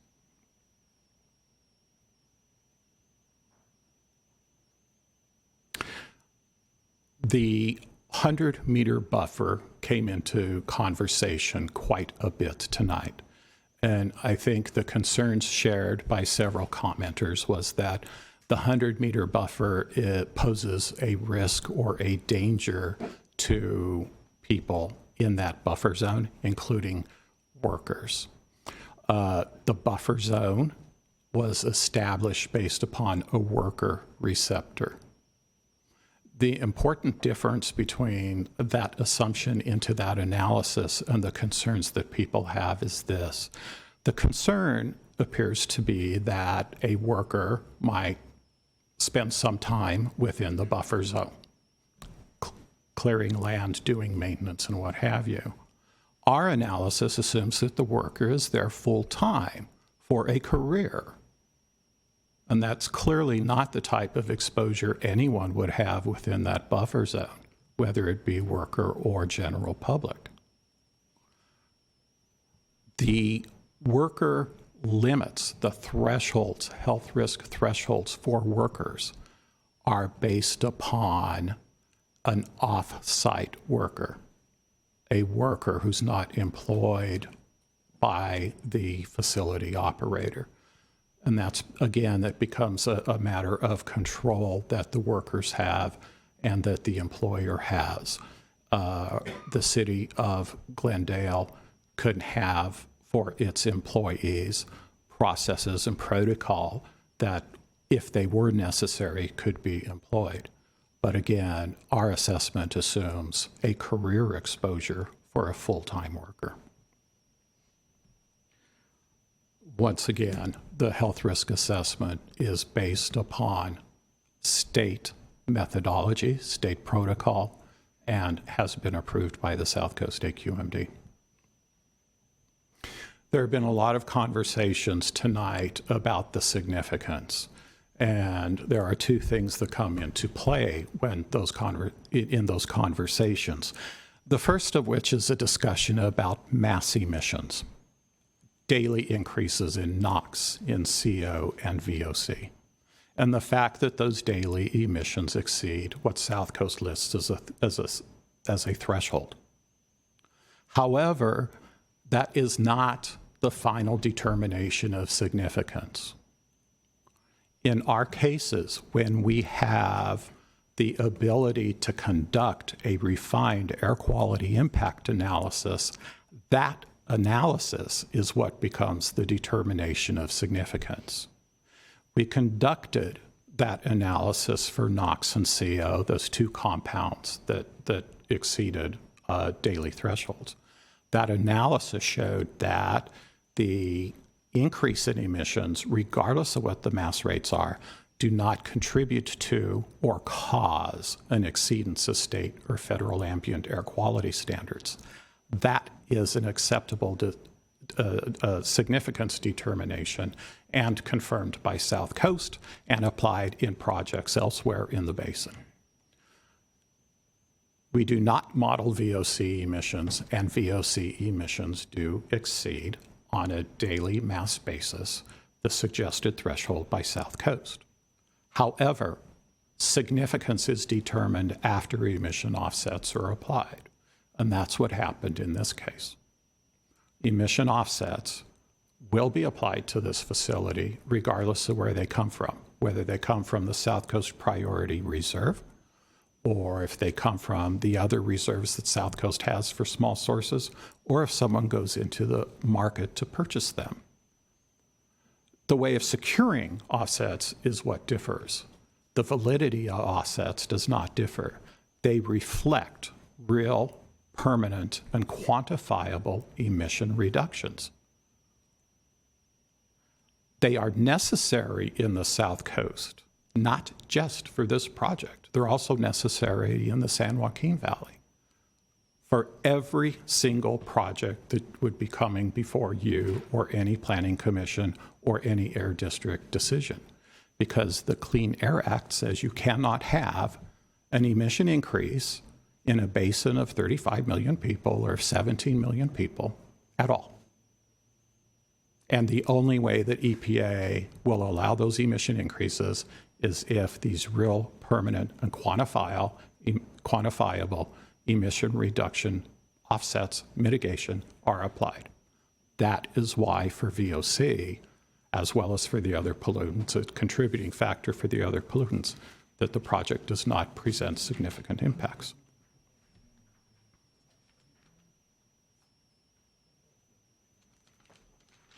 I think that was the bulk of the comments that I summarized from people tonight.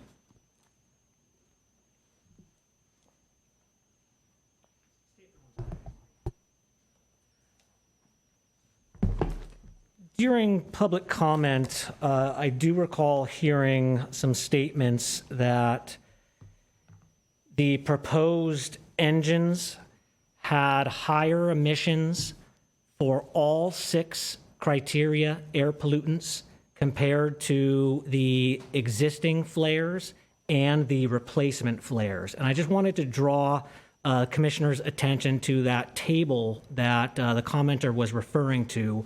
Cannot be used to make direct comparisons between those two, and here is why.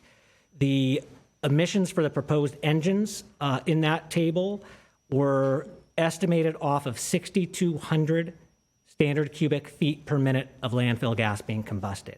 The values that were shown in that table for the existing flares were not based off of combusting 6,200 standard cubic feet per minute. That was what was actually combusted in the flares, I believe in the 2018 year that was reported to South Coast AQMD. So that was less than 6,200 standard cubic feet per minute. So if you were to burn the 6,200 standard cubic feet per minute today in those flares, you would have higher emissions than were reported in 2018. I bring that up because we talk about, that table showed total emissions, total mass emissions. It's also very important to talk about emissions in terms of emissions factors. For each BTU per hour of fuel going to the engines or the flares, there is a specific like grams or pounds of pollutant per unit of fuel used. And Carl, I'd like to ask for maybe your input, because my recollection looking at some of that data was the engines had higher NOx and VOC emissions, but lower emission factors for particulate matter 10 and particulate matter 2.5. So I just wanted to draw that to the Commission's attention. It's not in that table that the commenter was using. It's not a direct apples to apples comparison. Okay. For clarification purposes, so when you are saying that, so what is the volume difference or the mass difference then? You're talking about 6,200 it was a cubic foot versus what 2018 data was what? 2018, I don't have the data in front of me. I know it was lower. I don't even know if you can guess. 5,000? So 15 to 20% lower volume that those numbers are associated with. Okay, appreciate your patience, commissioners. I think I can wrap this up very quickly, probably about 5 minutes or so. Just wanted to address some very important comments that we heard that we feel that we have adequately addressed in our final EIR. Does not change any of our conclusions at all. So if you just bear with me, there were comments about improper segmentation and piecemealing of CEQA between the biogas and the Grayson projects, implying that those should be studied in one project EIR. I would like to ask Ms. Van Meiden to please address that comment.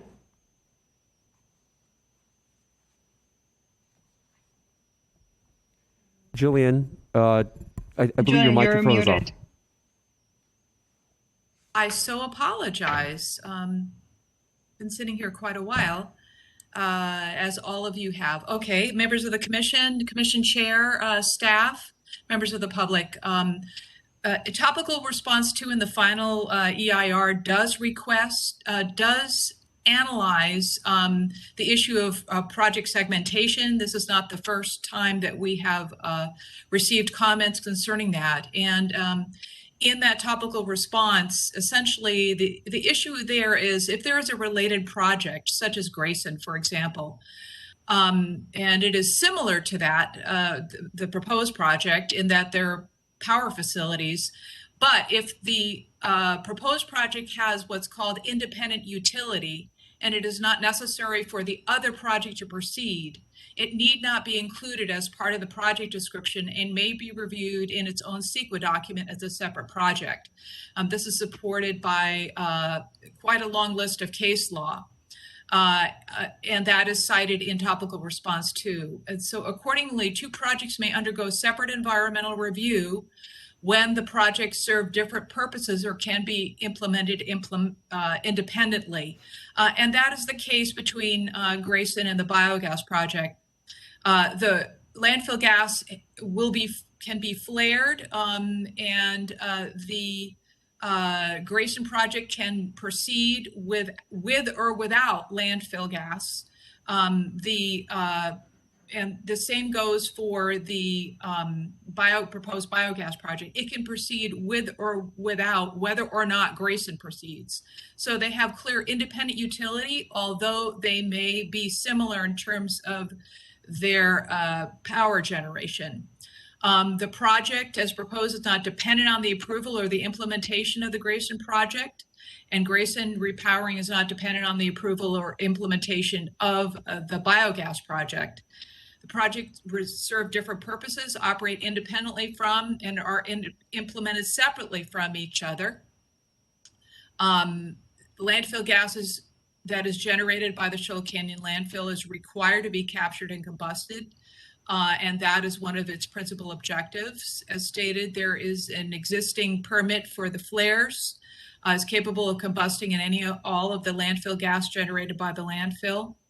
But that landfill gas is not being combusted in a manner that will allow for its beneficial use.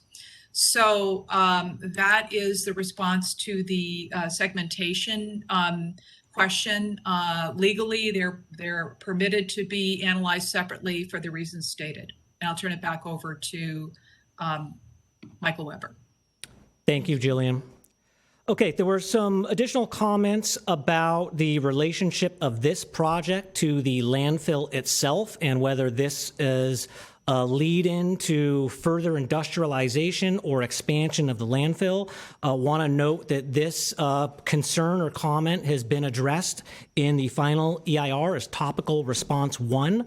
I just want to note that gas will continue to be generated in the landfill well after landfill closure.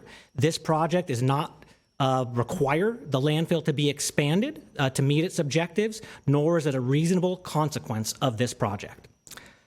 Cumulative impacts was discussed, feelings that there was an inadequate job addressing cumulative impacts. As part of that effort, we reached out to all of the adjacent municipalities to discuss with them what projects could overlap in time and space and lead to cumulative impacts. That's how we generated the list of projects that we did evaluate within cumulative impacts. That is further discussed in topical response 3 of the final EIR. There were a lot of comments about aesthetics. One thing I wanted to bring to the Commission's attention is topical response 4 in the final EIR addresses a lot of those comments. As part of that evaluation in the EIR, the city did what's referred to as a line of sight analysis. It was like 12 to 24 different areas kind of around a big circle around the project where the public could be. And if you look at those line of sight analysis, you'll see that there are a lot of obstructions in between where those viewing positions are and the project site, particularly like the exhaust stacks, and the components of the project on that ridge line would not be visible from very many vantage points at all. Air quality greenhouse gas emissions. Carlini, thank you for discussing that. That is described in detail in topical response 5 of the final EIR. There were comments on geology and soils, particularly related to concerns on earthquakes. Earthquakes and seismic safety is not something new in California. This is something that we deal with on almost every project. There could be an earthquake. If there is an earthquake close enough and it's big enough, there could be some damage. I just want to draw the Commission's attention to some of the design of the project that will automatically shut it off if there is an earthquake. And the project is being designed to be in accordance with the California Building Code and specifically with the seismic component of that code. So there are all of these design considerations that are required to try to minimize any potential damage from an earthquake should it occur. Again, that is in topical response 6 of the final EIR. Hazards and hazardous materials. You did hear some discussion that the city, as part of the EIR, did study that quite a bit. We did a potential impact radius of the natural gas pipeline. We looked at a worst case release scenario for aqueous ammonia, which is used in the emissions control system to further reduce some of these. Did not exceed any thresholds of significance. There was questions about lube oil, and appreciate the fire department's response. Facilities that have materials stored like that are required to prepare hazardous materials business plans that get filed and approved by the fire department. It shows exactly what they have there, the volumes, where it's stored. So if there is a problem, the fire department is more equipped to handle it. They know what's on site. So that will all be addressed as well. That is all addressed in topical response 7 of the final EIR. There were also concerns about noise and traffic and transportation. Those are addressed in topical response 8 of the final EIR. Wanted to address some things with noise, and Les Toth spoke to this a little bit, at least about low frequency noise. The project does not include any sources of substantial low frequency noise. There's no pile driving activities, nothing with substantial ground-borne vibration, and the nearest sensitive residential receptors are literally a half mile or more away. So certainly do not expect any low-frequency noise impacts. There was a concern that the ambient noise measurements collected for 15 minutes were way too short.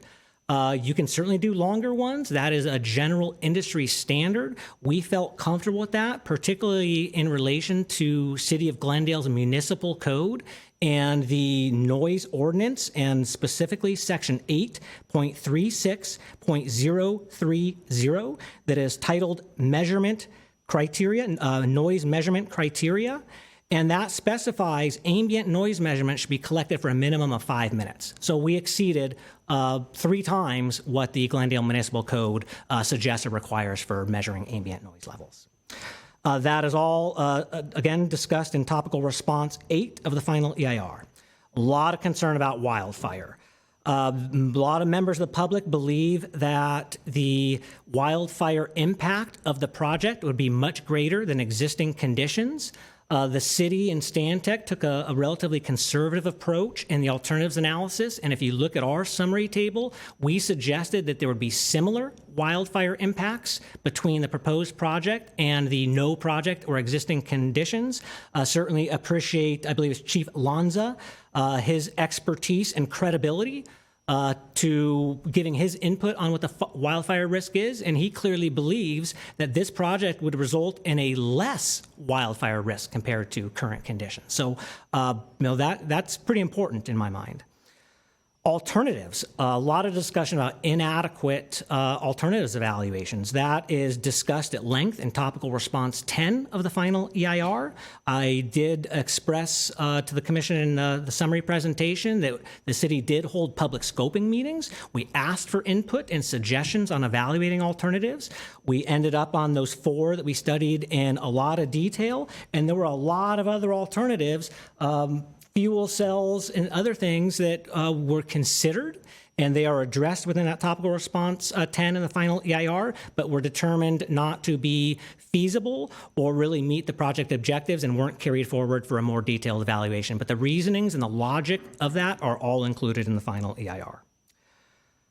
Just want to reiterate that we did look at a future recreation land use. You've heard about that, and Mr. Laney expressed that. And I just want to reiterate, and this is my closing point, that this EIR and the potential impacts that are identified in there are based on an absolute worst case when we are combusting the most gas available through the entire life of the project. So what you see in those impacts, which are already either no impact, less than significant, or can be mitigated to a less than significant level, those impacts will go incrementally down as less landfill gas is available for combustion. Thank you very much, and we'd be happy to answer any additional questions. Mr. Chair, members of the Commission, I further would like to add a very important point. Comments were heard that the city is improperly relying on the GMC exemption for utility projects because there's no division of subdivision of land. However, this conclusion is incorrect. Per Title 16, Section 16.08010, entitled Primary Ridgeline Preservation, it applies to more than just tract maps and parcel maps. It also applies to building plans, grading plans, for any property with primary ridgeline within the boundaries. Shall include provisions for the complete preservation of such primary ridgeline areas in the natural state. The applicability of the primary ridgeline preservation provisions to grading and building plans as well as tract and parcel maps fulfills the purpose of the primary ridgeline preservation. Otherwise, primary ridgelines could be impacted by grading or building activities not associated with a tract or parcel map. Moreover, the zoning code, Title 30, Section 30.15.040E, which sets forth the development standards for the SR zone, states regulations in the major ridgeline areas, secondary ridgeline areas, and blue line stream areas, all subdivision, development, building, construction, and grading in the SR zone shall be regulated by the sections of 16.040, 1604.030, 16.04.003, and 1604.037. There's also an exception to the standards contained in these sections that only be made by the Planning Commission or the City Council at a public meeting. But regardless, we're not overextending this exemption here. It does also apply to what is being proposed, not just for tract maps or subdivisions. I'm going to try to summarize this really quick with other comments that we've heard. That the power plant is not compatible with the intent of the SR zone. Well, the project site currently operates as a landfill site, and the project area already has an industrial character as it's developed with flares, trailers, pipelines, and it's already defined as a utility. The project proposes to expand this utility, and by the zoning code, utilities are allowed by special consideration by a CUP, which is presented to you tonight. Last, I mentioned in my presentation, the project will not impede the post-closure conversion of landfill into recreational facilities. And I want to reiterate, the project area is in a location already developed with flares, pipelines, and trailers. Even past closure, the exact same location could not be converted to recreational area because the flares would remain. So that wouldn't impede the conversion to recreation of this specific area. Last, a 60-gallon water tank on the primary ridgeline is not exempt utility because it's not required for development. Well, as a reminder, this is an entire project with the expansion of utility, which includes the engines, the buildings, the flares, the stacks, the tanks for fire suppression. And once again, I want to remind you that 1608.010G, which specifically states utilities, nothing in this section shall prohibit the maintenance, the upgrading, or improvement of an existing public utility at a primary ridgeline. And not to further take up your time, there were some comments about the CUP can open up area to further industrialization. And as shown within my presentation, the project is already, once again, developed with an industrial character, with the trailers, the flares, and the equipment. And once again, I'm going to reiterate, this is already taking place in an area which is already developed with those characteristics already. But I'll end it with that as far as some of the comments of what were heard tonight. Very well. Mr. Chair, you want to go first? Or? Well, So are we open for deliberation? Before deliberation, I'd like clarification from the City Attorney's Office. we have two items here, correct? One is a resolution certifying the final EIR, and the second one is a motion approving the conditional use permit. So There's a third. And, I apologize, and the SR review. Yeah, so- and a special recreation. Now, are these two married? What I'm asking is that, let's say we certify the EIR, but do not approve the motion for CUP, or vice versa. What happens? If you are inclined to deny one, you'd probably be denying the other, because I believe the findings for the CUP are encompassed in the SR review. And if you are inclined to deny both, then you do not need to take any action on the EIR. But if before you take any action to approve, you would definitely have to certify the EIR before making a decision to grant the permits.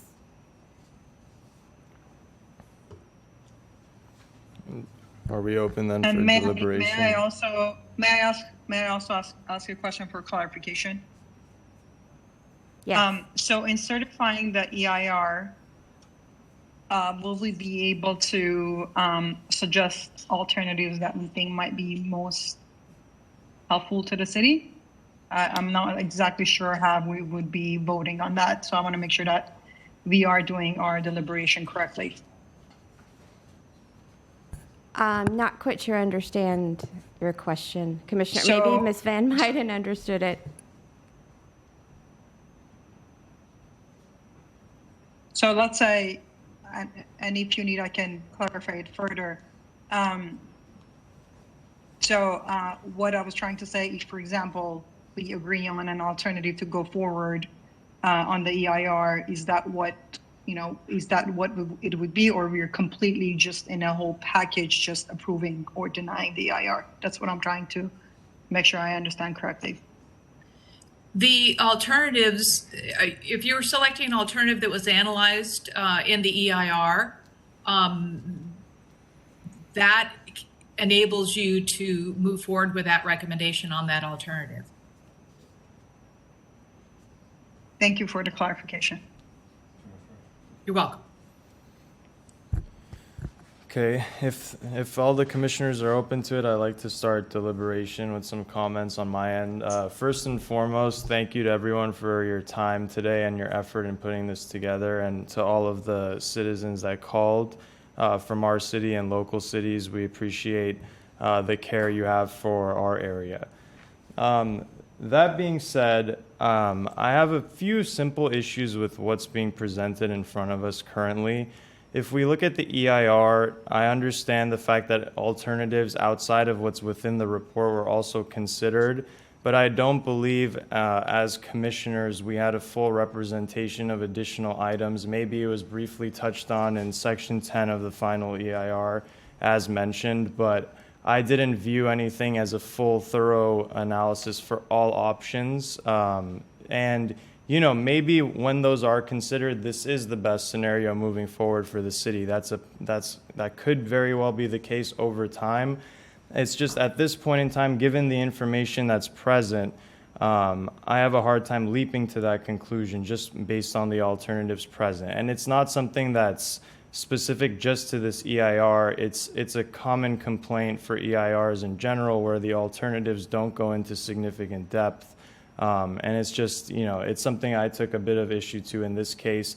I know we touched on the base case, whether new flares would be considered. I just believe that made it a little bit misleading in one sense. I understand that, keeping it as is, we're not generating energy, and the flares are, creating some form of an issue one way or another. But if you're comparing what would be replaced already with what's being proposed, and then you're comparing it with what's current, I think it would have helped to just see both options if what the new flares would have dictated for this site over time. Going outside of the alternatives, just the project itself, the fact that this has about a 10-year scope, and then it begins decreasing in terms of its efficiency is somewhat of a concern in my opinion, because I don't view it as a long-term solution to the problem we face here. Of course, I understand from GWP's perspective, we want to make sure that we have the full capacity to provide energy to all citizens within our city, even especially with global warming continuing and people conceivably using more and more energy within their homes. Planning Commissioner Tarachi, I apologize for interjecting. I do believe we're having connection problems with WebEx, which I don't believe Board Members Shabazian and Board Member Fuentes are able to hear you. So I would like to pause and pause the meeting to make sure that this technical issue is being taken care of, because as of right now, I see at the corner of the WebEx, it's still connecting, and I can't see any other planning commissioners on the screen. And I only state this, and I apologize for interjecting, because what you have to say is important, and I want everyone to hear what you're stating. So, I'm going to ask the chair to please, can we? Okay. Take a short recess. Maybe I can call our IT department to figure out what's going on. Sure. We'll take a recess. Oh, they all came back. Oh. Okay, perfect. We can hear you now. Commissioner Traction, unfortunately, we did not hear you, so you might have to repeat yourself. I apologize. We only heard the part where you said there was some information missing. Okay. And then we were dropped off. That's fine. I don't mind. I'll cut it a little bit shorter. But basically, what I was getting to is that we didn't get a full scope of alternatives that aren't those mentioned within this EIR. I know that there was some mention of those that were eliminated for whatever the purposes may be for each varying option. But I didn't view that the depth that was provided for those options was necessarily sufficient. On top of that, I felt that the 4 alternatives that were given were not necessarily given the full time necessary to dictate the impact that they would have on the city. And going off of that, I was also touching on just the timeline of this project. Its efficiency is projected to wane after the first decade, so it's not necessarily a long-term solution aligning with the most modern technologies in this field. And that's another concern that I had. I was touching on, another point I made was, of course, we want to make sure that we provide energy to all of the residents within our city, and maybe through a full scope of analysis and more research on every alternative, this may end up being the best of the options presented to us. But given all of the information on the alternatives and other scenarios that I didn't view or considered, it's kind of hard for me to leap to that conclusion. Going towards the topic of the future recreational objectives, I know it was a topic of discussion among several people who called. It's mentioned here within our report that the project does not conflict with current or future post-closure recreational objectives for the Shoal Canyon landfill. But I believe that's a little bit simplistic. In a sense, this would delay that option. And it was also, I believe Commissioner Shabazian raised the question originally regarding what the timeline would be to turn this into a recreational facility once the flaring completed. But I think we got a bit of conflicting information there, given that, this flaring will continue for longer than 4 or 5 years, which was the original time frame that was stated. So I think the concern that we're getting from several residents mentioning that this is a further industrialization of the facility, I recognize that that's what's taking place at the facility currently. I think that's pretty clear to anyone who's been to Shoal Canyon. But there's a fear that if this is the project that's moved forward, this would kind of green light a continued and long-term industrialization at the site. Not that it takes place currently. So I think that's part of the concern. And, if it's eventually going to become a public benefit or some form of a public benefit, I know that the code gives several different options. I believe this is where the residents are coming from. That's the angle that they're taking in this scenario. And I'll leave it on the note that I thought it would be important to get, additional input from neighboring cities. I recognize that that GWP and the city did reach out to municipalities, but it would be helpful to see the full impacts that they would face as well. And I'll pass it on to other commissioners. I can add to that, Commissioner Chakchian and commissioners and staff. I also want to thank everyone. It's been about 5.5 hours. We were on a call. Thank you, staff, commissioners, folks that called from different cities, our city. I think there's no good way to address this, but one thing that I want to mention is it's 2021. We are faced with climate change and the global crisis that go with that. And the question is this the right way for Glendale and overall for the region to address this issue? The city is going to have to comply with SB 1383, which means we're going to have less organic waste and that means less methane production. And I think this approach will be outdated. It is outdated and it'll be outdated as years come. I think it's time to leave those environmentally unfriendly approaches and try to find solutions that are more environmentally cautious. Thinking about, just because we're meeting standards, does this mean we are actually, is this a good approach for the city? As we've discussed before, and I kind of mentioned it before and asked a few questions. I think there are better ways to address this issue in an environmental perspective. Again, because I think we owe it to the future generation to do that. I think we should look at clean energy and maybe solar energy options. And the way I think that could be done is, and I don't know if we are in that part to discuss, looking at the options that we were given and look at the alternatives that we were given. For me, the only alternative that looked like it would have the least amount of impact was alternative number one, and that was to allow the flaring to continue. I think if we were to go with that, what the city can do is the money that was put aside or we were going to get for this project can be used to go and look into clean energy and actually be able to create something like that for the city. Again, looking into solar energy, some other kind of energy. I know there was a mention about the turbine. I had some notes here. Sorry, I have so much, I can't even find it. And how the micro turbines and those are maintenance nightmare. So why don't we look at something else? And does that mean just because they're difficult to maintain, we should completely eliminate it?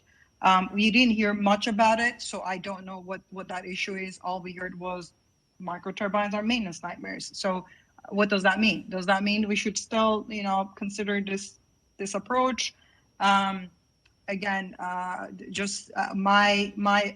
what I would like to discuss with our commission is trying to look for a solution that's, again, environmental more friendly.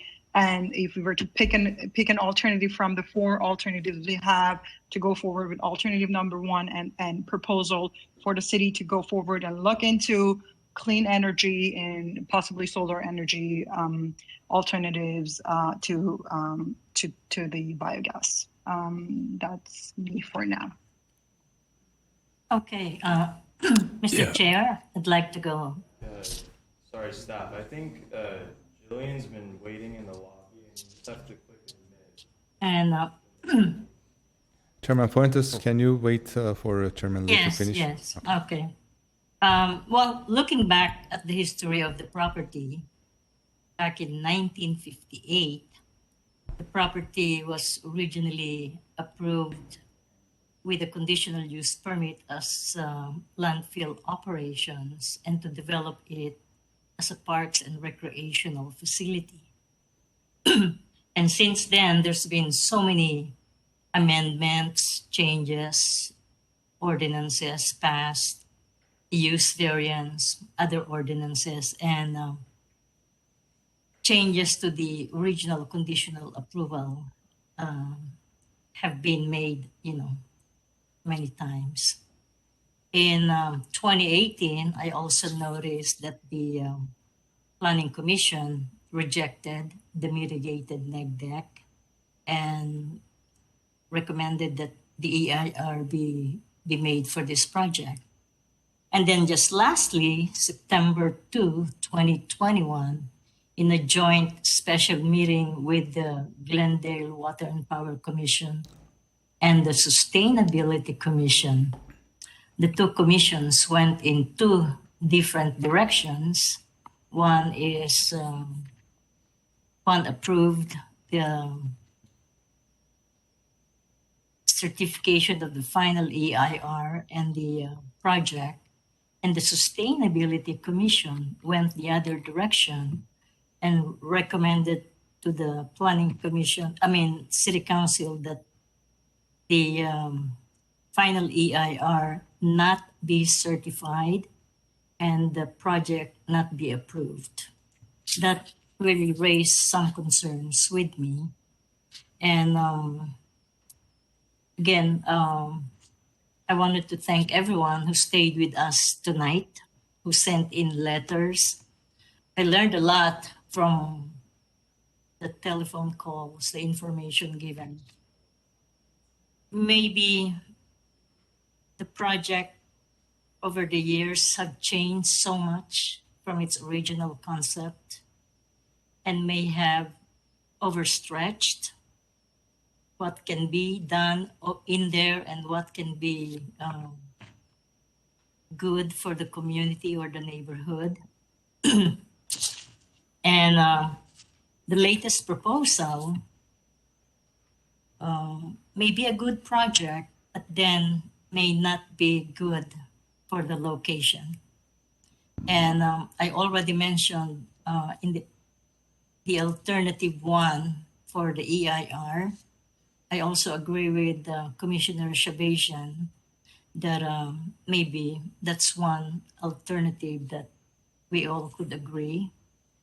But in my opinion, the proposed project raises more concerns as far as negative impact to the health and safety,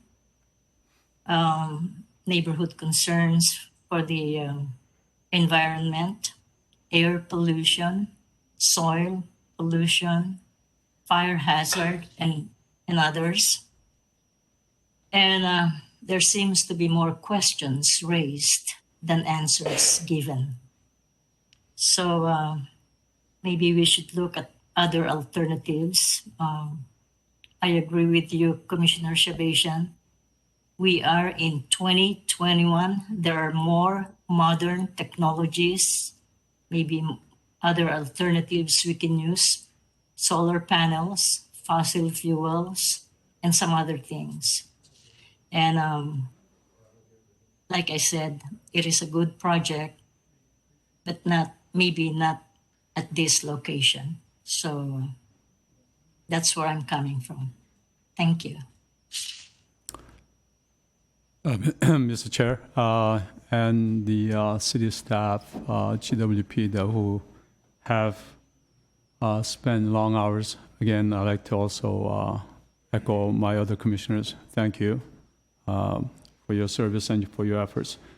I'd like to echo what Commissioner Straction said about this project. This really could benefit the city and the public. And renewable energy is a noble idea. We need energy, but at what cost? 3 years ago, I was part of that planning commission that rejected the NMD and asked for EIR, which we have here today. And the purpose of the EIR is to, just like tonight, to address any potential issues or environmental issues, or that could be mitigated, or that could identify those problem areas. And I do not believe that the EIR really went into depth, just like other commissioners have said. The alternatives, were not fully explored. I like to see those things a little bit more in depth, in detail, so that we're fully educated when we make this decision. And again, this could be a wonderful project. As far as the second part of the decision making here for the CUP, whenever in not many years of being a planning commissioner here, when it comes down to controversial issues like this, I go to the basic, fundamental purpose of me sitting here on this chair, and that is that my job is to perform a strict interpretation of the intent of the code. And one of those, a major part of that is to really protect the public welfare, and as you saw tonight, that there are more concerns than answers here, and I do not know if those things were fully satisfactorily addressed. So with that in mind, that's one of the first litmus paper. And so when you go back to the basic, decision making, I have issue with approving the CUP as well. So I'm joining other commissioners to oppose and not certify this EIR. Do we have a second? You second? No? Okay.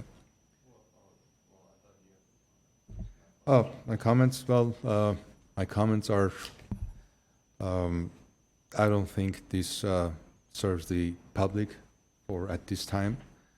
And with no further ado, you both, all our four commissioners that we present, did a very thorough explanation, and I think we should move. Well, I'll make the motion then. Okay. I know it's not, should the language be developed, or should we just make motion to reject the EIR? Well, we would need to make denial findings, so if we could come back at the next regularly scheduled Planning Commission hearing, or you could come back at a date certain without further public notice, we could have those denial findings for you to adopt or for you to vote upon and to go into effect. You say without further notice? Yes, if you pick a date certain, or if you pick the next regularly scheduled Planning Commission hearing. I moved this. Commissioner Lee, before you do make the motion, do we want to suggest any alternatives to go forward, or are we just rejecting this altogether? And the reason why I say is we have an option to have a no project, where, there's still some issues with it, but then there's few alternatives that have been given to us, and then from those alternatives, one of them is looking at the report and kind of comparing, one of them is the best outcome as like comparing all of them. I don't know if that's something we want to discuss. I think leaving this completely up in the air, and we can discuss this amongst us to see if there is enough traction, if there is the interest for us to propose one of the alternatives to be a move forward. So, and as I suggested, Commissioner Sebastian, so you want to for the staff to further pursue the alternatives, correct? Is that what you're? So there are two ways we can approach this. So one way would be to completely reject the EIR and request for staff to go out there and look for alternatives. and see what other alternatives there could be for us, meaning renewable energy and clean energy. Clean energy or solar energy.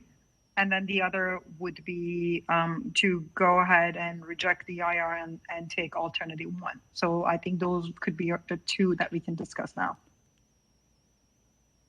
And actually, as I said it, I would be open to both of those. I think it would be great to be able to go and kind of look at options of solar energy. So the thing about alternative one is we can do alternative one and kind of combine the second part to it. So what alternative one would be, you can basically just keep burning the flare and request staff to go out there, look at other ways to create the energy. So that money that was going to be funded for the project can be used for maybe as solar energy. So that's what I would recommend. But and I can make a motion if there's interest in that. Yeah, Commissioner Sebastian, if you're kind of locking into alternative one only, sounds like, I'd like to see other alternatives also explored. Okay. Yeah, I mean, why not look at other options rather than locking it in? One more comment I want to make. I'm sorry. I guess what would happen if we reject the EIR completely? What happens? What is the next step? So let's say tonight you reject the EIR, and this is a question for the staff. What is the next step? What would city do? If the environmental document is not certified, we wouldn't be able to proceed with approval of the SRV or CUP permit. One option would be... So the project dies... I'm sorry, go ahead. I apologize, Commissioner Shabazian. I was just going to say one option would be that the applicant could appeal the decision to the City Council, or they could abandon the project, or they could issue a new, start new environmental on a different project. One question that I have, the 2018 meeting that this last time was 3 years ago almost.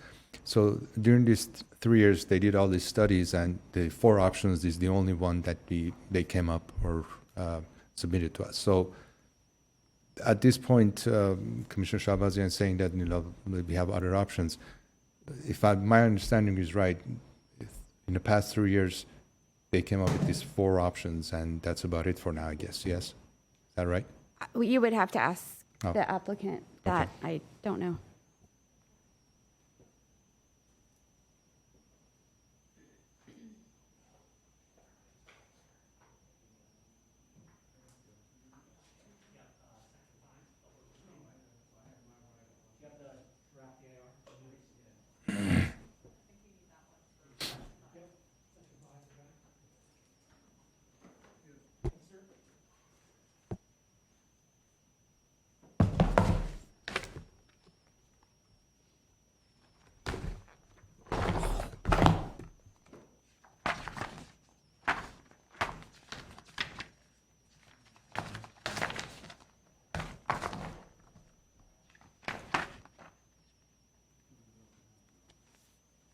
Thanks for the opportunity, Commissioners, to address you with some of the other alternatives that were considered but not selected. And you are correct, though, 4 alternatives, 1 through 4, those were evaluated in what we would call a detailed analysis within the alternatives evaluation. I do want to note that CEQA does not require the same level of detail for an alternatives evaluation to the proposed project. That's why there is not the same amount of detail, and those alternatives have not gone through the same level of design as the proposed project. So we typically have a lot more information and detailed design to evaluate a proposed project impacts rather than an alternative, without going forward with a lot of engineering and detailed study to be able to understand the specifics a little bit more. But we do believe that our classification of impacts in terms of greater or less are accurate and can be very well defended. Also included in the EIR, this was included in the EIR. It was not excluded. There is section 5.4 in the alternatives evaluation that is titled Alternatives Considered and Not Selected for Further Analysis. I just want to read through what those alternatives were. And there are typically several paragraphs minimum on each one of those alternatives and why they were not advanced for a more detailed evaluation.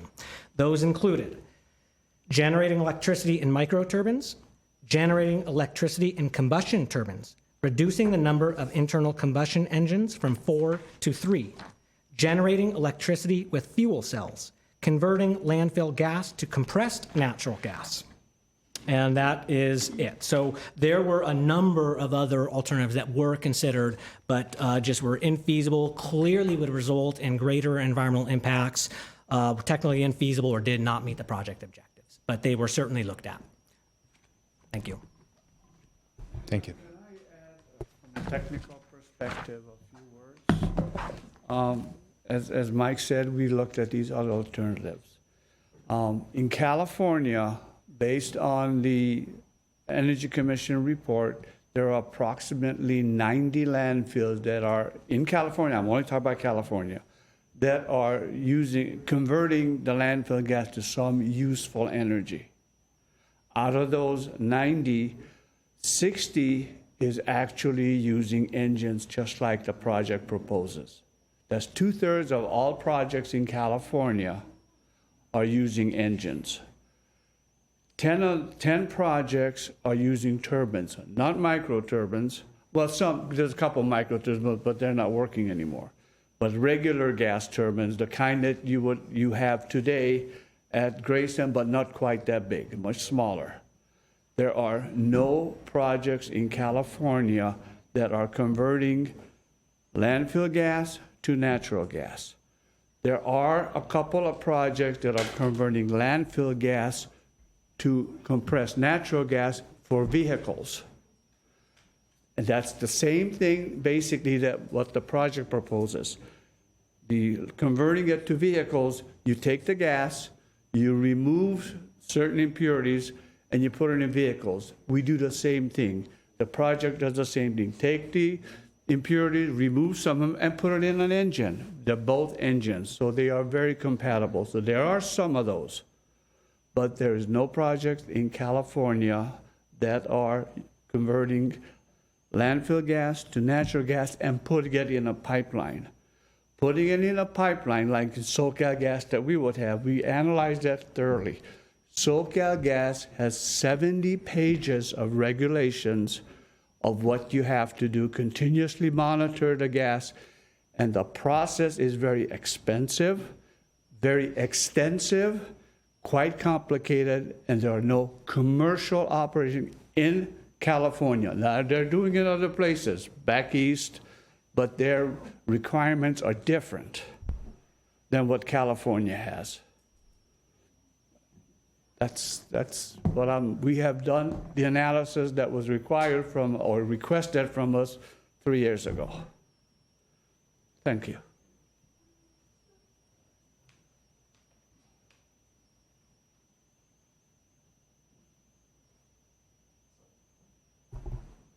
I guess if you're continuing the deliberation, I can make a motion on what I discussed earlier, unless you guys want to speak a bit further and discuss this in more detail. I have something I wanted to add. As mentioned earlier, in 2025, this facility will reach its maximum use and capacity. And that's about 4 years away. And this latest project, I think, in my opinion, tend to extend the time again, industrializing the facility. So maybe it's really time to stop expanding the industrial use and just look at, like I said, no project alternative. Let it burn for the next 4 years, and then we go back to its recreational use zone. Thank you.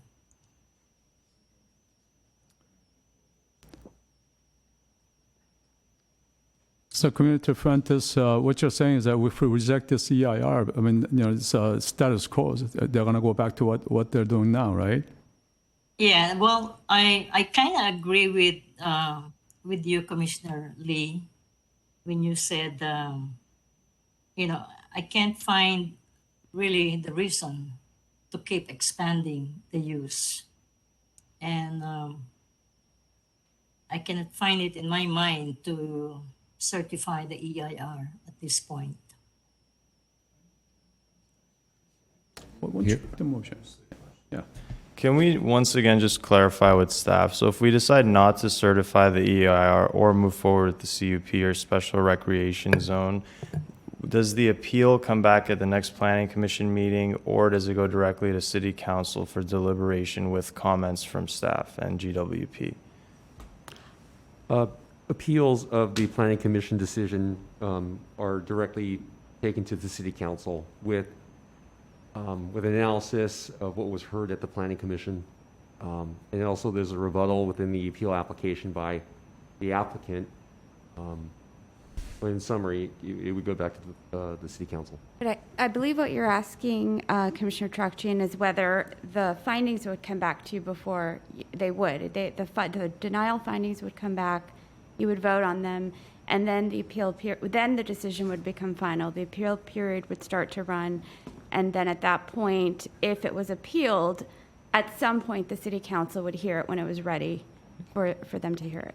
Got it. So we would review it based on, I guess, additional remarks from the applicant in our next meeting, or it would just be based on our decision, Correct. reviewing the merit of our decision, and then the appeal process would start. Based on your comments tonight, staff would prepare findings for denial. We would bring those back to you. You would review them and vote on those findings. Understood. Thank you.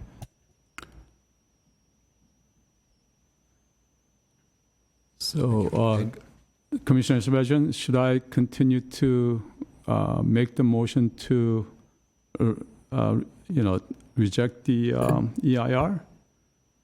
Yeah, if there's no traction, I think if there's no traction on voting for alternative, rejecting, or I don't know if it's even rejecting, I don't know how that writing would be, but to. About not approving the certification. One and looking, correct. Well, then yes, go ahead. It looks like I might be the only one who was suggesting that, so go ahead. You do not need a motion to not certify the EIR. You would just not take action. But if I could suggest, if you're going to deny it, to make a motion to return at a date certain, and perhaps is there a next scheduled planning commission hearing in 2 weeks?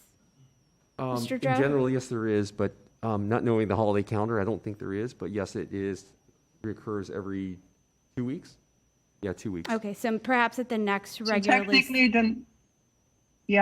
Technically, the next meeting would be on the 20th, but that's if there is something to be presented, I believe. Looking at my calendar, 20th of October. No, I just. Okay. So, Mr. Chair, I'll make the motion to deny the to come back with findings. EIR, and for staff to come back with the findings, the language for denial without public notice at the next regular in the next planning commission meeting. Which, for clarification, is October 20th at 5 p.m. I second the motion. So I have a motion from Commissioner Lee and a second by Commissioner Fuentes. This will be roll call.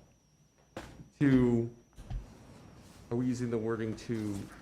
Okay, so the motion, I believe, was for staff to prepare findings to deny both the CUP and the special recreation review, and to return in 2 weeks.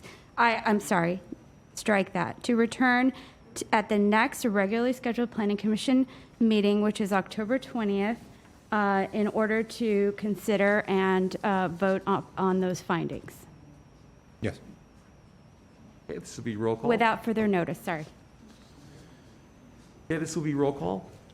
Board Member Trakchian? Yes. Board Member Fuentes? Yes. Board Member Lee? Aye. Board Member Shabazian?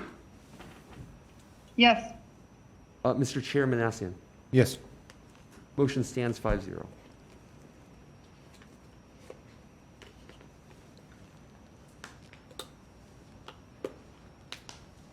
Mr. Chair, I believe the next item is Community Development Department updates. There are no updates. And the next item would be adjournment. Do we have a motion? Dismiss, yeah, meeting is adjourned. Before you do that, again, before you do that, I want to thank the staff. It's 11 p.m. I know it's been a long day for everyone, 6-hour meeting. Really appreciate it. Thanks for everyone who stayed on the call. Thanks for everyone, the applicant, staff, people who have been answering our questions. Really appreciate it. And thanks, commissioners. I know you all work during the day. We all do. Yeah. So we all Thank you ran all. from Thank here. you, So I staff. appreciate Thank you, everyone's applicants. time. And I'll second that motion to adjourn. Thank you. Meeting is adjourned. Have a good one. Good night. Bye-bye. Move to adjourn. Thank you. Good night.